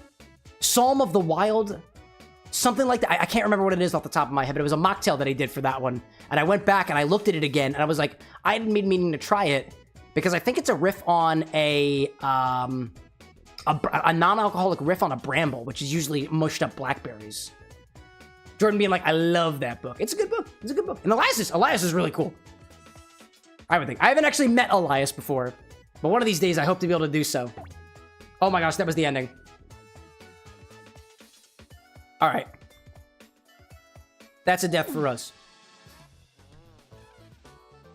So even still, even when Clementine is really booking it, Clementine's still not fast enough for the race. Wow. All right, let's play to Clementine's strengths. Evidently, one of these, specifically the, I don't remember which one it is. The Topaz? The Topaz! The Topaz you were doing pretty well in. Now, according to what I just read, evidently Onyx and Diamond are more luck-based, so I don't really plan on doing that. It just doesn't seem like it's up my alley. Let's see how Clementine does with Topaz. Jordan saying, do you mean Breath of the Wild? No, I'm thinking of a small book. It's called Psalm for the Wild Built. I think it was Wild Built in particular. Psalm, like P-S-A-L-M. It's a very, very small, I think like micro novel. Novella is probably the right word for it. It's just about, I think it's about a robot? Or something like that? Like a human and a robot or something? I've never actually read it before. But I remember going way back into Elias's YouTube channel and found a recipe for a mocktail inspired by it. And a couple other things as well. Like, essentially what Elias's YouTube channel does is he'll read a book and he'll do a drink inspired by it. Could be cocktail, could be a mocktail. That's cool stuff. And I get the impression that his love for books wound up giving him the inspiration to write cocktails and consoles, which is pretty good. Jordan like, oh, like the monk and the robot. I think so. I think so. These guys are really fast. These guys are all really fast. And apparently Clementine needs to be faster. Yeah, we'll duck out of this one. We'll save Clementine. Let me see if there are any other jewel races that might be a little bit easier. Evidently, like, Clementine just needs more speed. I just tried Garnet. I don't think I did Peridot. Let's try Peridot. Yeah, but I never actually read the book. It was Psalm for the Wild Built was something that I think my younger brother, or maybe it was my younger brother's girlfriend, suggested that I read, because at the time, I was reading through the cyberpunk books by William Gibson. I read through, what was it, Neuromancer and Mona Lisa Overdrive, and never quite got through, I think it was Count Zero was the name of the last one, or I might be getting some things mixed up. But I got through the first two, and then I just never wound up reading the second one. I'm just not very one for reading, all things considered. Oh, buddy. Man. Dude, 2 in a row? 2 in a row, dude? I want to believe, Clementine. I want to believe. You've got this pompadour, you've got the flame on your head. You look epic, dude. I believe that you can do this. Or at least make it past 8th place. Yeah, kind of like that. Dude, this is just a running race. She's getting slaughtered. He's getting slaughtered. Oh, this is so sad. Oh, Clementine. I thought we were doing so well in our trading. Wow. Jordan saying that No Coincidence is a crazy ride. What book? Is that a book? Is that a cyberpunky book? Because I haven't heard of it before. And if it is cyberpunky, I want to know. I just ate up all cyberpunk related things at that particular period of my life. Like I said, like I wound up specifically building my own PC that would later become my streaming PC, mostly because my laptop couldn't handle playing Cyberpunk 2077. So I built my new computer specifically to be able to play Cyberpunk 2077, and I was able to do so, but I really didn't play it for that long. And around that period of time, I was like, I want to read all of the Cyberpunk books, and then I just never did. Never did. We're gonna have Clementine try to fight against the animals, who appear to be much, much, much larger. Jordan confirming that No Coincidence is a Cyberpunk book? Dude. I have a list specifically for book recommendations, and I'm gonna put that on there. Book recommendations? Book recs? Book recs. I thought I had a thing for book recommendations. Oh, I gotta swine into my other account. Book recommendations. Books I've read. Books to look for. Yeah, and that one was A Psalm for the Wild Built by Becky Chambers. No Coincidence. Cyberpunky. I'm writing that one down. Yo, Pro Wolf, welcome in, dude. Completely forgot it was Monday. Stopping in to say hi before I pass out. Oh, dude, by all means, thanks for popping in. Cole being like, this is so sad with the current state of the races. I'm not telling Alexa to play Despacito. Instead, I will just try to see whether or not Clementine can make good on these animals who are moving. Why are they moving so fast, dude? Oh my gosh, dude. Jordan saying the philosophy of how the world is perceived can be reflected a ton in daily life. Is that what No Coincidence is about? I like that. That's a nice philosophical thing. I see Chandler popping in chat being like, what's your favorite feature of the game? My favorite? Of this game? If I were younger, when I was younger, it'd be the Chao Garden. Nowadays, I just really love the platforming. I love the platforming. You know what? You know what? My favorite feature of the game? It's the music, dude. It's the music. The music from this game in particular, like, sticks in my head nostalgically, and has been for the last, like, 20-something years of my life. I stand by that. It's the music. That's my answer. What about you, Chandler? I'll throw the same question back in your direction. I assume that you're familiar with the game. In any case.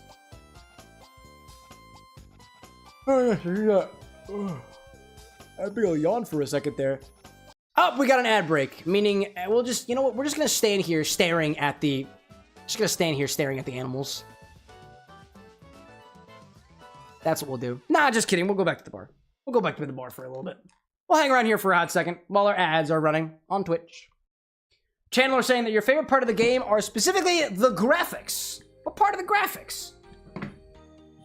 I was just, I wasn't just doing this, but a while back, I was doing some reading into why graphics were different when you played on old consoles on CRT televisions versus the way that they are right now. If you think about it, CRT televisions, cathode ray tube televisions, had a certain implicit fuzziness that they would add to every single pixel. So sometimes very low res graphics looked really good because the screen itself blurred things in a way that made it look more detailed. And like sprite art now doesn't look the same way that it did because we're just working with different technology, you know?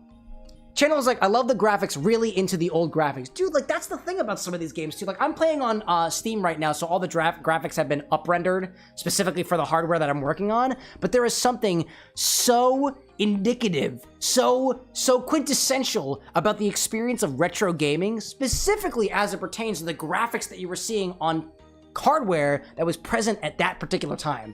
I think it's so cool, dude. It's so cool. Welcome back, Michael. What'd you miss? I have a cocktail now from adamtheginge over on Twitch. It was inspired by Mass Effect, apparently, from the Mass Effect cocktail book, which I just learned about. Ozzyl being like, finally got me a Domino's stuffed crust half jalapeno. I got 50% off on it through app. Thanks for influencing your dinner choice. Oh, that was when we were talking about pizza way earlier, like hours ago. I still want pizza. And now, Ozzyl, you're making me really, really, really want stuffed crust pizza. So thanks for sending it back in my direction. Jordan being like, my nostalgic game music is Undertale in particular. Dude, there are some games that I played on this channel specifically because I love the music so much, and I played Undertale again after playing it when I was younger, specifically because of the music. I still spoil the music for myself now. Actually, if I wasn't obvious about it already, as soon as the music for Deltarune chapters 3 and 4 dropped, I binged the entire album because I freaking love listening to music. It helps me focus. It helps me get inspiration for some of the cocktails that I present here on the show. And in particular, it makes me want to play the game, dude. Oh, man. Jordan, like, I just made double stuffed meat lovers. Oh, you just made double meat lovers pizza. Double stuffed meat lovers pizza. Are we all eating pizza out there? Chandler, you got any pizza? Like some pizza. Yo, welcome back from the ads, Twitch. Twitch, do you have any pizza? Because Oziel's got pizza. Jordan's got pizza. For all intents and purposes, I'm just gonna believe in my head that Chandler's got pizza and he's willing to share it with the rest of us. But I don't know. Don't let me take your pizza away from you, Chandler. That is not the vibe. Instead, I'll sip on my cocktail in peace. Cole had calzones. Close enough. But was it double stuffed? Was it double stuffed? All right, let's try. Challenge races were no good. Let's try the hero race, I guess. See where we get with that. Chandler saying, like, in regards to the retro gamer aesthetic, is that it's like a different atmosphere in old games. They seem to have more life than games now. Now, I would think part of the impression that we get looking back on games that we played in our childhood when we were younger is that the child brain works differently than the adult brain. Like, when I played all these retro games, I was a child at the time, and I didn't even realize that, like, I had self-agency, man. So things felt so much more engaging and so much more lifelike and so much more, like, enticing because my imagination was just getting started. But, you know, something, growing older. Oh, you got this. Cole says, go Gort. This is Clementine. This is Clementine. This is not Gort, Cole. Let me correct that. It was a Meat Lover's Supreme Calzone. I think that counts. Jordan being like, Megalovania will always burn into my brain. Dude, I feel that. Michael being like, music's I've been listening to help me move forward. Dude, music is incredibly motivating for me, dude. I was saying how, like, my weekend wasn't necessarily the best despite the fact that it was Father's Day, but the music that I listened to completely got me out of my funk, dude. It was really nice. And it was specifically, it was Sonic music, actually. You've got me thinking, Jordan, can I play Megalovania on a slide whistle? I don't remember when I got this slide whistle. I don't remember whether it was during the Undertale stream. I think I bought the slide whistle after the fact.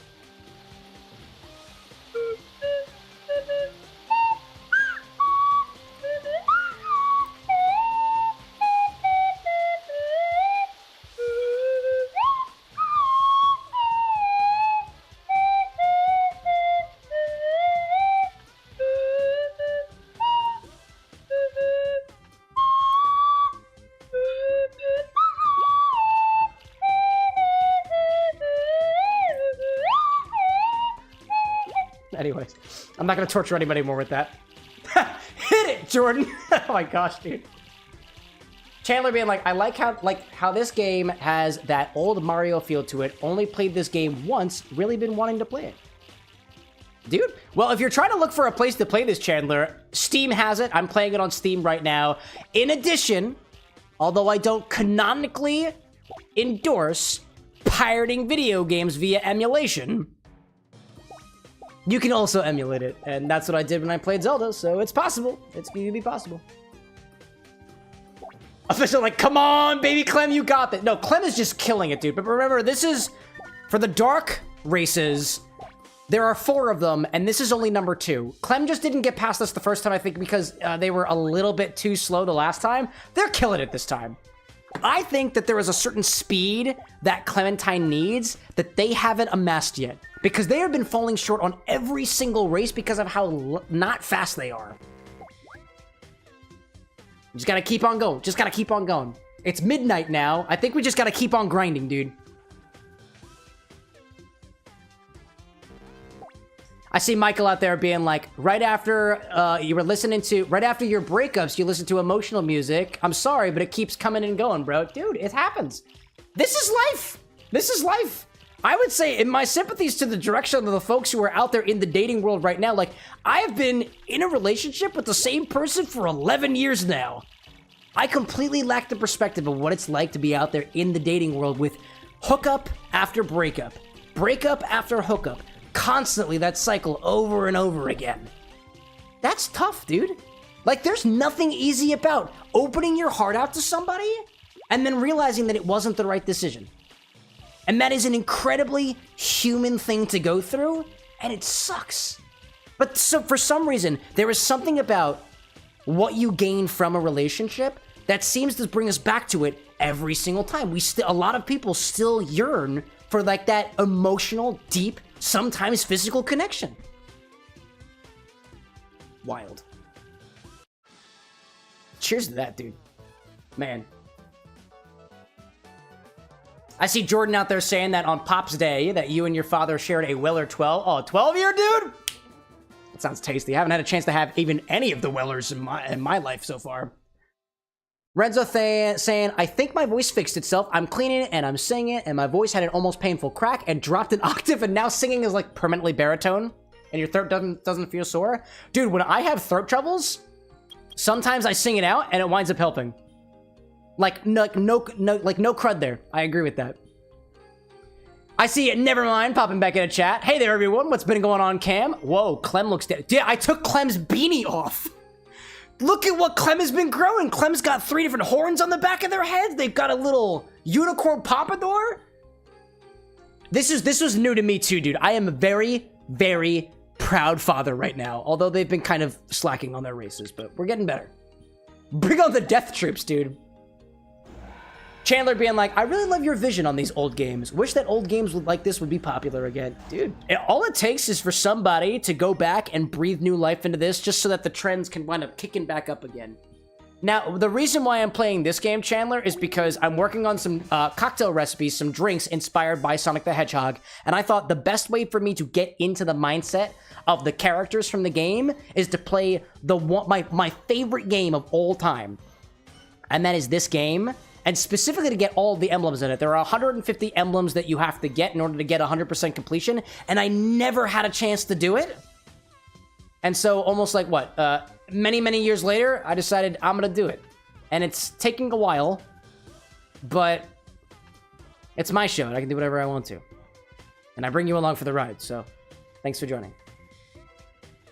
Michael being like, cheers to that. I thought I was going to eat with my dad on Father's Day, but he's been busy. Yeah. Lucky for me, my father was very, very not busy. And oddly enough, my father-in-law doesn't live anywhere near us anymore. And he decided to come up and do some cleaning, and I was able to spend some time with him as well. I was able to split time between both the in-law dad and my dad. That was pretty cool. Official, like, why are the other Chaos dead? I don't think they're dead. They're just wearing the skulls of the fallen. Gabby Gray, welcome back, dude. How's it going? A bit late here? Oh, there's no such thing as late around here. So long as I have a drink in front of me, you are either early or on time. All right. Get him on, dude. Get him on. Are you faster? Are you faster, Clementine? No, you're not fast enough. You are not fast enough. I gotta give you the boost. You are better at climbing, right? Are you better at climbing? You look like you're faster at climbing.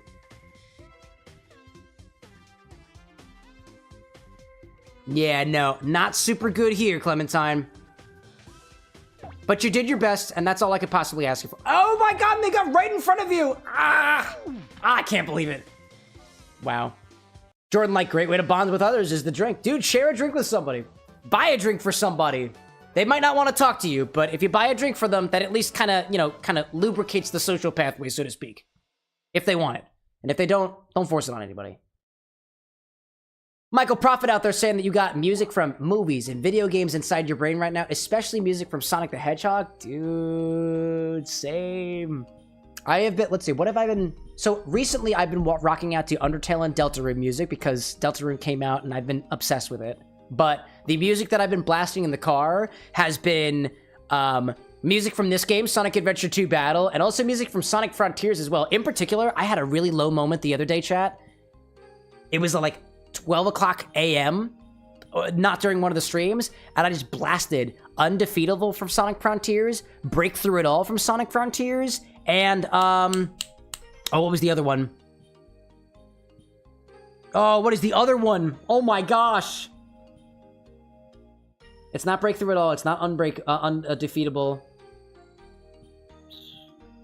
Oh, and I'm here. That's the one. That's the other flagship song from the game. I'm here.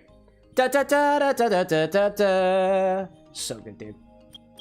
All right, Clementine is slow. We're gonna try him in the dark race and see where we get with that. And it's likely that we're probably gonna need to get some more speed in him. There we go. Battle of the Angels. Go for it.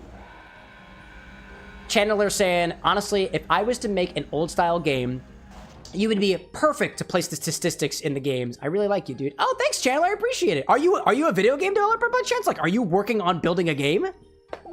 I am all about, as best as I possibly can, trying to support the small creators around here. Besides, if you think about it, the beautiful masterpiece that, like, Undertale and Deltarune is basically spearheaded by one guy.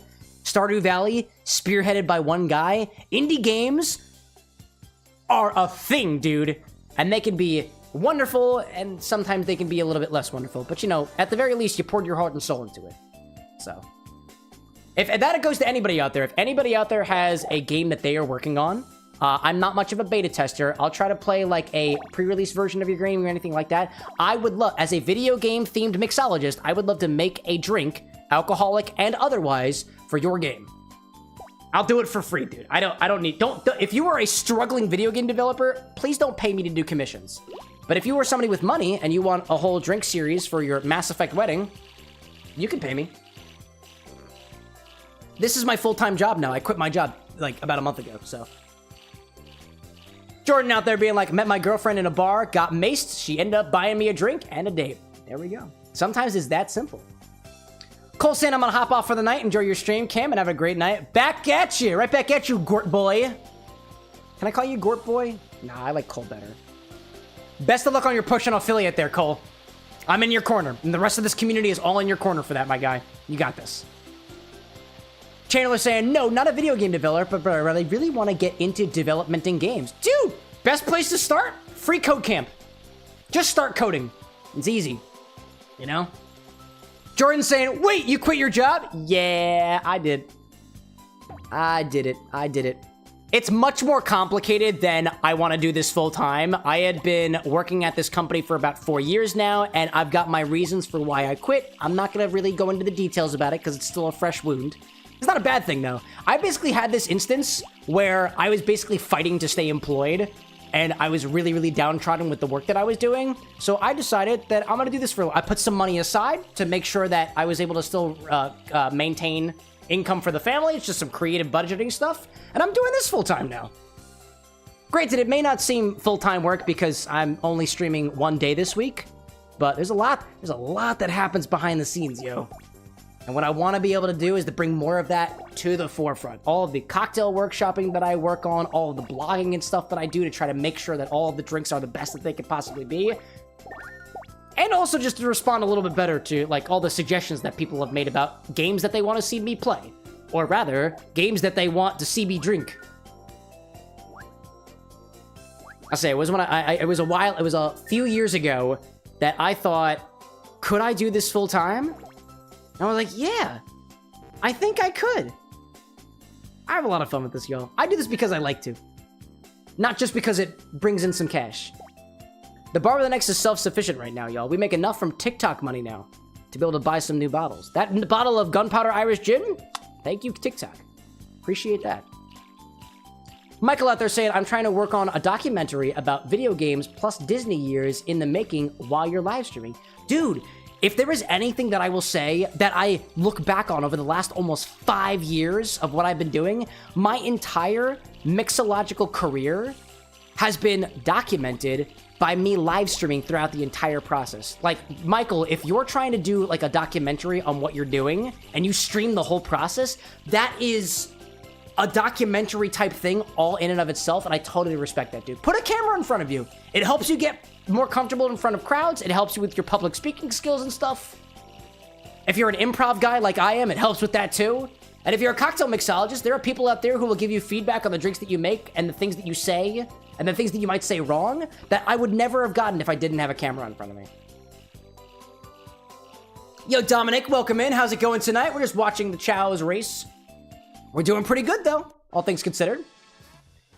Renzo saying, Cam original for one of my games. That's tempting. Yeah, dude. I know you're working on games out there, Renzo. You've got my number. Also, I don't know if I want a blind Russian or Planter's Punch. Do you mean a white Russian? Unless a blind Russian is its own drink, in which case I've never had a blind Russian before. I would think a blind Russian is a white Russian, but with Everclear. not to be not so kind. A blind Russian is a white Russian with Irish cream instead of coffee liqueur. Oh, interesting. Blind Irish cream, Godiva white chocolate? They don't sell that anymore. Oh, really? Vodka, coffee liqueur of your choice, heavy cream. Wait. Oh, if you swap out the heavy cream with Irish cream. Oh. I've never had a blind Russian before. Interesting. I'm gonna add that recipe to my recipe keeper, because I'd never heard of that before. Why do no websites that serve a blind Russian tell me what the recipe... Food.com, blind Russian. Godiva white chocolate liquor. No! Oh my gosh. Anyways. Jordan out there saying, I'm making it at a biotech company by day, bartending for fun on the side with your friends. Oh, dude, that is excellent. If you managed to find a balance there, more power to you. That's great. I had been working my engineering job in the daytime, and then I was doing this bartending stream stuff at night. And over the last, like, 5 years or so, things have been going pretty well. Sonic and Tails, welcome back. Tails saying, I have drunk all of the oil, and... say, when I heard blind Russian, I was thinking of a blind Russian from Russia. Nah, we're talking about cocktail recipes. Blind Russian, apparently. White Russian, black Russian. We're talking about cocktail recipes here, y'all. If you ever hear me say, I like drinking Negronis, it is in reference to a cocktail. Don't get any weird ideas. Wait, you were saying engine oil, right? Oil? Were you sipping on some of this? A little bit of engine oil? Oh, these guys right here?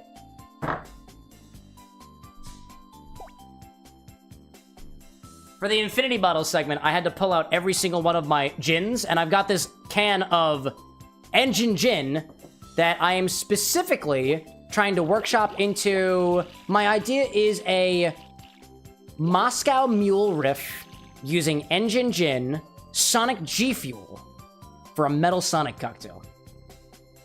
So I've got your number, Metal Sonic. Michael out there being like, I want to be on TV or streaming services like all the people from YouTube were when I watched the documentary about the Goofy movie. Dude, the best place to start is right where you are, and the best time to start is right now. At least that's what I would say. Jordan being like, a Red Russian? Is it a cocktail? Because if it's a cocktail, I want to know about it. I feel like Clementine is going to hit really, really well during the swimming section, but I don't know for sure. Clementine's pretty good at flying. Oh, that was good. Oh, that was good. Oh, yes, dude. Yes. Yes. Oh, you were at... Yes, the swimming section is where you come ahead, dude. Yes. Drew Ender, welcome back. Renzo saying, blind Russian, 2 ounces of vodka, 2/3 of an ounce of coffee liqueur, and 1/2 ounce of milk wine? What the heck is milk wine? I suppose it's wine made from milk. Like, that much is already evident, but... Oh, you've got this, Clementine. You have got this. Yes, dude. There we go. That was easy. Jordan being like, I've heard of a Red Russian, but I've never tried it. Okay, well, what does the internet tell me a Red Russian is? Red Russian cocktail. Red Russian cocktail. Red Russian looks like it's... Oh, it's vodka and cherry liqueur. Oh, okay. It's usually made of equal parts vodka and cherry liqueur or strawberry schnapps and served with ice. So, like, it would be like half vodka, half cherry herring. That's not so bad. So what I'll typically do, chat, is I will actually let me just show you what I mean right now. I want to make sure that I catalog these recipes, because anytime that somebody suggests a recipe in our Discord server, or I get notified about a recipe that I'm not already familiar with, I will just add it to my recipe keeper, which is currently over on my other screen. Let me bring that over. I am in no means sponsored by this app. I just really, really, really, really like it. So chat says a Red Russian cocktail. I've never heard of a Red Russian cocktail before. Does my recipe keeper have anything for a Red Russian? It does not. It does not. So I'm going to look up a Red Russian cocktail from here, and there, and there. Red Russian cocktail, let's add this to my recipe repertoire. Darkfire Kitty, welcome back, dude. Welcome back. Renzo saying my shaker set came with a pamphlet of 22 classic cocktail recipes, and apparently one of them was a Red Russian, was it? Let's see, we'll do that one.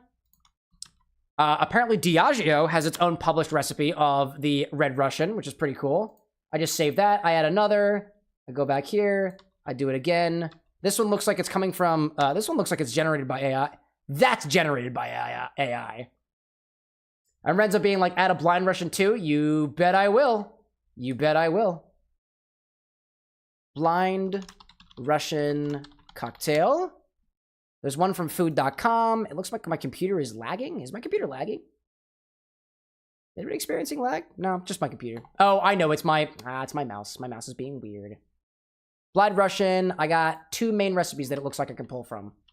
One is this one. Blind Russian. It says Godiva white chocolate, apparently, and coffee liqueur. And then we've got the Blind Russian here. And then, what was it? Renzo gave me a recipe for a Blind Russian? Let me just take a picture of that right now. Where are you? Where are you? Blind Russian. There we go. We'll just add that in there, too. We'll add from a photo. Choose a photo. Specifically, my screenshots. There we go. No directions found. Blind Russian. There we go. And this one comes from... Renzo, you're a part of our Discord community. Renzo, Foxwork Studio.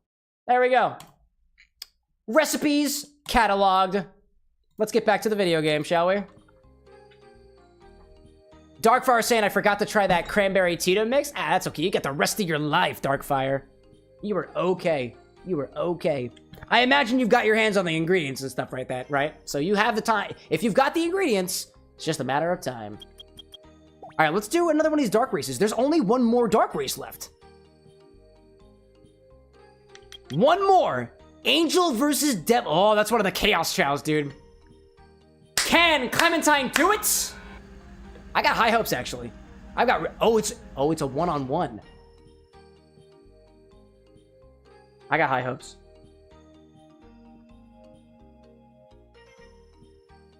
Oddly enough, Renzo, I'm curious of what 22 classic cocktails that particular cocktail recipe book of yours has. A while back, when I ordered the Swedish Punch for the Bar with an X, I got a free copy of this book that had a bunch of different iterations on the Negroni in it. I'm going to grab it right now. It's been sitting on my desk and I haven't done anything with it. Oh, you are off to the races, aren't you? Well, I got this book called Negroni, and it came for free with my order. And it's just got a bunch of different Negronis in it. They got a green one in here, the Negroni Verdant, Negroni Dry Umami, which is a more savory type Negroni. It's got Tuscan Dry Gin, Saline Solution, and specifically Baldoria Vermouth Dry Umami. Very specific ingredients. Oh, wow, you just killed it there, dude. Wow, that was wild. Wow.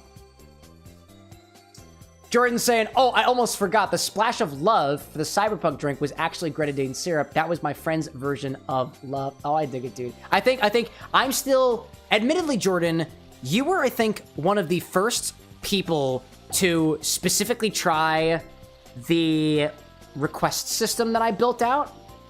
I think that was when the request system happened. Yeah, it was. So I'm still figuring out the best way to interpret people's drinks recipes and whatnot, and I think you were one of my first victims. It wound up working out great. It still tasted really, really great, too. And it made for a pretty funny bit, too, so... I understand it wasn't exactly what you had in mind, but it made for a pretty damn good drink, too. And honestly, I didn't taste the Chinar at all. And if I didn't taste the Chinar, I probably wasn't going to taste much of the grenadine either. But actually, was there grenadine in that one? I can't remember off the top of my head. Huh. Red's saying there's one called a Brave Bull, and it's just 2 ounces of tequila and 2/3 of an ounce of coffee liqueur. Oh my gosh. Coffee and tequila? Sign me up. Yeah, that dude is way ahead. I'm ducking out now. I am ducking out now. All right, let's get out of here. Clementine's not up for this yet. Not yet. The challenge. So Clementine wasn't able to match up to the challenge, the challenge race.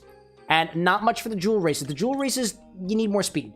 Only thing we haven't tried yet is we're going to send Clementine back through the fights just to see how much power to see how Clementine will do in a fight. We haven't done one of those in a while. Pretty sure that we did the, I am relatively certain that we completed the standard already. So we gotta try expert and see where it goes. Jordan like, nah, it worked? Yeah, it totally did, dude. Like I said, dude, there was a ton of people on TikTok who came out of the woodwork being like, Cyberpunk this and Cyberpunk that. Actually, the guy who sent me this cutting board that's got my logo engraved on it and also his logo engraved on it too, he's a big Cyberpunk guy. And I'm pretty damn sure that he popped on shortly thereafter that particular stream and was like, dude, if you do Cyberpunk-inspired cocktails, I want to be a part of it. So, actually, Jordan, your cocktail brought people that I was already familiar with back around to be able to inspire potential Cyberpunk drinks in the future. So, I am super thankful for it, dude. I love these requests. I love these requests. And I know you said you had a Hollow Knight cocktail, too, that I gotta try at some point, man. I gotta try it. I'm playing around with the idea that I want to do, in particular, an entire stream where it is all just cocktail requests, but I haven't quite figured out a means to wrap my head around how exactly I want to do that yet. Because for the normal show, I'll give chat requests priority to anybody who's in the chat who's new. But if we did a whole stream about it, then there's gonna be repeats, right? And how do we do it, right? Do we just give priority to the people who make a request first? I don't know. I don't know. I'm thinking that we do a point system type thing, but I just don't know how to implement it yet. Jordan being like, if you want to hit another niche, One Piece fans. One Piece fans. Oh, the One Piece fans have so much right now, man. One Piece is like, aren't they also doing a remake of the series? Jordan like, cocktail taste, do it with a buddy. First come, first serve. That's fair, that's fair. First come, first serve definitely does want to prioritizing people who pop into the stream first, but then like if we're going for like 3 or 4 hours at a time, I feel so bad if somebody who's never had a chance to make a cocktail request before comes in 2 or 3 hours after the fact and is just like, can I put my vote in? So I'm thinking what winds up happening is there's gonna be maybe some sort of voting system. Maybe, because we had our first instance last stream, I think it was last stream or the stream before, of chat specifically voting on somebody else's recipe to debut, and that was with the Gort, which was probably one of my favorite cocktail requests of recent. Yeah. Jordan Lee saying, too, that your profile picture is One Piece. Is it real? I can't see from here. Your profile picture is so small, it kind of looks like a stream with black rocks inside of it. Turn like vote, 'tis a democracy. My streams are not a democracy. It is a hierarchy. It is royal. I make the final call. But I see that there. I see that. Nomad Prince, welcome to the live stream, dude. Good to have you on here. I was literally just talking with Jordan about folks who came out of the woodwork for cyberpunk-inspired drinks. And Nomad, you literally just popped in our community the other day. It was just like, Cyberpunk Red? Dude, what a perfect time to pop in. Welcome in, Nomad. Good to have you. Renzo out there saying that the 22 recipes are Salty Dog. In this book that you got with the cocktail set was Salty Dog, Tom Collins, Martini, Gin Fizz, Cuba Libre, Icebreaker, Margarita, Old Fashioned, Godfather, Manhattan Vio Carré, Clementine Lost, It's Okay. What are the recipes that I don't know off the top of my head? I'm familiar with the Salty Dog, the Tom Collins, the Martini, the Gin Fizz, Cuba Libre. Icebreaker I don't know of. Margarita I know, Old Fashioned I know, Godfather I know, Manhattan I know, Vio Carré I know, Long Island I know, Sunrise I know, Planter's Punch I know, Planter's Comma Punch? Brave Bull, never heard of. Singapore Sling I've never had. Smecks on the Beach, I know about that one. Blind Russian and a Gin Tonic. So there are a couple of things that, hey, even I can learn, you know? Nomad being like, hey, if you build the nerd space, they will come. That they do. That they do here. Man. Jordan saying, unless you get vetoed by chat, same here, Fox.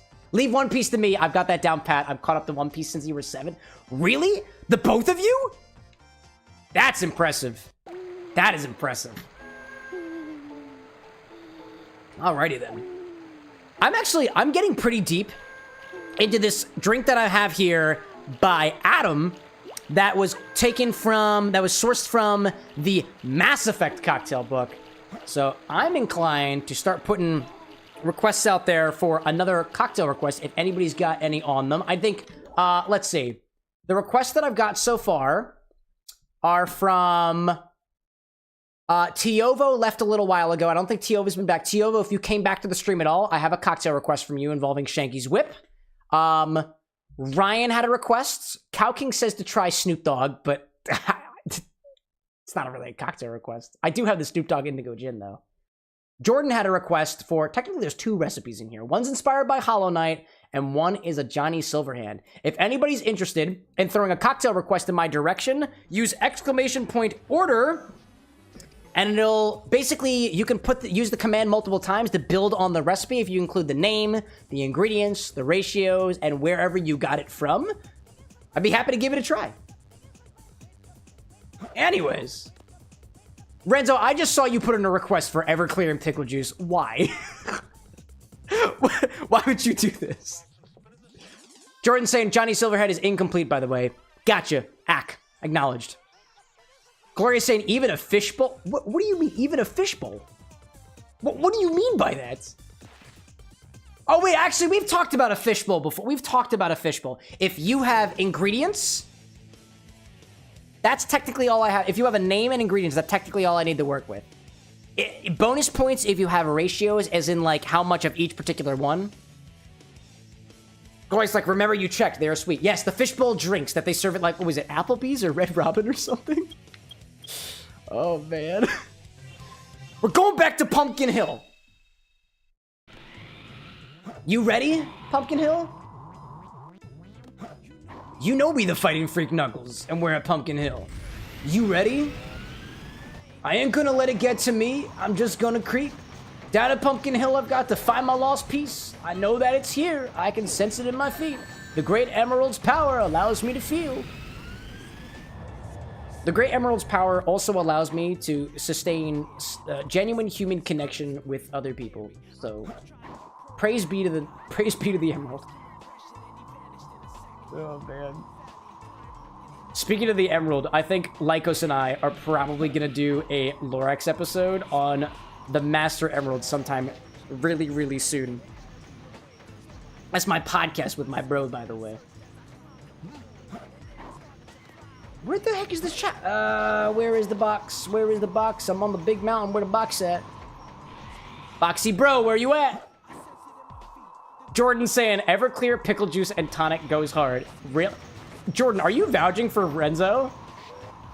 Because, like, I've never tried it before. I'm down to try anything at least once. At least once. Oh, there you are. Right here? Yeah, right here. There's the key. And then I go up here. Where is it? Where the heck is it? Oh, there you are. You're over here, right? Yeah, there you are. Never mind being like, speaking of Snoop Dogg, what's your take on celebrity liquors? Some of them are good. Some of them are not. I actually picked up a bottle of, oh my gosh. It is called DeLola Spritz because it is the brand of pre-made cocktails that J-Lo, Jennifer Lopez, is either spearheading or supporting, but because Rouge the Bat, the character for Sonic the Hedgehog, is at least mildly inspired by the, and I quote, sexiness of Latin women around the time of Sonic Adventure 2's development, including Jennifer Lopez. I wanted to take from one of her drink inspirations for Rouge. So Rouge's drink is probably going to be a spritz of some sort. Exactly what kind of spritz? I don't know yet. Anyways. What's my take overall? I think it depends. I haven't tried all the separate celebrity liqueurs, but at least from what I've seen from most of the stuff that exists out there, like, was it Terramana Tequila or the Snoop Dogg wine or what other ones are out there? Those are the two that I can think of off the top of my head. They're mid. They're okay. They're okay. I haven't tried most of them, though. Let's see. I see Renzo out there saying, I know I won't get it, and it made you... Oh, I suggested Everclear and pickle juice because I know that I won't get it, but it made you laugh, so my daily goal to make someone laugh has been fulfilled. Renzo, that's precious. I'm happy that I can contribute to the daily goal. You just and like if your goal is to specifically make people smile, was it what makes people smile or was it make people laugh? Make somebody laugh. Make somebody laugh. It is very easy to get me to laugh. I would say, in my humble opinion, I am very easily amused. I was gonna say if your goal is to make people smile, the fact that I have some of the regulars in here in general makes me smile on the daily. So thank you all for that. Gloria's asking me if I know Doe. I am familiar with Doe, and I have done research on specifically the national spirit of Uganda for a Ugandan knuckles cocktail. It's called, I think, Waragi, and I can't get it. Or at least I haven't been able to find it. Oh, where is this last box, dude? Oh, where is this last box? It's okay. It's got the sea otter in it. It's got the, what was it? It's got the, oh, I already have one of them. Yeah, I'm out of here. Give me the death. Let's go on. Let's see. I'm seeing Nomad out there saying, in Cyberpunk Red, there's two major drinks. Smash, which is like beer laced with the worst party favors. And I have a bright yellow, and has a bright yellow foam. And the Blackbeard, which is a mixture of rum, ginger oil, and a squeeze of lime on the rocks. Have I ever tried Ernest Hemingway's drink, Death in the Afternoon? It's a mix of absinthe and champagne. I have actually, Nomad. I know of the plights of the Death in the Afternoon cocktail. It's not a very balanced drink, and Ernest Hemingway was admittedly an alcoholic, or at least a person who really, really favored his liquor. So when I tried the Death in the Afternoon, which was back during, I think, my Undertale playthrough, I tried not only a Death in the Afternoon the way that Hemingway would try it, but I also tried it rebalanced by a cocktail creator who Anders Ericsson. And I tried his version compared to the original, and I actually kind of liked it. It was pretty good. I liked both of them. I'm not that off-put by absinthe in general, but I thought that the balanced version by Anders was a lot more approachable, especially for a general palate. I think I got a short of that somewhere out there. Probably. Jordan saying, don't try Jay-Z's liquor, but go for Keanu and Ryan Reynolds. What is Keanu's liquor, Jordan? I know that Ryan Reynolds is aviation. I'm a fan of aviation gin, all things considered. I get a certain... It has been described to me from one of the Death & Co. books that aviation gin, a style of American dry gin, has some notes of cola or sarsaparilla to it. I'm gonna be honest, I don't really get those cola notes up front or those sarsaparilla notes up front, but I find that aviation is still ginny with mild flavors of juniper, but without being too citrusy, like a Plymouth would tend to be, or even super duper junipery, like a traditional London Dry would be. Other than that, it's very neutral, I would think. Actually, I have aviation right over here, and I was just doing some gin tasting, so let's try aviation over time. Cause let's see, I just recently got Drum Chambord, Irish gunpowder gin, and compared to that, I'm curious of how the aviation stands up, because I still got some of those notes in my palate. So I'm just pouring a very, very small bit of aviation gin just to see like what notes I can pick up from it. Nomad saying, there was a rumor that the bars had double their orders in Cuba when Ernest was on a bender when he would drink out of the house and at home. Dude, I love it, dude. I love it. I believe it, though. I believe it. Jordan says that Keanu's is Suntory Japanese whiskey. Wait. Suntory Japanese whiskey is Keanu's brand of whiskey? That feels a little sus. That might be like his favorite, but Keanu can refer to Keanu Liqueur? Keanu Reeves is a known fan of Suntory Japanese whiskey and has been involved in various collaborations with the brand. He has a long-standing passion for the product. Oh, okay. So he's a fan of the Suntory category of spirits, not necessarily just the Suntory Toki, but also the Yamazaki as well, which I've never had a chance to try. It looks like the main one that Keanu has appeared in advertisements for is specifically this Suntory Hibiki. Never had a chance to try the Hibiki. I actually just bought another bottle of the Suntory Toki because the whiskey class that I teach, which I had to reschedule from last weekend to this weekend, I talk about a small history retrospective of Japanese whiskey. And, oh, was I feeding this to the wrong Chao? No, probably not. Probably not. Let's go back to Pumpkin Hill. But I picked up another bottle of Suntory Toki just because I hadn't had any Japanese whiskey here at the bar for a while. And I think the last I used my Japanese whiskey was specifically while I was workshopping, I think it was Roxas. Let me try this aviation real quick.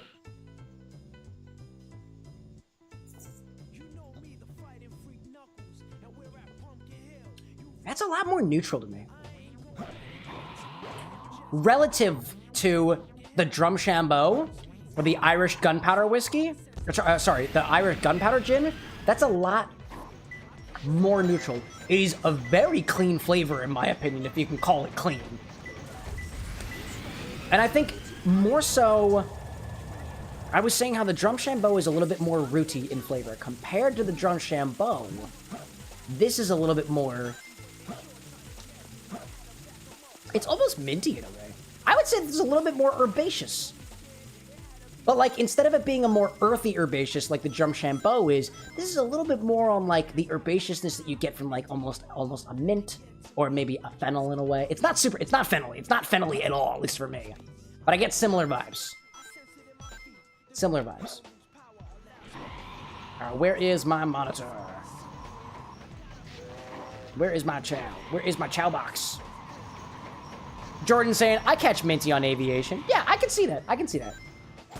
I would describe, when I say that things are minty, it is either because I actually taste mint, or the sensation that I get on my palate is like mint in that it really, really sticks around. Not always the case. Not always the case. Oh, also, I just remembered where that other Chao box is. And it is... It's on one of the, what do you call it? What do you call it? Balconies. It's on one of the balconies. But it's not over here. It's over near, I think it's one of the scary pumpkins. Oh, it's that scary. Yep, it's that scary pumpkin. There you is. Yeah, over here. There we go. And I get, what was it? A sea monster? Sea monster. Actually, one second. There's one more animal that I want to get. And that is down here. It's the boar. The boar's good. Boar is good. Oh, there we go. And we'll get out of here. I will take the death. I will take the death. I will take that. And we'll go back to the Chao Garden. Character select. All I'm doing is to try to buff up Clementine. That's all. That's the only goal here. My bulwark, my champion. Oh, that beanie is not on Oh, that beanie is not on Clementine anymore. That's not Clementine. Clementine was just flying around. That's not Clementine. Yes, that is Clementine. Oh! Oh, the flame is not on Clementine anymore. I see. Apparently you grew out of it. Here you go. Oh, that skeleton dog is really good for run. Oh, that was also good for run! That one didn't matter so much for run. I think the boar is also run. Oh, dude. This is it. There we go. Anybody I missed? Did I miss anybody? Did I miss anybody? Oh, another skeleton dog. There we go. Get him, buddy. Nomad saying, I was looking up Aussie drinks made, and first result I got was goon bags? A goon bag? And a shoey. I know what a shoey is. What the heck is a goon bag? Oh my gosh. Do you have a recipe for a goon bag? That sounds wild, dude. Is it supposed to... Wait, is it supposed to be like a blowjob shot or something like that? Because, like, I'm familiar with at least those recipes. I've never heard of a goon bag before. Stage. I thought goon was like a Gen Z thing. Oh, man. Goon bags are the wine bags in the wine boxes. Oh, okay. I got you. Now I understand. Jordan, I see you out there trying to use the chat commands. Put exclamation point redeem and then the redemption. I just add that extra step there just to make sure that you know when you're spending points. Because some of those points take a while to get. I see you up there. Trying to make me work out already? Bro, it's like 1 a.m. Nah, that's what it's there for. That is what it's there for. Give me the dog. Give me the dog! Eli, like, Gen Z stole the word goon from evil villains and their heads. Oh, goons! I see. Give me some water. Oh, hydrate? Yeah, don't mind if I do. Thank you, Jordan. That just reminds me to drink water. I greatly appreciate it, actually. Oh, man. I see Jocelyn popping in saying, hope the day is going awesome. You are enough. Please never listen to those back of the head thoughts of what other people say. Be proud of yourself, quirks and all. That's what makes you awesome. Dude, a big old cheers to that in your direction, Jocelyn, for popping in and spreading the positivity. If you've got naysayers in the back of your head, and I say this with a grain of facetiousness, drown them out with booze. Drown them out with a cocktail shared with friends. Let me echo this level of facetiousness that I was trying to portray with that statement. Please don't take advantage of alcohol, and don't let the alcohol take advantage of you. PSA over. But Nomad's saying, a native Australian, by the way, goon bags are used on a rotating clothesline, and as it spins, you have to drink the cheap, warm wine from the goon. You put them on a clothesline, and then you put the bagged wine, the goon bag, on it, and as it spins, you drink the cheap wine from the goon bag. I have learned something new today, chat. Well, I think there is something to be said about, you know, alcohol, booze, bringing certain groups of people together, whether it be for the good, whether it be for the bad, or whether it be for the goon. And I have learned today, I have learned what it is like to, and please correct me if I'm saying this right, to any Australians out there, please correct me if I'm saying this incorrectly. I have learned what it means to goon from the perspective of an Australian. Nomad being like, but yeah, it's the most feral thing ever, but it's a part of our culture. Dude, ain't nothing wrong with culture. Some people need a little bit more of that, you know what I'm saying? Oh, that's where you are. You're over here. You're over here. Jordan, like, hey? Please, somebody correct me if I'm wrong. No, Jordan, you get the wrong idea. You get the wrong idea. It's when you suckle the wine hanging from plastic bags on clothing poles. But only in Australia. While I imagine you run from the kangaroos and the giant spiders. But you know, I don't know. I've never been. No, man, if I come to Australia, will you goon with me? Don't agree to that. Don't entertain that statement I just made. I don't encourage that. Don't answer that question. Wolfie, welcome back. I hope you're doing well. You've come into a very interesting conversation. Wolfie, do you know what it means to goon? From the Australian perspective? Character select. It's different in Australia. Diamond, welcome back. I just got back. Will you goon with me? Only in Australia. It's different in Australia, chat. Nomad was telling me. Nomad is the prince, dude. It says it in their name. It is all innocent. It is all very innocent, and it is all very kosher. I imagine. Eli likes suckling the wine straight from the cow's teats. I don't think cows produce... Wait a minute. Eli, were you here when Renzo was telling us about this blind Russian cocktail that apparently uses milk wine? You said suckling the wine straight from the cow's teat, and I just made a connection that, is it possible that milk can ferment inside of a mammal?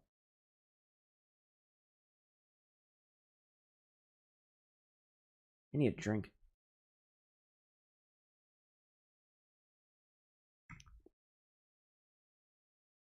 That was a really weird thought. That being said, I still want to know what the heck milk wine is.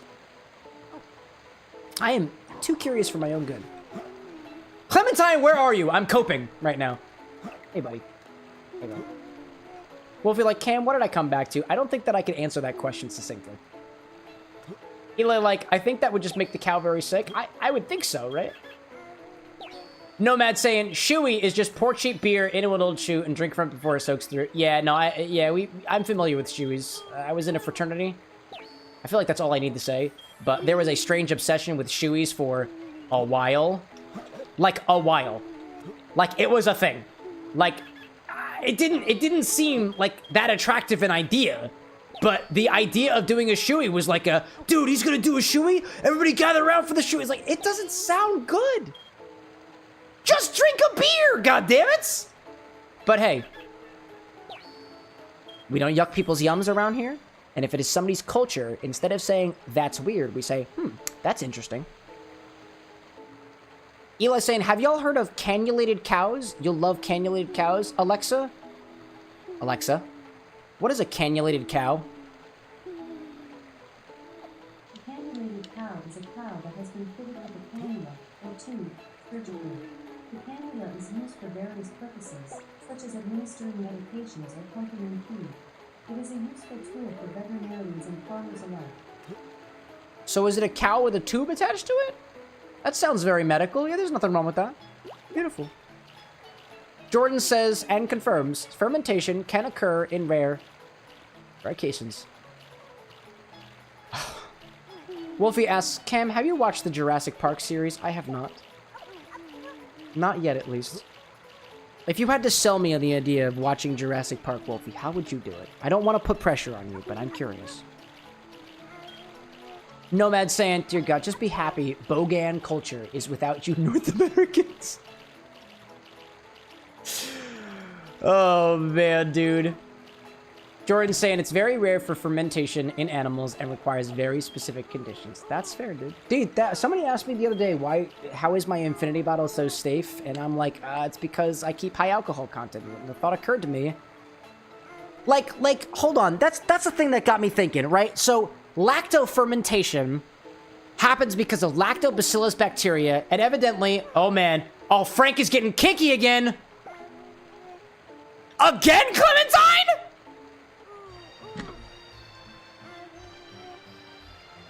That's the third time that they've produced offspring. That's the third time.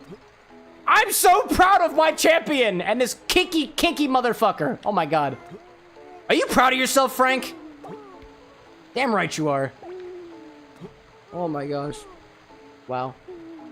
Jordan saying, I'm also East Asians. Nice. Eli saying, cow with a porthole into its stomach. Cannulas are usually put in cows for research purposes to study the digestive conditions of the cow, like the presence of lactobacillus bacteria. The thought occurs to me, you know? Well. I see S-List being like, join stream for cute streamer, got fermented mammal milk. Hey, dude, we talk about all things alcohol around here, and evidently, milk can ferment inside of the cow. And those are the conversations that you are privy to now. Welcome in, S-List. I would say that it is a pleasure for you to be here, and it is. But I would like to apologize for some of the more not safe for work stuff that we talk about here at the Bar Linux. If I can get you a drink to make things a little bit easier for you, it could be alcoholic. It doesn't have to be. I've got you. Oh, it's green! Just like Frank is! It's green. They're green. They're green. They're beautiful. They're beautiful and they're green. Well. Wolfie's saying, I was just rewatching, but to sell, I would say it starts with, then... What you're saying, Jurassic Park starts with, and then screaming.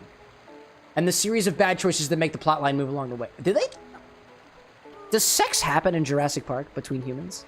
Because, to my knowledge, humans make those sounds. I've never heard an animal do ooh and ah. Except for...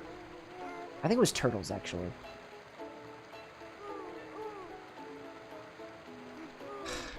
Chat, at this point, I would like to remind you all that you have the opportunity to give me drink suggestions. I was not expecting to take a drink request at 1 a.m., but I kind of want to take a drink request. I would like to have another drink. I think I need this for the discussion that we're having right now. Oh my God. Jordan, like, I joined the stream specifically for the chaos like this. If it wasn't obvious too, Chet, I have been drinking. Sometimes we talk about very candid things around here at the Bar with an X. That's what we do. Wolfie saying, not sex, but amazing gasps that are almost sexual. Oh, not, it's, That is completely different. My sincerest apologies for projecting upon chat right now. I'm not saying that there's anything wrong. I'm just saying. Jordan, like, you remember the Thundershock cocktail that I sent you?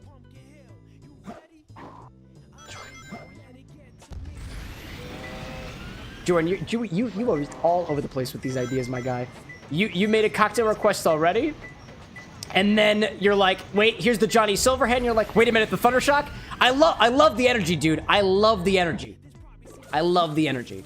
Let me do a quick roll call. I'm going to take another cocktail request, chat.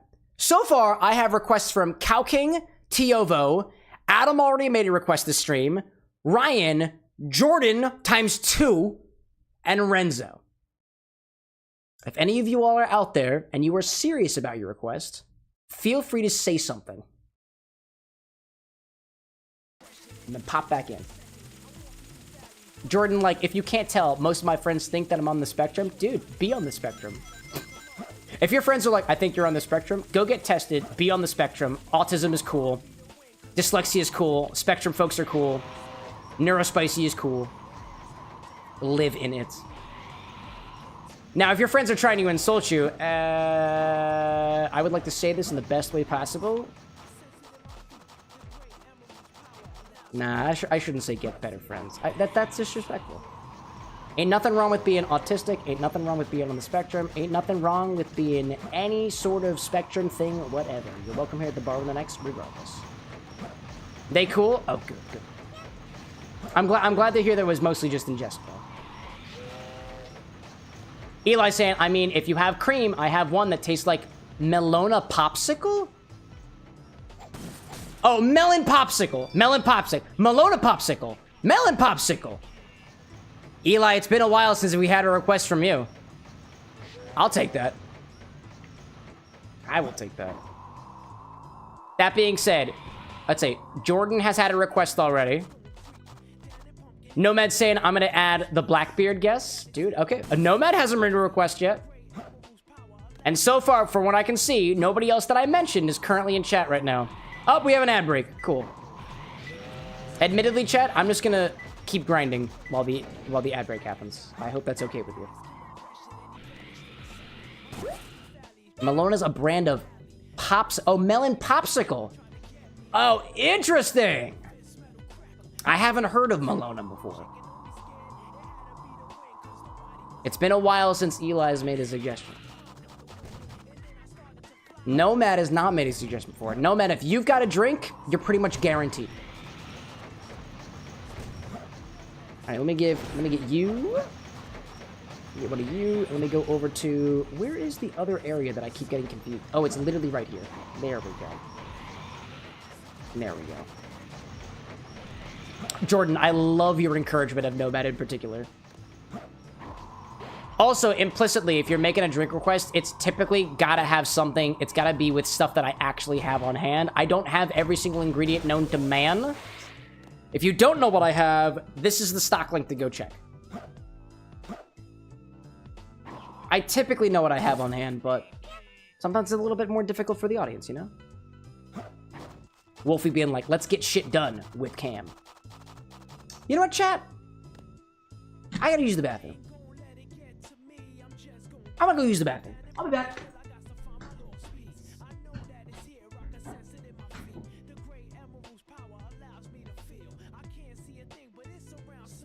I can sense a piece of the emerald is nearby.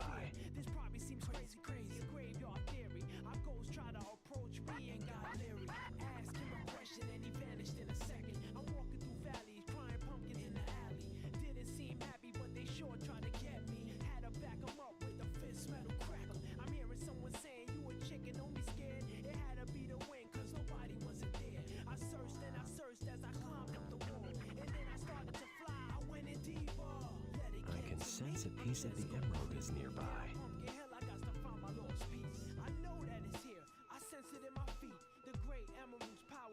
must be the fear. I can't see a thing, but it's around somewhere.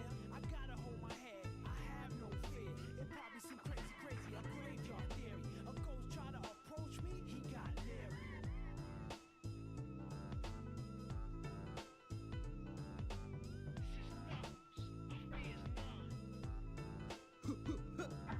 Chat, are you misbehaving? Chat real stream. Wolfie, let me remind you that this place is run by kings and queens. And I am your queen. I am your queen, chat. Don't let anybody tell you otherwise. Welcome back. Welcome back to Queen Cameron with an X's stream. I missed you. Let's kill ourselves. Stage select. Actually, let's not do that. Good night, Bryce. Wolfie, like, how's everyone going? Only when Cam's gone? Only when Cam's gone? You're only curious in the well-being of the people around you? Only when Cam's gone? Bro! Oh, man. Techno being like, I'm watching next to my rabbit and he keeps trying to eat my headphones cord. Dude, you've got a rabbit?! I imagine it is a living and breathing animal and not a reference to a sex toy. I've never seen a sex toy try to eat something. Well... Anyways, sorry, I'm a little tipsy right now, chat. My apologies. Who is that? Bryce! Everybody popping in from Bryce's stream. What were y'all doing? You were playing chess? Dude, Bryce, when I came back from California, I played chess on the plane, and I tried to ask Anna if she would play chess with me, and she said no. Which is totally within her prerogative to do. And that's fine. What's up, Tipsy? Rude? Rude? For commenting on the chess? Oh, dude, I want to play chess. Oh my gosh. Mord XR, welcome to the bar with an X. Thank you for your follow. Did you come along with Bryce? Were y'all playing chess out there together? Actually, pretty cool. Pretty cool, all things considered. Oh man. How was chess going for you, Bryce? Did you win? Is that the point of chess? I feel like the point is specifically winning, but honestly, again, I haven't been able to have the opportunity to play chess with a real, living, breathing person, so... Oh, the point is to have fun. Right. Of course. The point of drinking is to have fun. The point of chess is to have fun. The point of living is to have fun. We are here for a good time, not a long time, and I feel that that particular mentality is embodied in MK Bryce's chess community.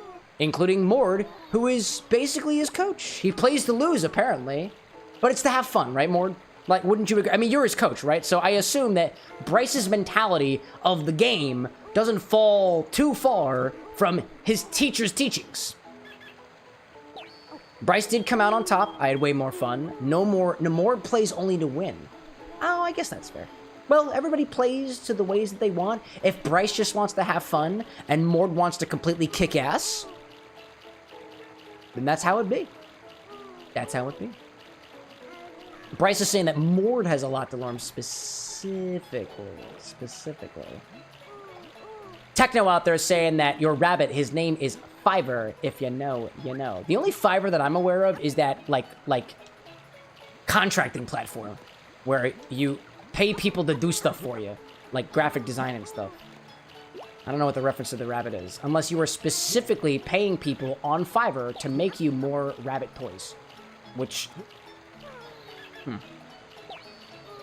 more like Fiverr with 2 R's. That was that coaching site, right? That's what I was. That was my impression. But Bryce, now you're saying that you're Mord's coach. Well, which one is it? There's got to be a. You guys can't be equals. There are no equals in chess. There is the winner and the loser, and we just conveniently ignore every possible instance in chess where you can tie. Right? So somebody's got to be the coach. And apparently y'all got to figure it out for yourselves.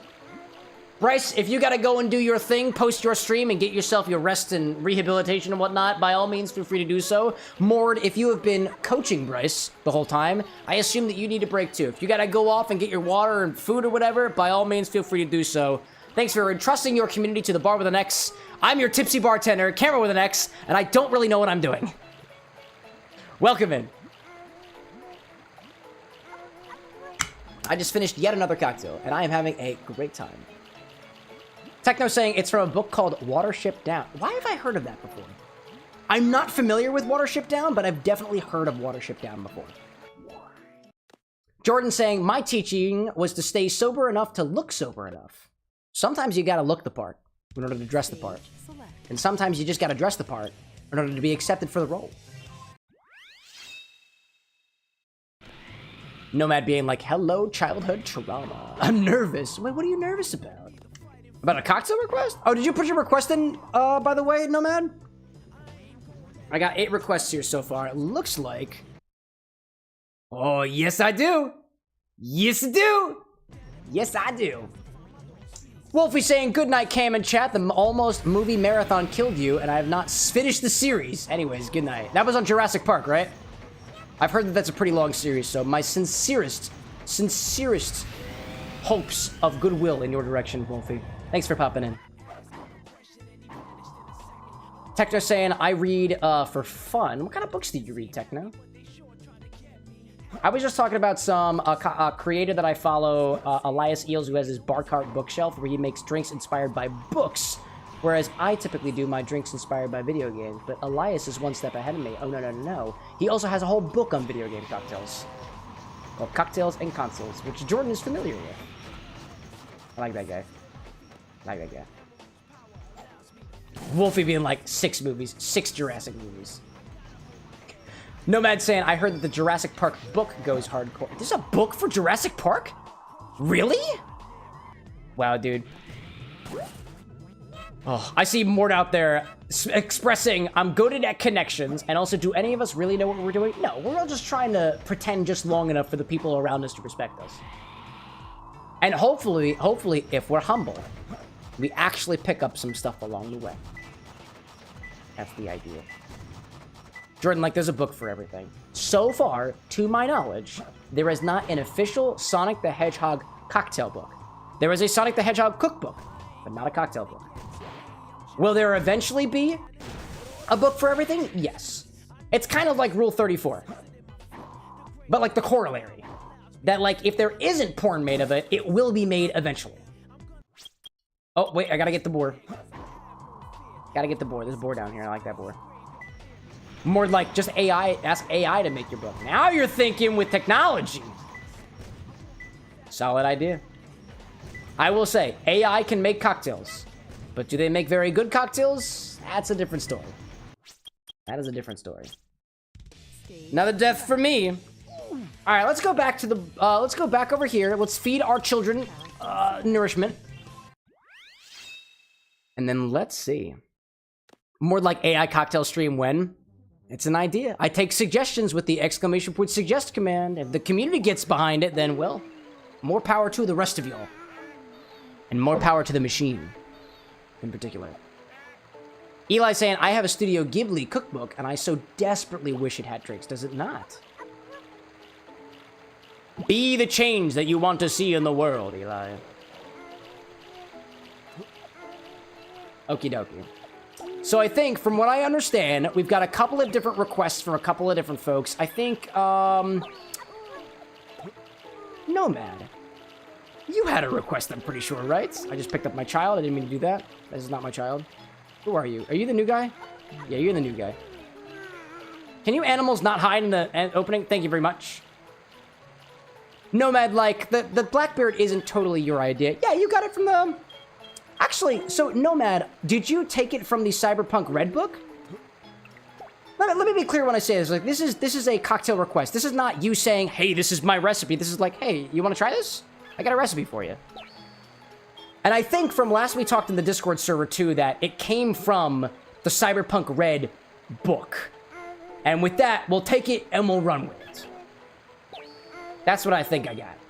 Let me just make sure I've got all the ingredients, too. Let me feed all of these animals to my champion. And then we'll go with that one, because I could use another beverage. We were talking about cows' stomachs fermenting inside of itself. That's whack, dude. But I dig it. But I dig it. Jordan saying, scared of my 300 milliliter cocktail? Well, if you articulate it like that, I'd be scared of anybody who's packing that much, you know? It's intrusive, you know? It is must be known. It takes up the whole damn stage. There's no more space on the stage for my ego with a cocktail that big. That voluminous, you know? More being like, self-fermentation is interesting. Apparently, it happens rarely in cows. Or so my chat is leading me to believe. Alright. Let's see. What do we got from Nomad? Nomad's got the Blackbeard. Mid-range dark rum. 2 ounces of, ginger syrup. 2 ounces of dark rum. Half an ounce of ginger syrup. Lime juice. Half an ounce of sparkling water. An ounce of ounce of the sparkling water. So it's got lime juice, sparkling water, ginger syrup, and dark rum. So the only thing that I don't have on hand is ginger syrup. I don't have any ginger syrup, unfortunately. So what I do have is I have a ginger brandy, which I used in the cocktail recipe earlier in the stream, but it's really not that ginger forward, and I wouldn't use it on a ginger syrup even if you paid me to. I do have my ginger bug. So let me go back to the game screen real quick. If my ginger bug is gingery enough, we can make a syrup out of it. But I don't think Ginny Baby is super gingery right now. Like you can buy ginger syrups, and you can make a ginger syrup by combining specifically ginger juice with sugar. That might be one of those cocktail recipes that I would have to specifically plan for, because I don't typically stock any ginger juice. Again, if I don't have the cocktail recipe, like if I don't have the ingredients, I can't guarantee to make the cocktail. I can only use with what I got on hand. But sometimes we can make exceptions with what we think we don't have. For you and Sonic, welcome back into the stream, my friend. Techno saying there's this thing called auto brewery syndrome, where your stomach makes alcohol and you get drunk without drinking anything. Is that a real thing? Alexa, what is auto brewery syndrome? According to Wikipedia, auto-brewery syndrome is a condition characterized by the fermentation of ingested carbohydrates in the gastrointestinal tract Wow, dude. caused by bacteria or fungi. Wow, dude. It can happen. It's a real thing. Wow. Eli being like, I don't actually know if cows self-ferment, but I do know that bloat can be fatal for cows, so when the gas builds up and they get bloated, they get very, very sick and whatnot. Yeah. Nomad being like, whatever, let's make some weird science. And I say, Jordan saying that cinnamon, you could use cinnamon as a substitute for ginger. You could, but I also don't have a cinnamon syrup on hand either. So a lot of times, one of the things that this is still something that I'm trying to figure out for the channel in general. Syrups typically have a shelf life. And unless I've got the syrup on hand, there is a wide variety of cocktail recipes that use like ginger syrup or cinnamon syrup or hibiscus syrup or rhubarb syrup or all these different types of syrups. They're not just super shelf stable. One of the things that I've been trying to get better at is taking the syrups that I make and freezing them so that I personally can workshop recipes after the fact when, let's say, a particular fruit is out of season. Unfortunately, I don't have cinnamon syrup on me. And I also don't have ginger syrup on me, which is why I typically ask people to look at the inventory to see what I've got on hand so far. But there is a growing need for me to pick up specifically like pre-made cinnamon syrup, pre-made ginger syrups to see what I can work with, so that, you know, when somebody comes in randomly in the next 2 months and says cinnamon syrup, I can be like, oh, I have one of those. Fortunately, the shelf-stable syrups that I make wind up freezing when I put them in the freezer. In any case. Techno saying, I'm next to my Amazon dot and she heard you and started responding. That's okay. Nomad saying, whoops, my bad. No. This is not on you whatsoever. No, Nomad, this is the first time that you've popped into the stream. It's a little bit of a learning curve. I got some folks who will comment on like the infinity bottle videos and stuff like that and be like, dude, you've got to put this liquor into it and try a drink with this thing. I can only work with what I've got. And we're growing the inventory list every single day, but it's a slow and steady process. So what I'll say is, at least, I've got this jar of ginger bug that has been fermenting for months now. It's possible that Ginny Baby is gingery enough to stand in for a ginger syrup. And I'm just going to give you my honest opinion on how she tastes right now. Actually, I'll do a little, I don't want to put my mouth on this thing. I don't want to disrupt the fermentation.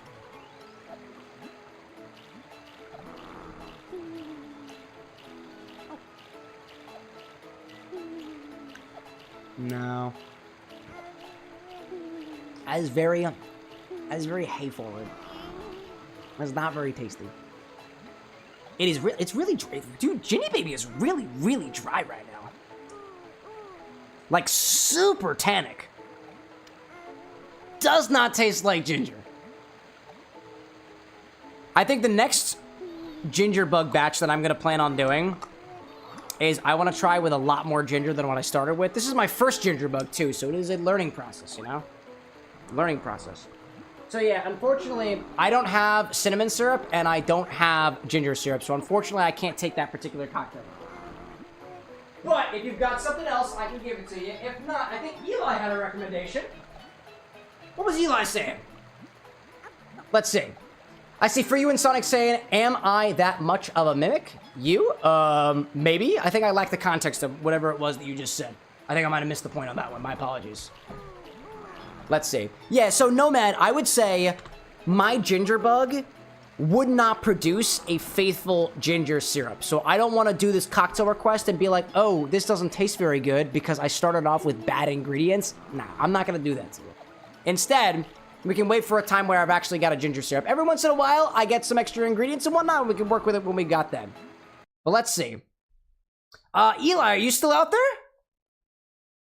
Renzo suggested Everclear pickle juice, which is, it made me laugh. It made me laugh, but it didn't seem that serious. Eli's out there? All right, great. Great, great, great. I think that's what we'll do. I think that's what we'll do. We got this Macne Melon, inspired by Vocaloids, Macne Nana, and Macne Petit. Oh, is this an inspired drink, Eli? Oh, no way! Cream, melon liqueur, light creme de cacao, shake with ice, garnish with a cucumber ribbon. Eli, does it require the... Wait a minute. I might have a cucumber. I have a cucumber. Oh, but... so the cucumber I have... It's worth it. It's worth it. No, it's totally worth it. That's so cool, dude. Dude, Eli, this is the Vocaloid drink that you were telling me about. Yes. I would like to try this. Let me make sure that the cream liqueur is not curdled. Let me just make... Oh, not the liqueur, the heavy cream. Right, is it cream? It says cream. This is cocktail number 8. Let me go here, click this button, go over here, go to number 8. There we go. There we go. Oh, sorry, that's the wrong one. It was number 9, actually. Number 9? No? Requests? Oh, number 7. Okay, number 7. That's the number. There we go, there we go, there we go. Okie dokie. Let me make sure I got my cream on me. Make sure this is not curdled. It was not curdled last week, so... Yeah, we good. Cool. Nomad saying, my best guess once again of a legal smash. Yeah, if you got the recipe. So for the way that I do my cocktail requests here is that you gotta give me a recipe in here in the stream, because I have specific callbacks set up so that if you put the recipe in the chat, I can call it up on my screen just like I did with Eli's recipe here. This one's called Macne. Whoops, hello there. Hello there. Macne Melon. For Vocaloids, Macne Nana, and Macne Petit. Does that appear on my screen? Does that fit? It doesn't really. Doesn't really. Hold up. I can do this for Vocaloids. Does that appear? Yeah, there we go. There we go. There we go. There we go. We got an ounce of cream. Oh, pronounced Macne. I appreciate it. Macne. Macne Melon. Macne Melon. We go button here. An ounce of cream. I'm going to use heavy cream for this one. We've got an ounce of melon liqueur. I'm going to use Midori because that's what I got. Actually, Eli, let me ask you this. I have 2 melon liqueurs. One is a cantaloupe cream liqueur, and one is the classic Midori, the green one. I imagine that this was designed with Midori in mind, but I also have a cantaloupe cream liqueur that I picked up recently. I was actually thinking about using that for the cocktail earlier, but I didn't do it. Midori's the one. Midori's the one that we're gonna use. Creme de cacao. I got Mr. Stacks for this guy. Got you down here. Great. It says, shake with ice, garnish with a cucumber ribbon. Let me grab the cucumber from downstairs. If I can find it. This is, method. This is shake. Eli, is this served over ice? Do we shake and strain this? Garnish. Cucumber ribbon. What kind of glass are we serving this into? I'm gonna go downstairs. I'm gonna find I'm gonna find the cucumber. My question is shake and strain, which you've confirmed for me. Are we pouring this into a glass like a small glass like this guy? Are we pouring this into a coupe glass like this guy here? And let me go find the cucumber. I will be back in a hot second. Let me put the music back on. Let me go see if I can find this cucumber.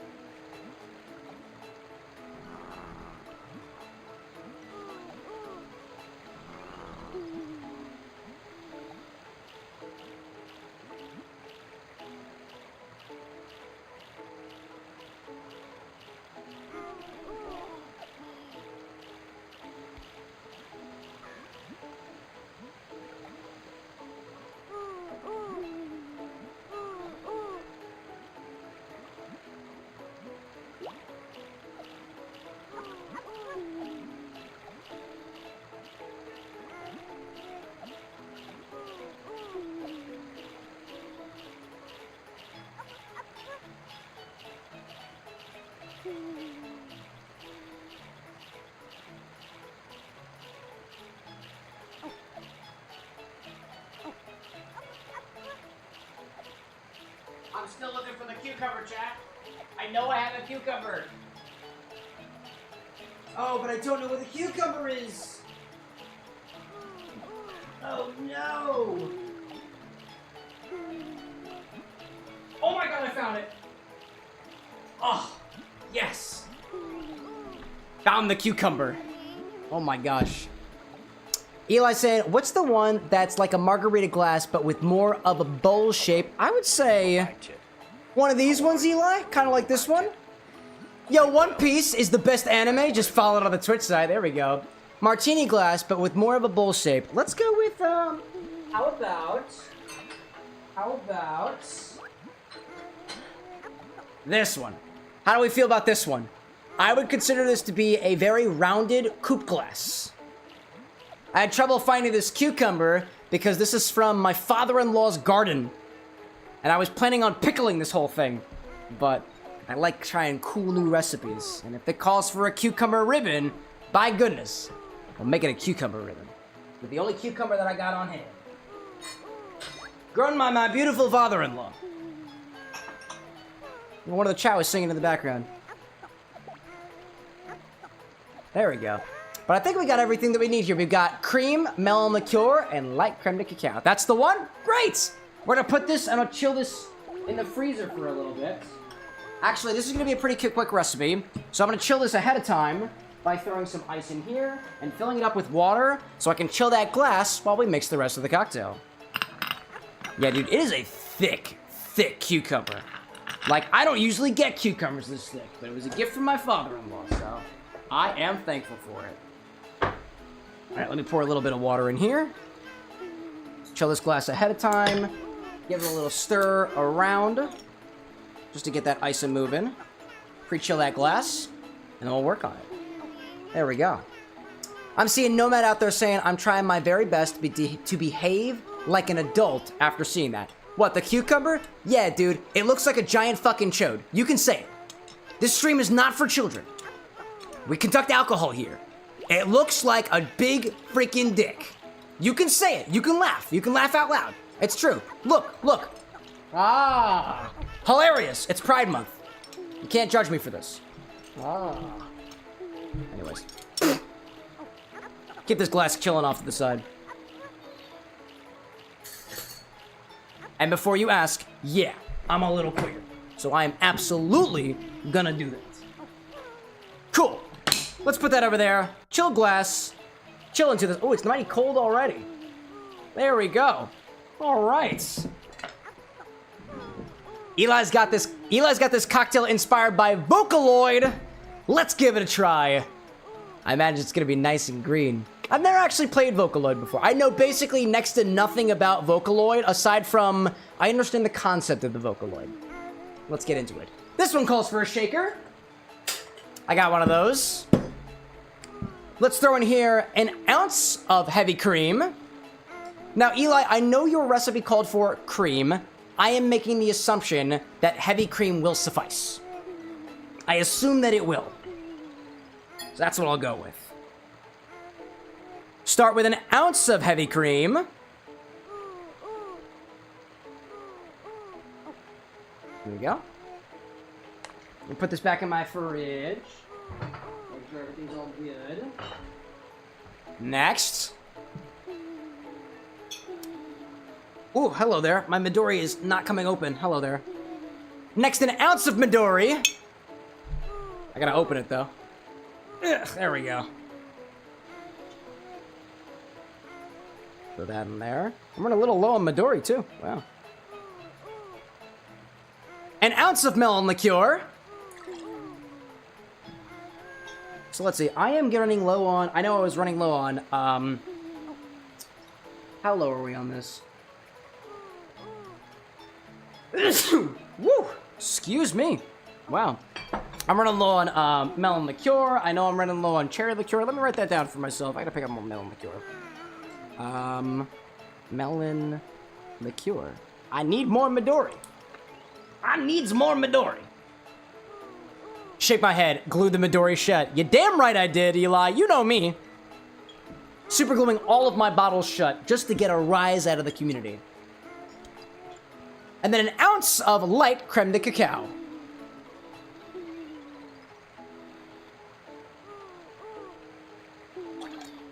There we go. So we had what? Cream, melon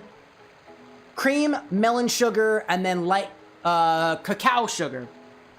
I imagine this is gonna be a nice, like, desserty type of cocktail. Shadow Reaper, welcome back! Good to have you back in chat. Currently doing a cocktail request from our friend Eli Peach Soda over on Twitch. We had a couple of different requests, but as it turns out, we don't have a lot of the ingredients. I didn't have any cinnamon syrup, unfortunately. I didn't have ginger syrup, unfortunately, either. So, we'll just come back when we get some of those ingredients in the future. Throw some ice in here and give it a shake.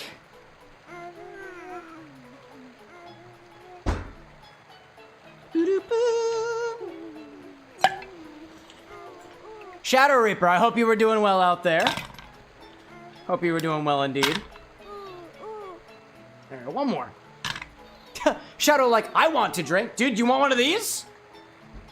I'll give you my honest opinion on how it tastes, and if it's good, you can share it with me. How does that sound? All right. Let's shake it.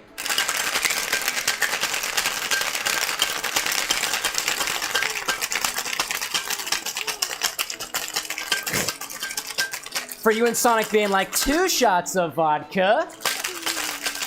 Cow King back with the moo.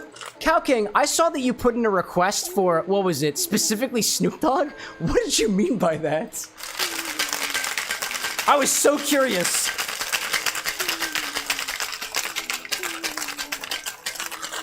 All right. Take my chilled coupe glass and dump out the water. All right. Shadow, like, this free for me? Free for you? This free for you? Yeah, dude, it's a virtual drink. I'm not gonna make you pay for that. Oh, man, dude. All right, chat, what color do you think it's gonna be? I'm thinking green. Because everything else is more or less not color. I think it's going to be opaque and green. Nice. Cow King with the bits, we appreciate that out there. So the question is, did you want me to drink Snoop Dogg? That's my question for you, Cow, because that's the impression that I got. All right. Strain this into a chilled coupe glass and garnish with a cucumber ribbon. Ooh, this is gonna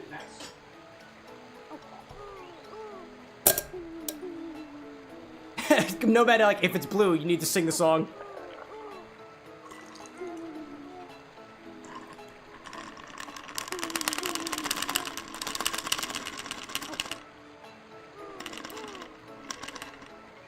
It's green, dabba dee, dabba deen. It's green, na ma na na ma nee, na ma ma dee, dabba deen.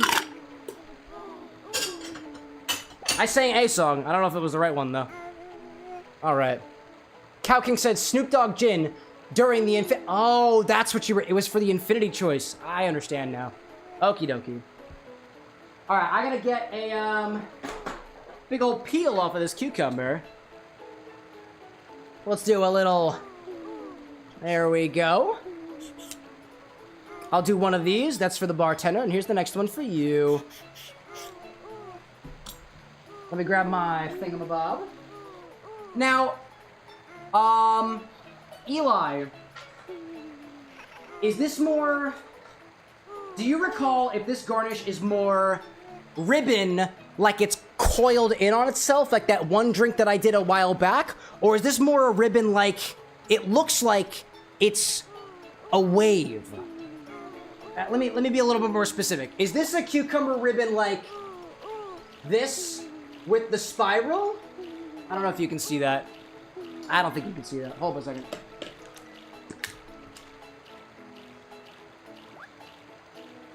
Spiral? Or more wavy like this? I don't know if you can really see that. Is it this one or this one? What kind of cucumber we talking?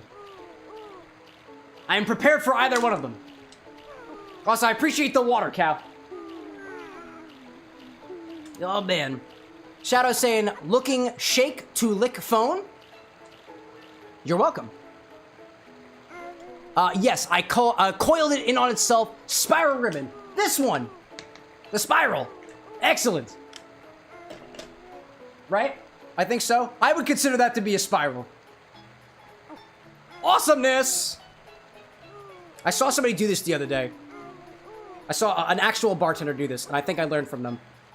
Let's see if I can do this correctly. We'll do other way around, other way around. There we go. Whoop! Oh, wow, actually, that didn't... Oh, it didn't really go very much at all.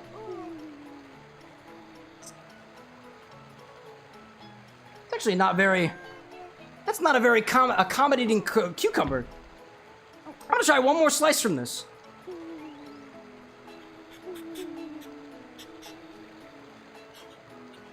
This is a very tough cucumber. Huh. Shadow, like, look some adult draw? Shadow, I'm not really sure I understand, but I'll take it. Appreciate your compliments. All right, cucumber. I'm trying to get the cucumber, oh my gosh. I think I'm just not slicing it thin enough. Let's try a little bit more gently. The idea is the cucumber ribbon, so we're gonna try a cucumber ribbon as daintily as I possibly can. There we go. This cucumber's not being very kind to me. I will admit that. There we go. Is that working? I'm gonna stab it right through the center. I'm gonna cheat a little bit. There we go. That's what I'm gonna use. Pop it right on top.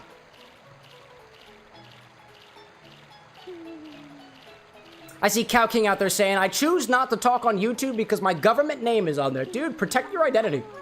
Protect your safety. I dig that. I dig that. Is it me or does the cocktail angle look a little bit... Looks a little bit bright today. I don't know. Garnish that with a cucumber ribbon. Preferably not in the glass. There we go. Boop. I like that. Let's see from the top. I want to see how it looks from the top. I apologize for the sounds of my Chao like drowning in the background. I kind of want that off to the side a little bit. There we go. Maybe a little bit over there. Ah, we'll take it. We'll take it. Okie dokie. Put that off to the side. A little... Boop. Alrighty then. Cheers to the Vocaloids. But in particular, Macne Nana and Macne Petit.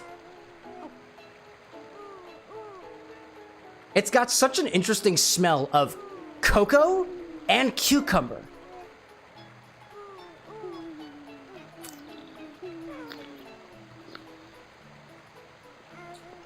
Oh, that's delightful. It is creamy cocoa with a little bit of that sweetness that you get from the Midori. I would say that to me, Midori doesn't really taste like a melon, at least not any melon that I've ever had before, but it's sweet, it's candy-like, and it adds those same flavors to the cocoa liqueur, to the cacao liqueur, sorry, to the creme de cacao, and the texture is adjusted by the creaminess of the heavy cream.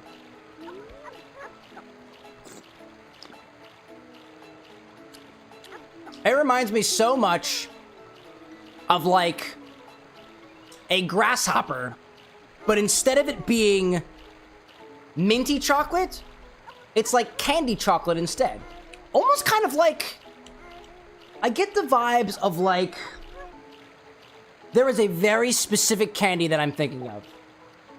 And it is chocolate coated, but it's also got chocolate on the inside. Not an M&M. I'm not thinking of an M&M. I don't know what I'm thinking of exactly. But I really do get candy vibe. Exactly what candy, I'm not so sure. But it's sweet, it's creamy, and I feel like it was definitely coated in chocolate.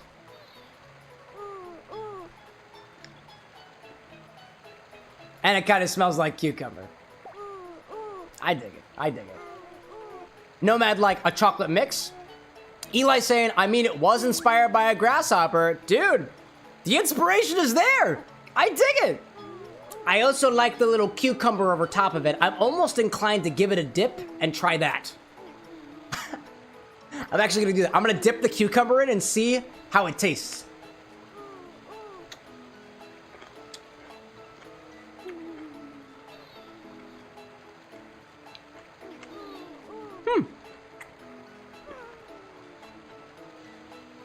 I have never had a creamy cucumber before.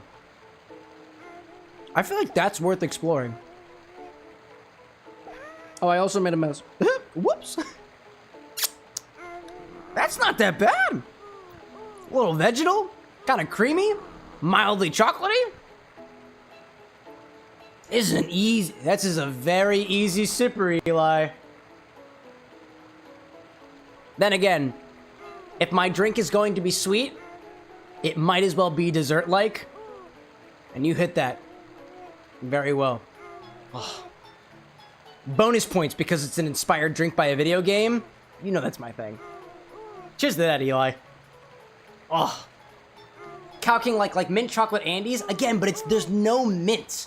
There's no mint in this at all. There's nothing minty about it. If anything, that sort of vegetal note that I now have after eating the cucumber makes me think that it's almost like, it reminds me of like you know, you want to go to like a fondue parlor and you can dip anything into the chocolate, anything.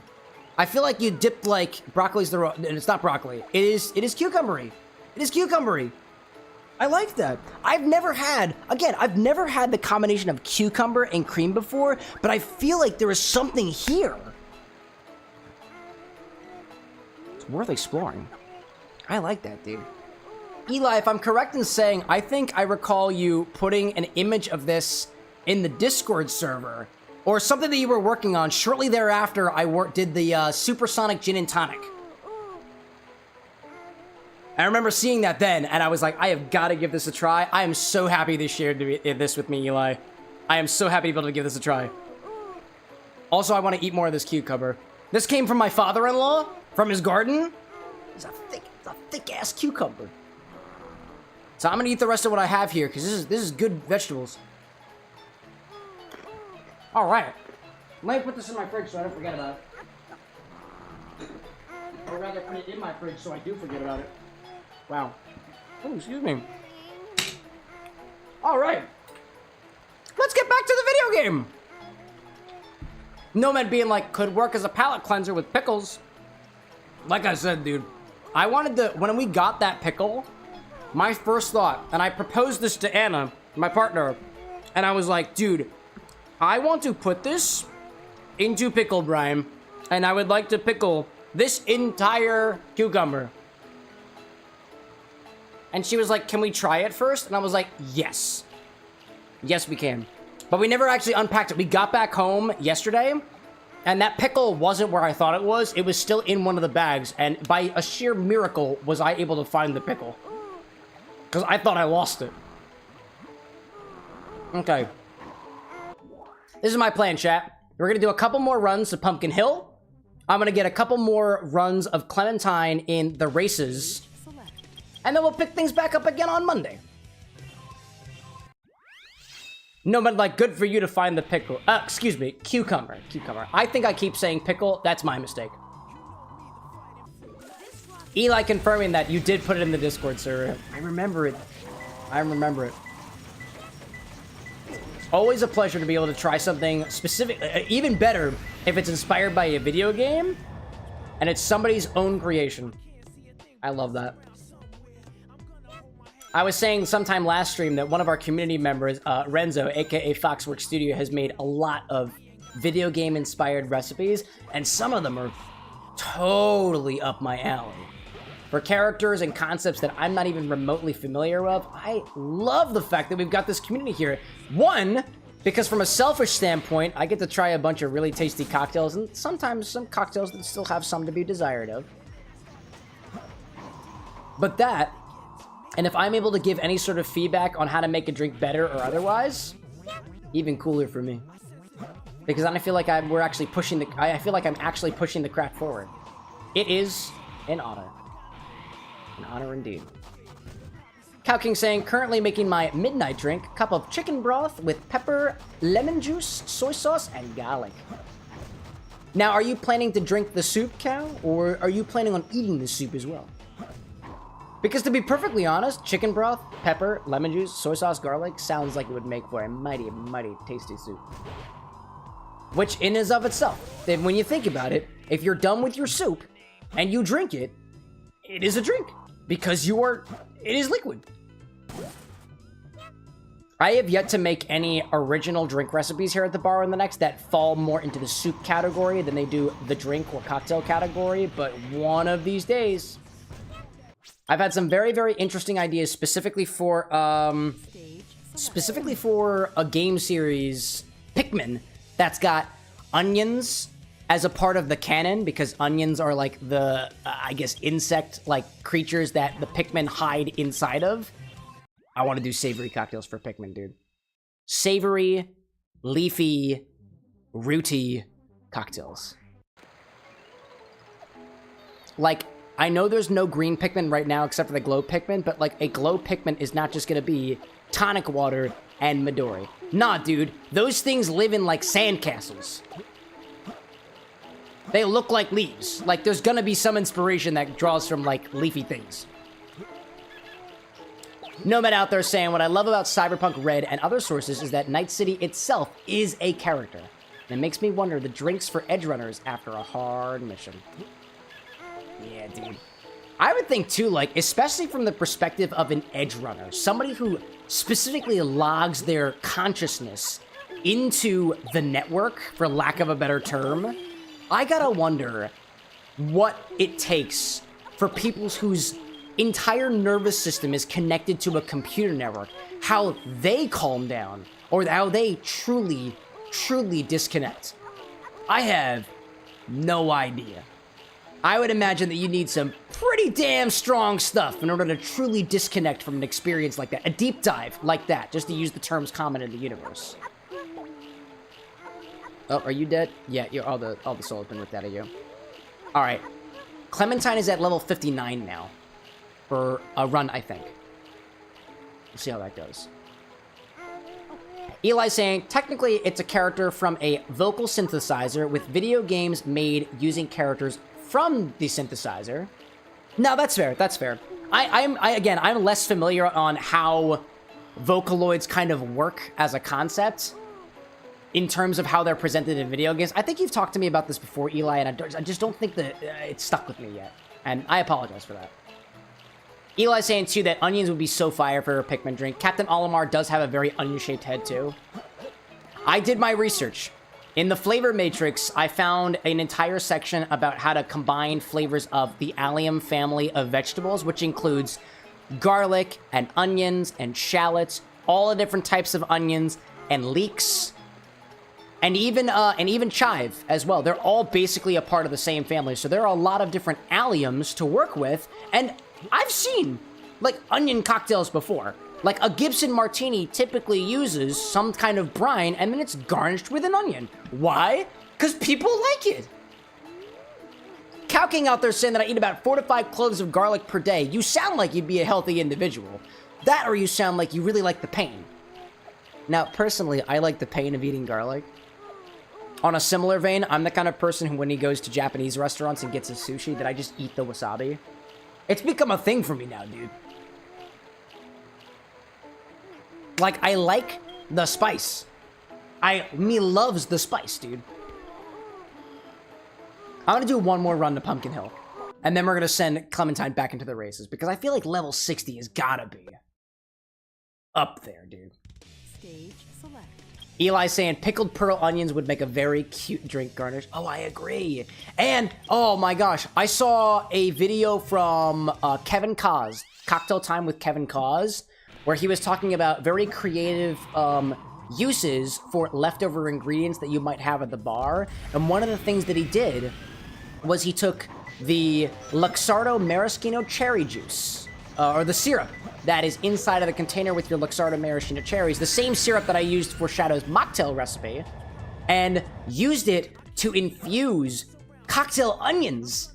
So the onions became red. And the thought occurred to me, well, if you could make the onions red, couldn't you also make them blue? Or yellow? Or otherwise? And I was like, dude, this screams Pikmin energy to me. And I do have cocktail onions. And I kind of want a cocktail onion right now. I have a small, like, miniature micro craving for, like, a cocktail onion right now.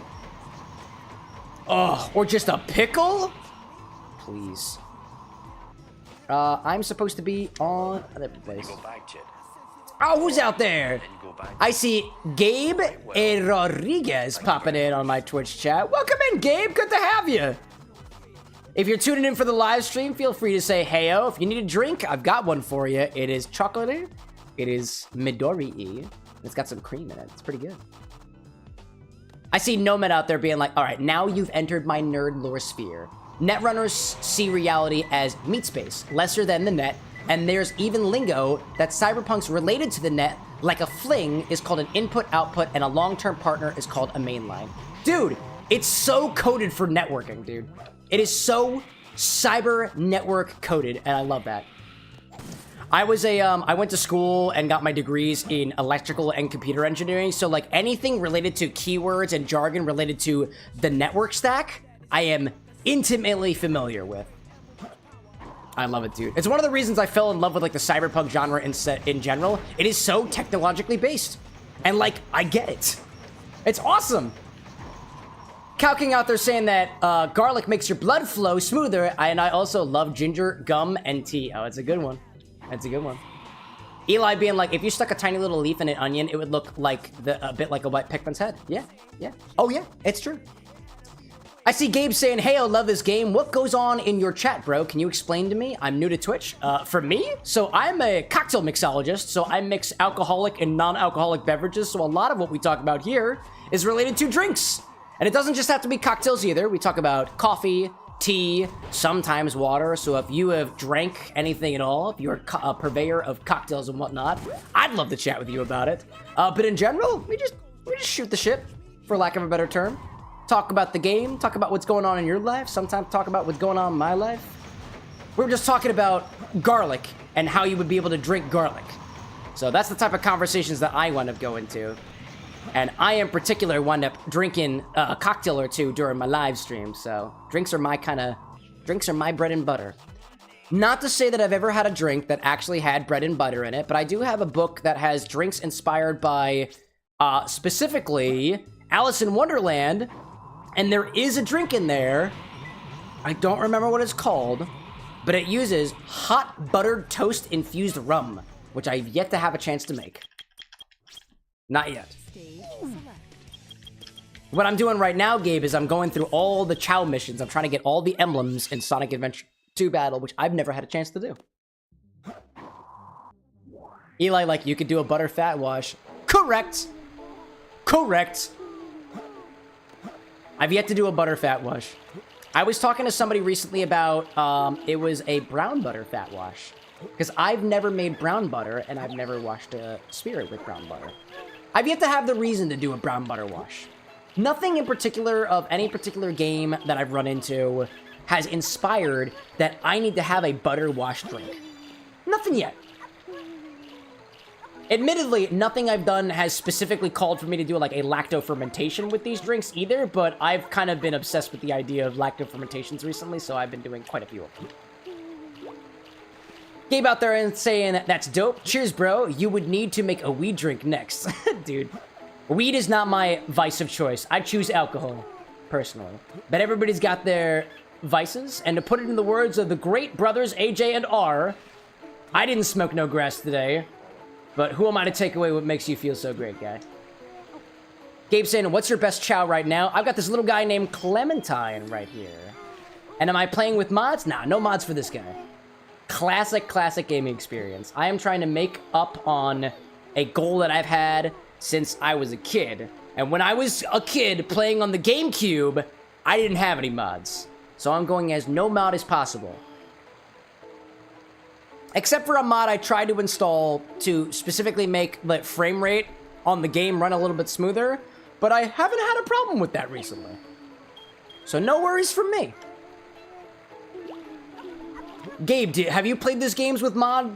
Excuse me. Sorry, I've been drinking a little bit. Have you played this game with mods before? I know that there's some really cool mods that you can get to specifically expand the Chao Garden, and I am curious about it. And I've had the thought that maybe after we get all the emblems in this particular playthrough, we add the mods on top of it just to explore the world a little bit more. Nomad out there saying, love the fact the first exposed to cocktails from The Simpsons, the Flaming Homer, said his first reaction is mixing was, it passed the first test, I didn't go blind. That's fair. Hey, dude, in the world of, like, distilled spirits, if you are distilling anything and you don't go blind, that's a good sign. Because when you're distilling spirits, there is a chance for a particular other type of chemical called methanol that allegedly, in large quantities, is first of all a poison, and second of all, might make you go blind. At least from what I've seen from current literature, but also some shorts that I watch from people who know about distillation a heck of a lot more than I, is that with modern distillation techniques and safeguards, it's very rare that you're going to get methanol in a particular still run. If anything, so I think, from what I understand, and again, I don't really have much experience with this, is that if you are going to start a distillation run, there is going to be some liquid that comes out in the very beginning, the heads, the middle, the hearts, and the tails, what comes out at the end. And if you discard the heads, usually you won't have any risk with methanol. But again, I'm not the professional here, so don't take advice from me on distillation. In Pennsylvania, where I live, it's illegal. Anyway, let's go try these Chao out at another race. What I'm likely going to do, chat, it's about 2 a.m. It's almost 2 a.m. for me. So I'm going to try a couple more races here. And then I'll probably call it quits for the evening. And then we'll be back. We'll be back on Monday. Usually I'll stream Monday and Wednesday, but I got a concert that I'm going to on Wednesday to go see my younger brother.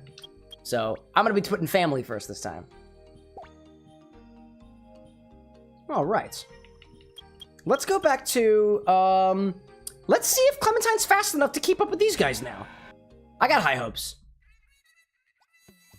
Gabe out there saying, I just bought a Wii to play this game again, and I've never played with mods. I just always watch videos on this game, and I just don't have a PC. And then Gabe saying, too, I'm from Arizona. Wait, was Arizona one of those states where you can distill at home? There were apparently 4 different states that you can distill at home. And I feel like Arizona might have been one of them. I know Missouri is one, and I know Massachusetts was one, but I can't remember if Arizona was one of those options. Wow, dude. That's cool. That's cool. Yeah, I'm based out of Philadelphia, Pennsylvania. That's where I'm at. Nomad saying, happy I caught your stream where I can Australia is a weird timing for streams. No, that's fair. I stream later in the evening. To me, this is bar time, right? So in Philadelphia, it is about 2 a.m. for me right now.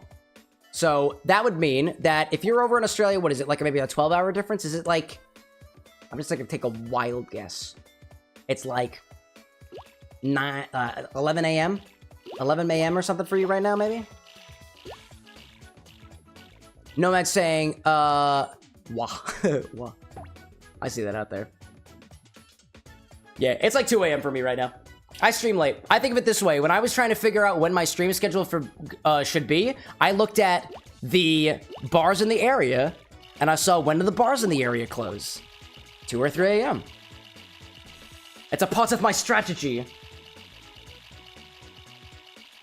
Adam, welcome back, dude. 6:55 a.m. over here in England. Been up all night watching. Oh, really? Oh, dude, you didn't have to do that. I would encourage anybody out there watching to put their health first. If you gotta sleep, dude, go sleep. Lurking is totally fine, dude.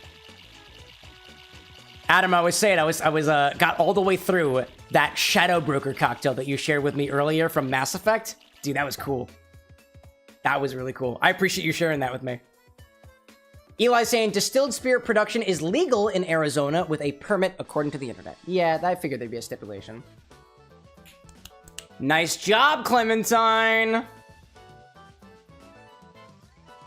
I think we have 2 more races to do in this particular category. And I think, I don't know whether this is true or not, but I think if we get all of the races done in a particular line, I think we get the emblem. So if we can complete number 4 and number 5, I think we'll be okay. Huh. Nomad saying, if you know anything about us Aussies, the law is more like guidelines. Ooh. Well, you know, Australia is a big place. I've always wanted to go to Australia, too. I've had a couple of cocktails from bars out at Australia. Most notably, I think I had at least one from a place in Sydney, Australia. I think it was called Maybe Sammy, I think is the name of the bar. Maybe Sammy Sydney rings a bell. One of these days, I'd love to go over to Australia. Honestly, I would love to travel parts of the world and bring the stream along with me to be able to sample the spirits and cocktails of the world. That'd be cool. I'd be so down for it, dude. Adam out there saying, I've recently come home from hospital after surgery, so my sleep pattern's not been the best. It's been nice to chill with you guys. Dude, Adam, I'm glad that you found a cordial space here with us. I hope that your recovery is going well. Oh, we got ads, so we gotta do that. Let me pause. Go back to the bar for a little bit. Adam, you probably can't hear me right now because I know we got the ads running right now, but at the very least, if we can bring some positive vibes and some smiles to people out there who might need it, it's one of my other goals here, the bar with the next. If you're familiar with Valhalla, the cyberpunk bartending action game, there's a phrase that the main character, Jill Stingray, says, and it is time to mix drinks and change lives. That is all what we're about here at the bar with the next. Trying to educate people on cocktail mixology, on alcohol, and otherwise. And if we can bring some change to the lives of the people around us, I know that I've been doing a good job. And it seems so far that we're doing pretty good with that.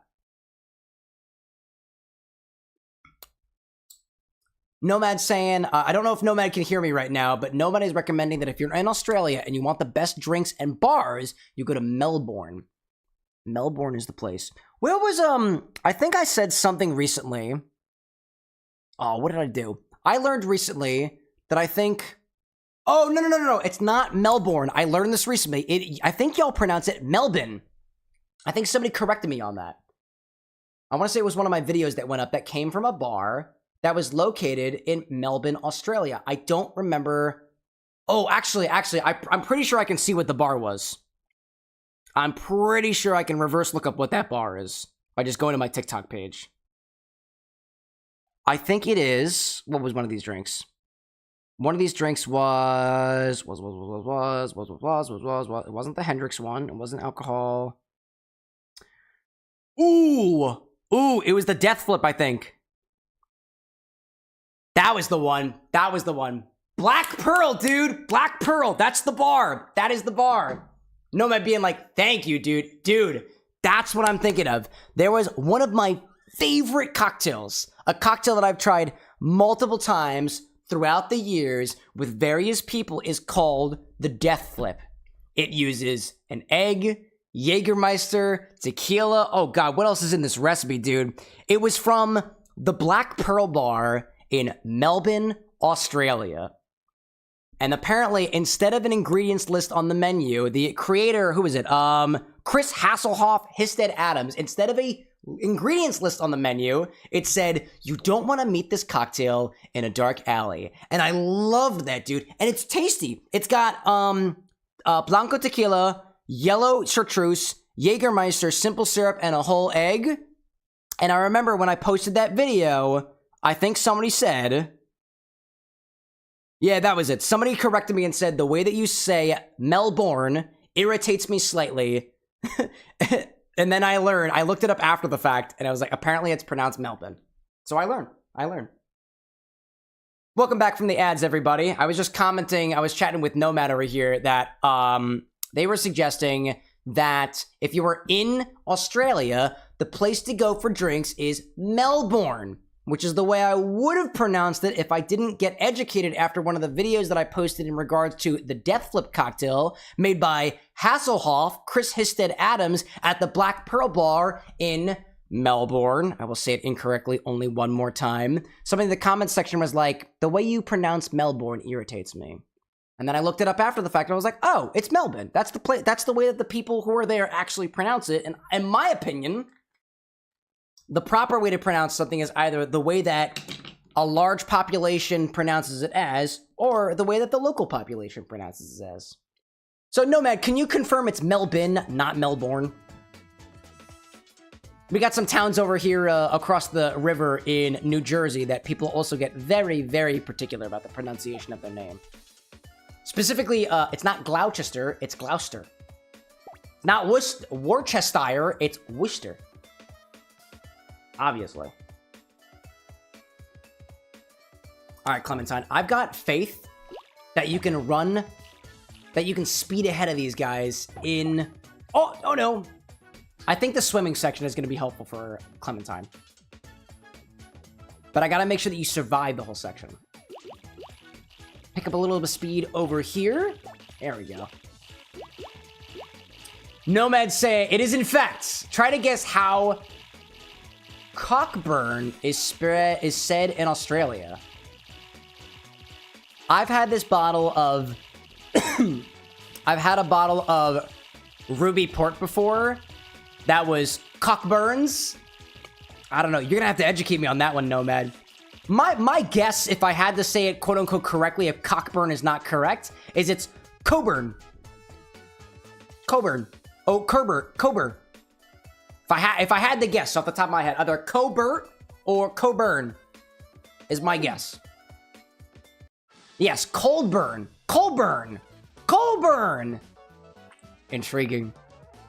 Obviously, the Australians are not going to say cock if they don't have to. I mean, come on, dude. Come on.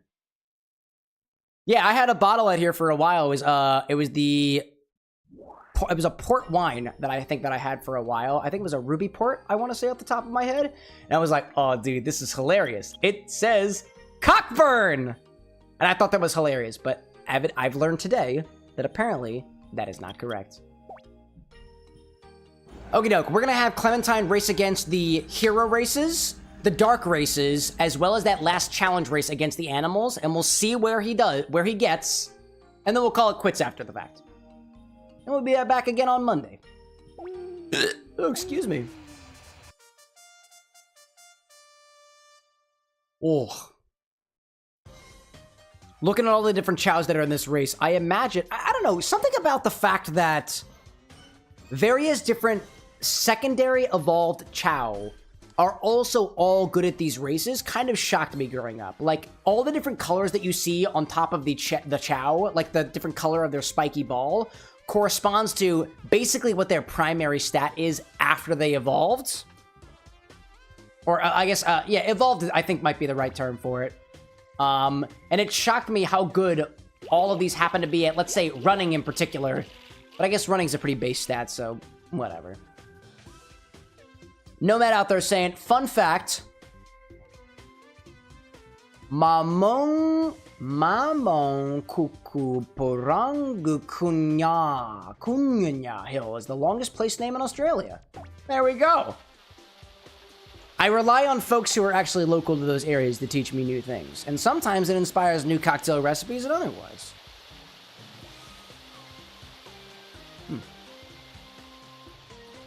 I like how desserty and sweet and textureful this Macne Melon cocktail is from Eli. It is absolutely scratching an itch that I haven't had scratch in a hot minute in terms of cocktails. I like it. Dude, Clementine, you've got this. Oh, it seems that some of those Chao might be a little bit faster with climbing. Yeah! But running, they're a little bit more equally matched. Oh yeah, dude. Right towards the finish line. Yes! Oh, right at the last moment, dude. I think there's only one more dark match to do, I think. I don't know. I think it's pretty close. I think it's pretty close. I want to send Clementine back to... Oh, no. But the hero... Oh, this is against the dark. It's probably going to be a devil Chao. Because the hero race has an angel Chao. Yeah, let's see how he does against the devil Chao. I got a strange feeling next stream might be the last one for the races, at least. We'll see. Angel versus Devil. This was the Dark race. I'm going to go back to the Hero race and see how he fares against the Devil Chao. Interesting to me, too, that, like, the Hero race pits you against the Dark Chao, and the Dark race pits you against the Hero Chao. Devil versus Angel. That is the idea. Eli's saying, in my opinion, this cocktail is very ice cream-esque. Yeah, I can see that. It's got the texture of the cream is phenomenal. The candy flavor from the Midori, the candy flavor from Midori, I haven't had in a drink in a while. Like, I've yet to have a grasshopper type cocktail that uses Midori, but it makes sense in this form. The first time I actually had a grasshopper cocktail was at a bar that we went to for one of my fraternity formals, and I walked up to the bartender, and I don't think that the first thing that you should ask a bartender is, make me the weirdest drink that you can think of, because I feel like that puts undue pressure on the bartender. But I was like, what's the weirdest drink that you know how to make? And they were like, a grasshopper. And I was like, I'll take a grasshopper. And then it wound up working out. And I had a good cocktail. And I remember it to this day. But it felt like looking back on it, I was like, I really don't think that I needed to put that much pressure on the bartender. Like, I didn't need to do that. Oh, dude, you are a flyer. Oh, man. Nah, that's killer. I feel like the devil's gonna blast the head of Clementine. Clementine needs to be at a whole nother level to get these guys. Oh, dude. Oh, man. Clementine, I feel for you, dude.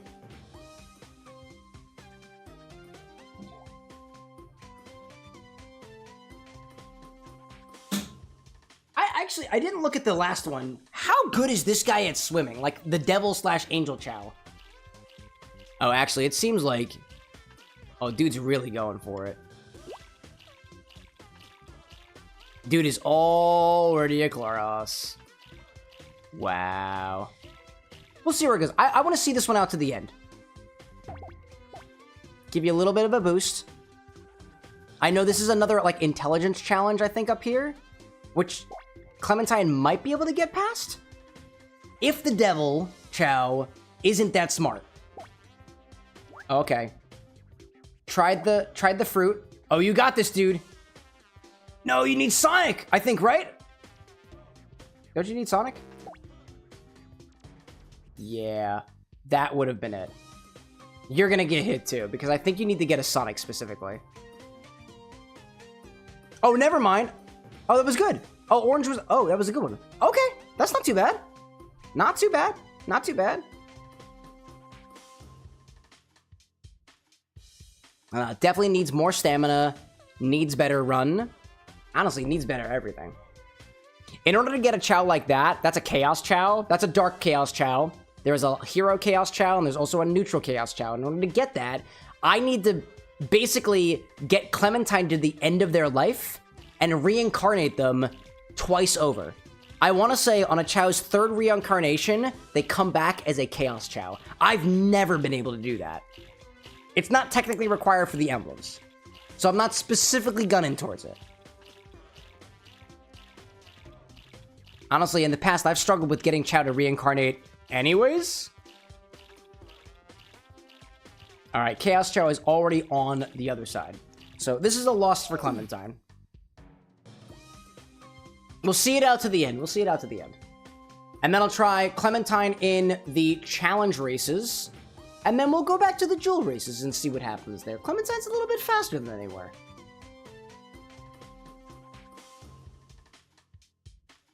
If there's something I appreciate about the Chao races specifically in this game, as opposed to races in other games, is that it actually lets you, like, see the race all the way to the very end.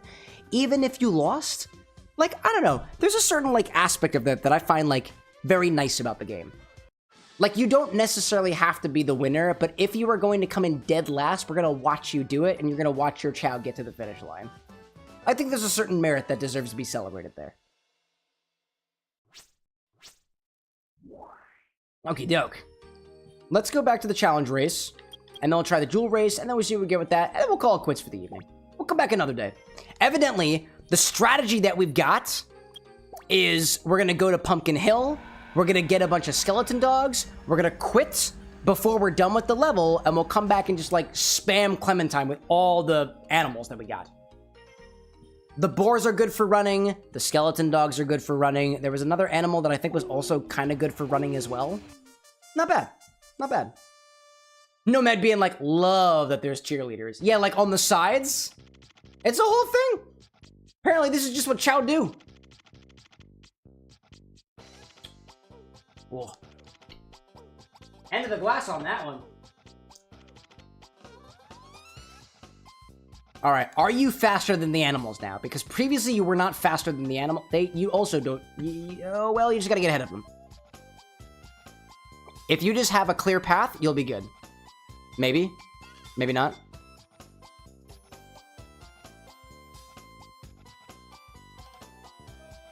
I believe it. I believe it. I believe. You're kind of in dead last, but I feel like you're kind of keeping up. As opposed to previously, this is not that bad. This is not that bad. If I just wait for the stamina at the very end, I think we'll be okay here. That gorilla, however, is going mighty fast, mighty quickly. Make a little boost. If you trip Clementine, it's all over. No, you're doing okay. Honestly, you're doing fine, Clementine. You're doing fine. I'm surprised that for the animal race that they don't have more, like, different obstacles, because I imagine the gorilla would probably be really, really good at climbing, the seal would be really good at swimming, the boar would probably be really good at running. If anything, the only, the only animal that we're kind of behind is the gorilla. That gorilla is oddly quick. And we're, like, basically just behind the gorilla, too. Just behind it. I kind of want to try that one again. Unless the gorilla came up on top last time. Did it come out on top last time? It says try again, so I feel like I gotta try again. I'm gonna try that one more time. One more time. Go back to this guy over here. Small animal challenge. These aren't small animals either, chat. They are much larger. They're like the size of the Chao themselves.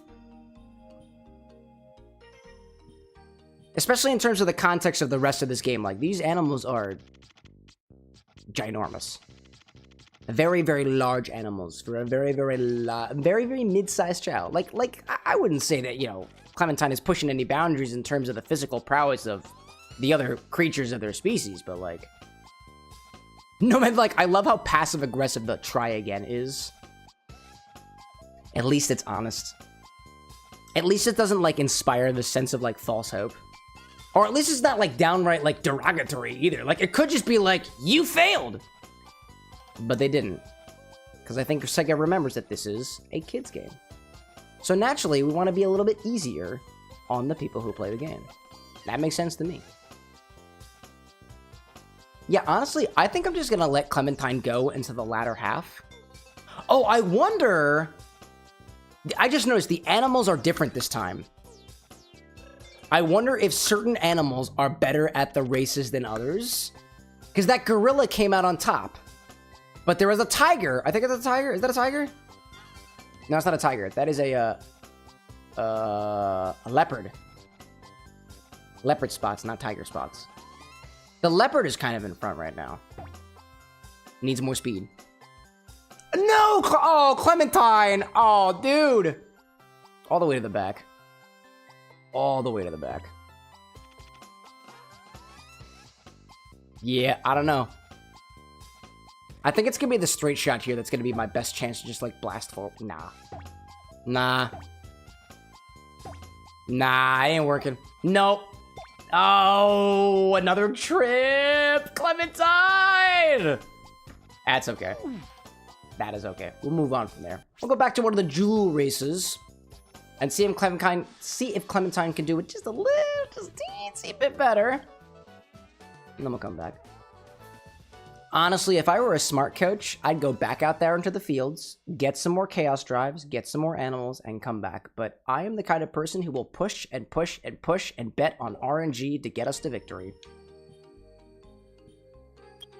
The deeper into the streams that we get, the more lazy I tend to become.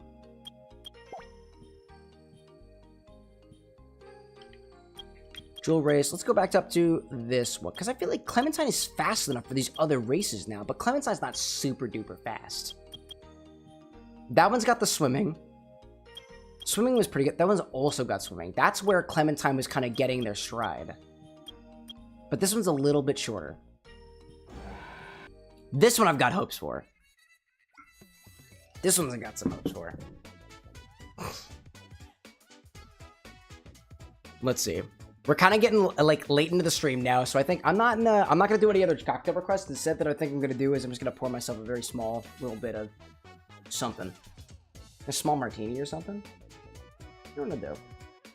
What am I gonna do? I'm gonna do a little spritz real quick. Very quick spritz cocktail. Whoop! Hello there. Whoops. One of my coasters just straight up fell to the ground.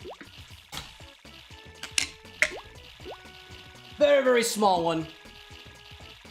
A little ounce of aviation.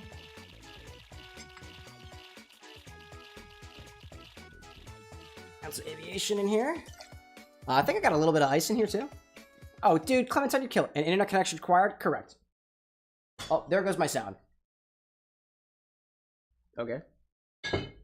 I do have an internet connection, by the way. Unless the internet's going out. Nope, internet looks good to me. Looking fine to me. Do a little bit of honey, a little splash of honey syrup, a little bit of lime juice. Try some of that. I want to make sure that I use my honey syrup before my honey syrup goes bad. It's a 3-to-1 ratio by volume, so it shouldn't go bad, but... Do a little, almost bee's knees category. So I'll throw a little splash of lemon juice in there. Boop. A little bit of that in there. Alright, we won.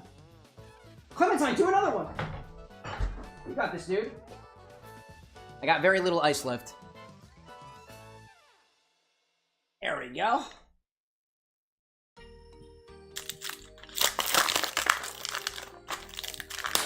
Come on, ice. There we go. Throw some ice in there. That'll just fill it up with seltzer water. Jewel. And then we'll go to... do the same one again. Try level 3 with the aquamarine. That was super duper easy.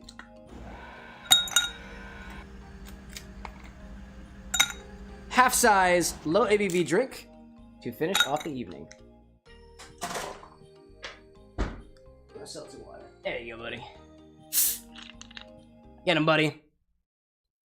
I see Adam out there saying it's 7:19 a.m. for you out there, so I'm gonna get off for some sleep. Thanks for a great time, everybody. Adam, thanks for contributing to the fun with your cocktail request. I appreciate being able to try it.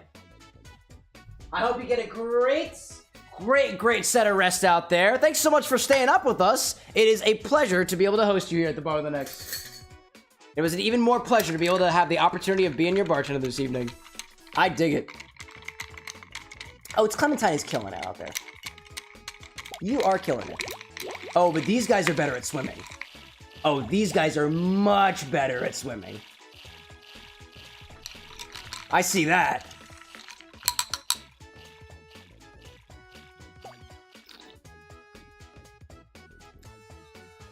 Very lightly honey. Light honey gin. That's nice. That's soothing. Juniper notes, honey notes, things in balance. Very, very light on flavor. Mild dryness from the honey, I think, too.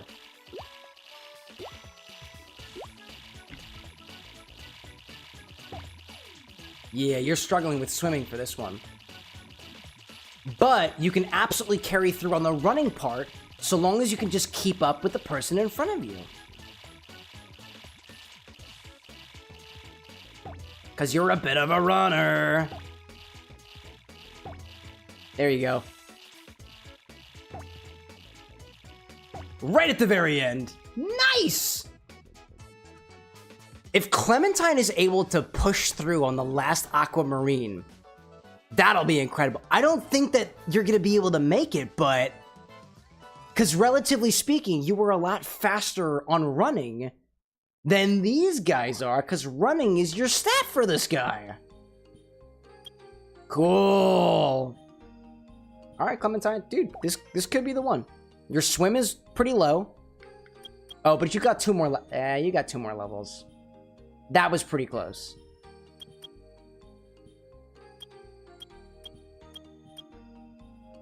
Garnet, I imagine, is power focused. Peridot. That fly focused? There's not a lot of flying in these ones, honestly. All things considered. I'm gonna keep going with these races until somebody loses. Until we lose. Because if I'm being honest, chat, this Chao Garden section, I feel like is the longest section that we've stayed with, in particular. And I knew this was gonna happen, but I kind of want to move past it. I want to move past it. Granted, I would love to give myself more time to work on Sonic the Hedgehog inspired drinks, like I'm working on the Knuckles one right now, but I've been in Sonic for a while now, y'all. I'm getting that same itching feeling that I felt at the end of Kingdom Hearts 2 after playing 3 of the games. Kingdom Hearts 1, Rechain of Memories, and Kingdom Hearts 2. I was like, I gotta move. I gotta keep moving. I gotta jump ship to another game series entirely. Exactly which one? I don't know. I don't know yet.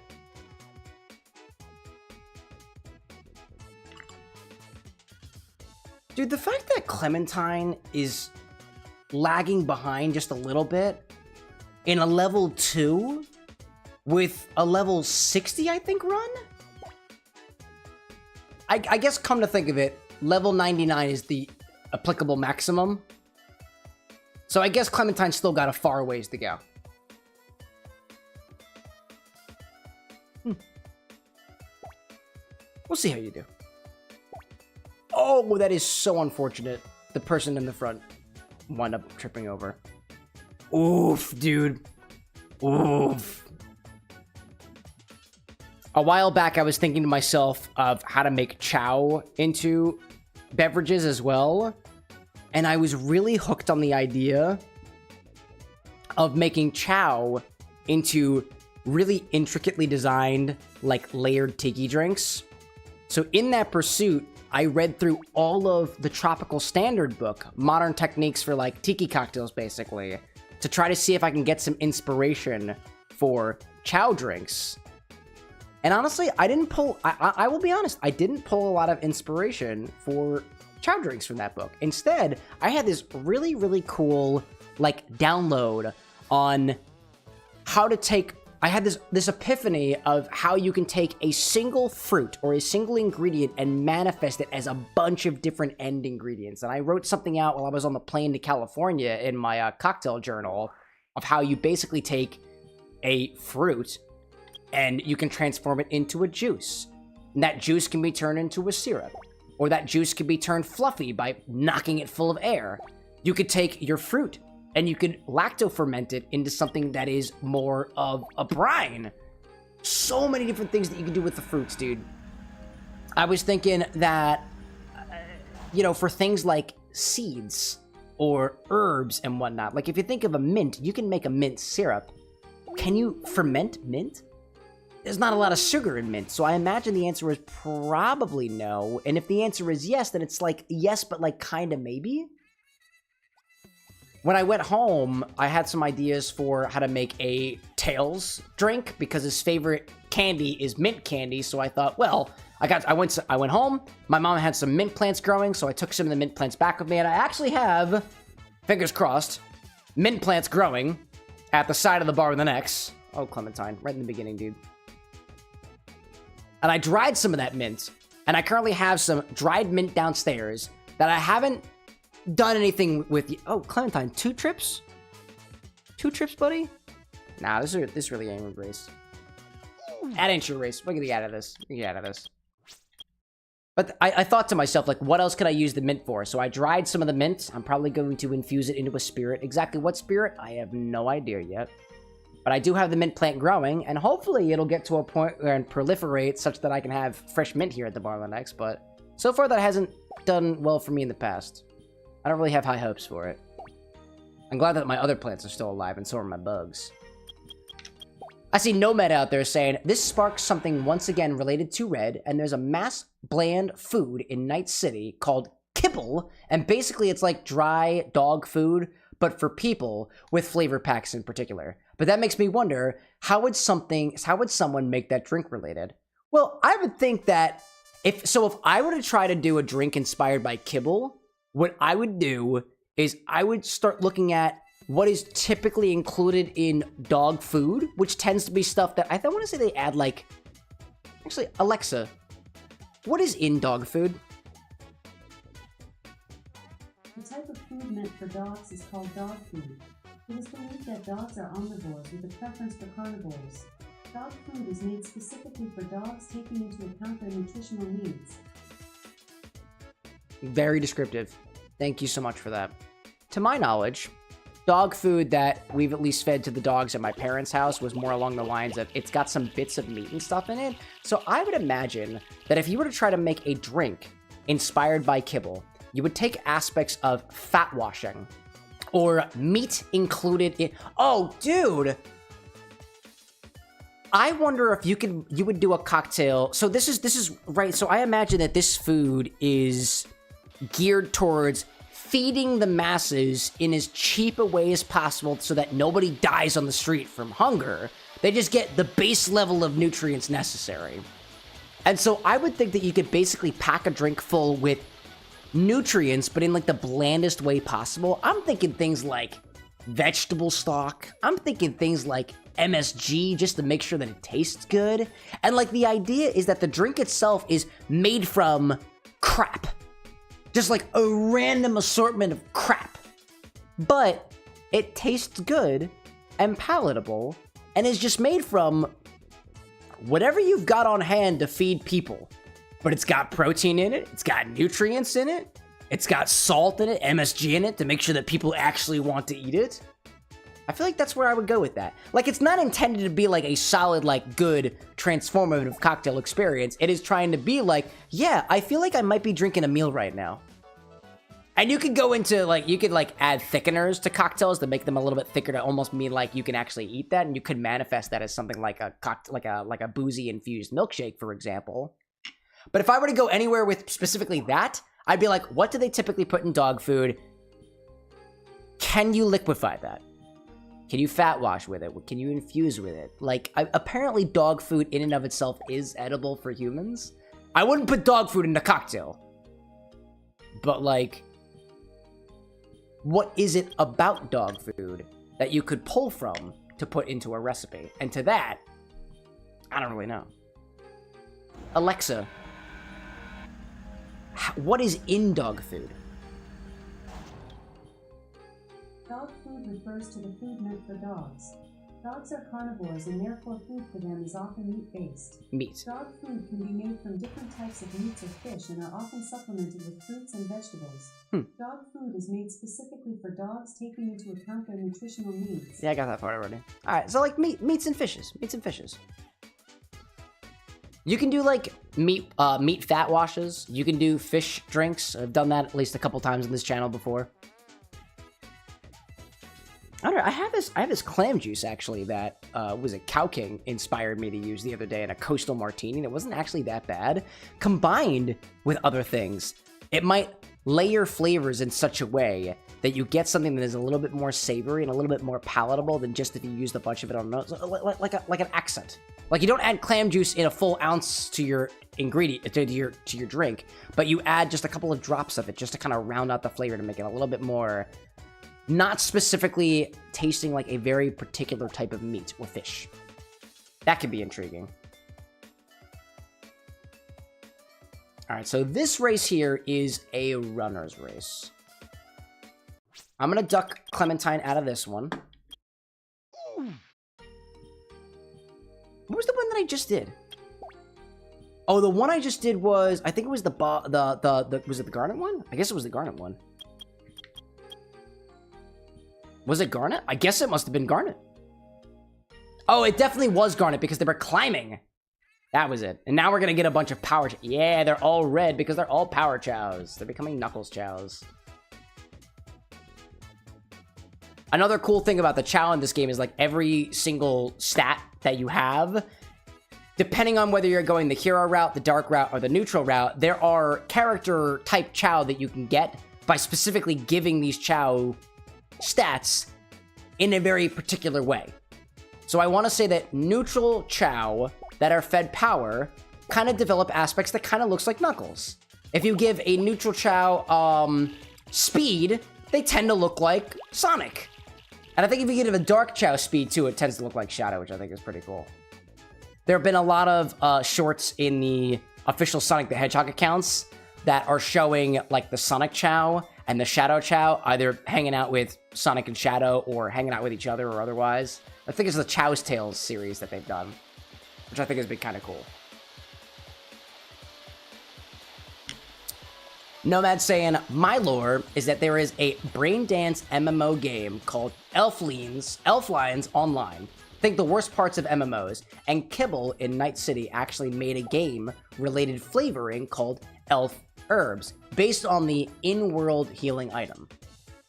That gives me the same vibe of like G Fuel, where G Fuel takes like a particular character and just manifests it as some interesting combination of nutrients meant to help your focus and whatnot. But what you're saying is there's a brain dance MMO in particular. Kibble in Night City actually made a game-related flavoring. Okay, Kibble made a flavoring. You were saying that there were flavor packets before, but one of the Kibble flavors is inspired by this Elfline game, and they call it Elf Herbs. Dude, that is totally giving me, like, flavored energy drink packet vibes. Like, G Fuel specifically. Man. I kind of dig where you're going with that. Ozio, like, LMAO, one stopped right before the end. The AI, I can't say that I understand the AI in this game.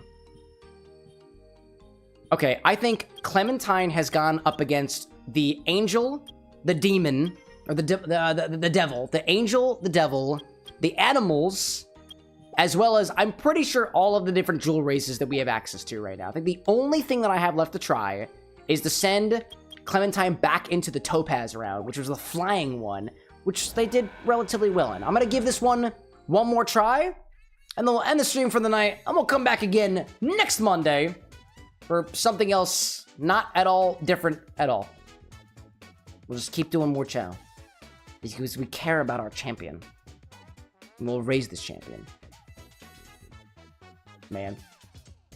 Nomad being like, 90s/2000s games, AI was a gamble. Yeah, they worked with what they had.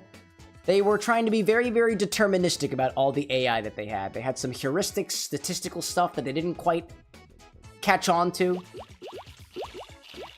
If anything, you know, come to think of it, has anybody made any games in the modern age that uses AI like on the level of, like, ChatGPT.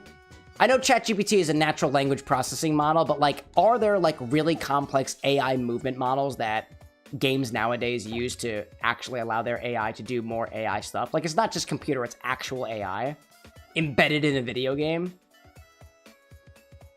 I don't know too much like that. Essentially, like, from my knowledge, again, this comes from my, at least in the last 5 years, education on, like, computer programming and stuff, that AI is essentially just very, very advanced statistics stacked on top of each other in a way that it's kind of difficult to keep track of, depending on what you're doing. But I even imagine that AI has developed even farther than what it was from even what I was educated on 5 years ago. Nomad saying, some have basic AI, and then was like Prey, which was miles ahead of everybody. Which, Prey. I don't recall Prey. No, wait, I do know Prey. Prey was a game... Didn't it have, like, shadow or ink creatures or something like that? I think that's what I remember when I think of Prey. I want to say I watched a Markiplier playthrough of Prey, but it didn't really click with me. It was a while back. I've also been drinking. It's getting late into the night, so my associations are not that good right now anyways. I'm gonna let Clementine finish. And then I think we're gonna call it there. That's my plan. That is my plan. Alright, well, Clementine was able to make a couple of leaps and bounds in the racing world this evening. Not quite enough to be able to get another emblem for us, but we are getting very, very close. We are one race away from getting the hero emblem, one race away from getting the dark emblem, and then we have the challenge races apparently, and we also have just 2 more races in any particular category in the jewel races to try to get to, evidently, what we're trying to go for here. So we'll continue with that on Monday of next week. Typically, I will stream on Mondays and Wednesdays, but this Wednesday, unfortunately, I'm up in New York City, and this time of the stream conflicts with the concert that I'm going to see, which is my younger brother in concert. So I'm going to go watch his show instead, spend some time with my family, and then we'll be back again on Monday. Just a couple of reminders from this stream. Well, again, there's no stream on Wednesday. We'll be back again on Monday at 8 o'clock p.m. Eastern Time. That is whatever time it is for you right now, minus about 6.5 hours. In addition, I did drop a little bit of a teaser to a charity event that we're going to be having on the channel called Mixin' Drinks and Changing Lives. It is the independent charity event that we do here every single year, as spearheaded by my partner Anna, who is really, really passionate about being able to use these streams for a really good cause in celebration of something close to 1, our anniversary, and 2, to her birthday month as well. It's kind of a birthday gift that I like to give to her, as well as to also bring the community together for not just the big charity event that we do at the end of the year with Jacksepticeye's Thanksmas. So it'll be next month. I will provide more details on the socials on Monday. I'll give you more details on a date and exactly what we're going to do. What I know right now, it is going to be a single date event, probably on a Saturday, where we'll be mixing drinks, playing some games, and palling around while raising money for a charity. I've got some pretty cool ideas related to some stuff you might already be familiar with on the channel, but I'm not going to give details on that until next week. So thanks everybody so much for joining me at the Bar with the Next for another night of gaming and cocktail mixology. We had 3 drinks this evening. The first one was the Golden Derby, a riff on the Brown Derby that instead of utilizing honey syrup, instead took out the honey syrup, and basically subbed back in some ginger liqueur. I didn't have any ginger liqueur, so instead I used ginger brandy, and in my opinion, it really wasn't that good a cocktail. Moving on from there, we had the Shadowbroker cocktail from the Mass Effect cocktail book requested by, was it Adam? It was Adam theginge on Twitch, and then we ended the evening with a cream-based grasshopper riff using Melon liqueur inspired by Vocaloid characters Macne Nana and Macne Petit, suggested by and created by Eli Peach Soda. Had a little cucumber. It had me the opportunity to be able to try this cucumber that I got from my father-in-law, and it was pretty good. And now I gotta figure out what else to do with this cucumber as we proceed on from there. But thanks again to everybody so much for watching. If you learned something new along the way, great. If not, I guess we'll try back again on Monday. It was a pleasure being your bartender this evening, everybody. Seeing Ozzy out there saying have fun with your younger bro, playing, peace out, and Nomad saying have a great night. To everybody out there, no matter what time zone it is for you, if the sun is shining where you're at, have a great rest of your day. The moon is shining where you're at too, just like it is for me. Have a wonderful rest of your night, dawn, evening, twilight, or otherwise. Again, it was a pleasure being your bartender this evening. I'll see you all again on Monday, but until then, y'all, bye.